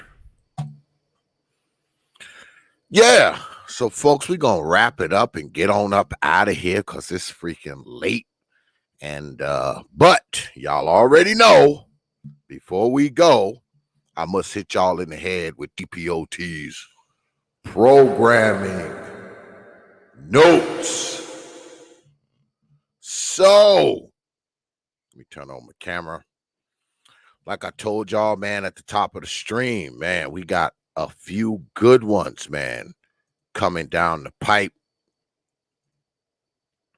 Tonight, the one and only LAR will be in the house, and we'll be chopping it up, all things YouTube, all things media, all things LAR. Those of you who know LAR, I refer to him as the Sage. He's probably one of the most underrated brothers, one of the most underrated person who creates material on YouTube. Tomorrow, y'all gonna get to hear him, man, live and direct, man, 9:30 p.m. Eastern time, right here on the T.P.O.T YouTube page. You freaking know, brother LAR will be in the house. And then Saturday, brother Big Nate will be here, and brother D. Durrell. They'll be squaring off in the digital squared circle on the old Hour of Power debates. They will be squaring off, debating about the termination situation.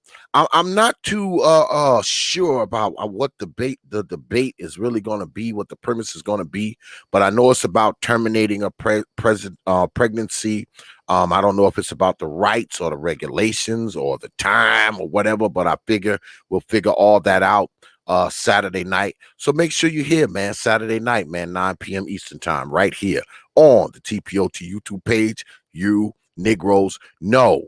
Then next Wednesday, brother Theo Wolf will be in the house, and he's coming in for a tech challenge. That's right, because y'all know we do these challenges down here, and he'll be taking on all challenges, man. So all you IT nerds and tech geniuses, come on through, man, because brother Theo Wolf will be here waiting on you. and that'll be 9:30 p.m. Eastern time as well on Wednesday. Make sure you are here. Then we end the week off Friday night with the one and only Babatunde Umana will be here, a Negro Wars site owner, blogger, author will be here, and it's a Dark Exodus live. So, we'll be talking the season of the witch. So I got some good ones coming down the pipe for y'all, man. I do. All right. Next Friday, Babatunde Umana will be here. Then Wednesday, Theo Wolf, brother Theo, will be in the house. And of course,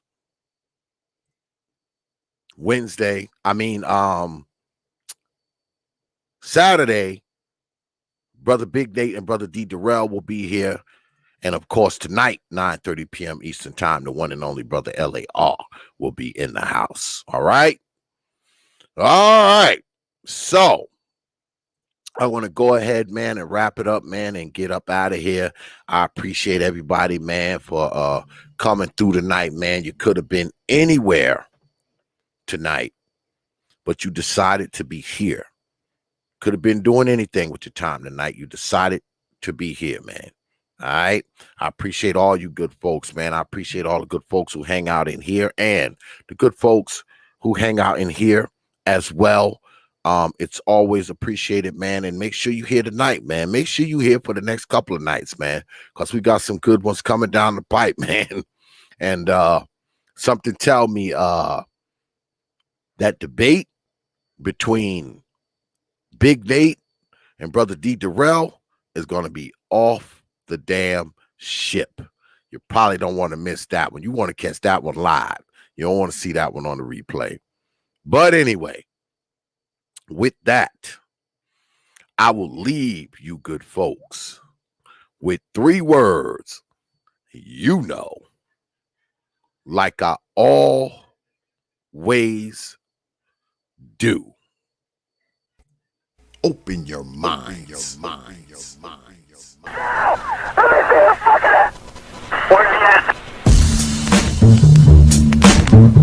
of power. Hours of power. Hours of power. Hours of power.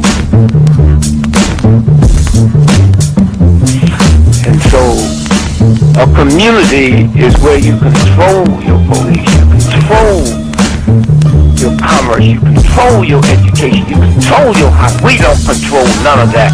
We live in a hood. Huh? Well, what about the Negroes that get out? Oh, well, see, my cousin, they say he's a multi-millionaire, almost got $1 billion. 3 PhDs, working on 2 more. Driving down the street in Chicago in his Rolls Royce, enjoying himself, and he hears these sirens and looks to the mirror and sees this cop car flashing lights. He squeezed the steering wheel, man. Heart beats fast. Because he knows the price of a Negro, what it could be. And then when that cop car passed him by, he said, thank God he wasn't after you in the first place, punk. That Negro thing you can't get away from. It's universal. They wasn't coming after you. With all your millions, with your Rolls Royce, with your PhD, didn't help. That's the hood. Huh?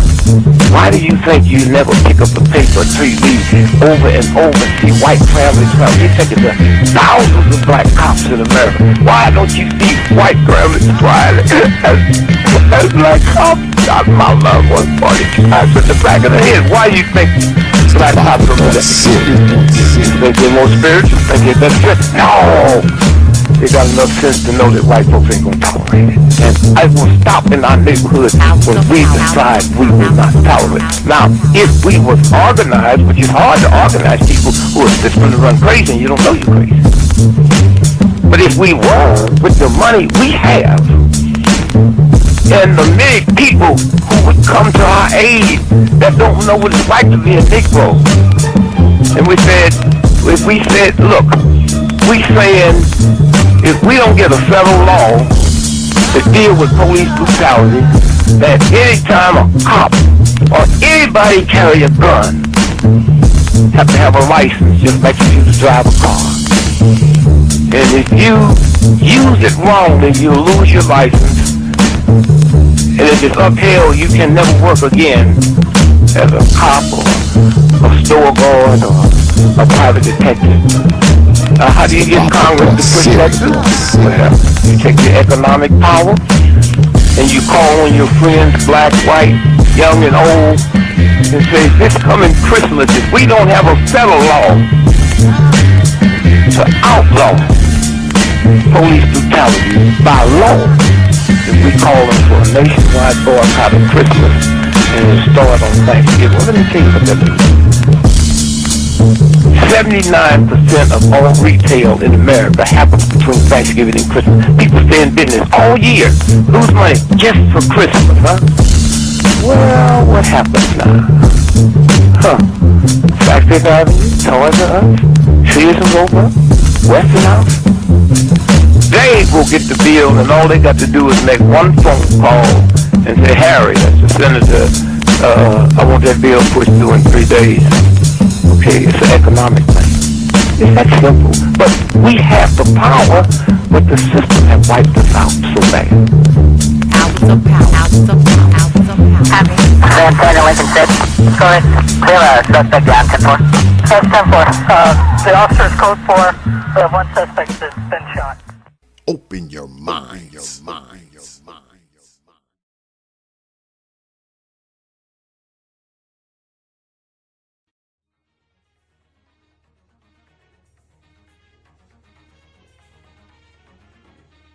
Only from T.P.O.T. Media. Open your mind.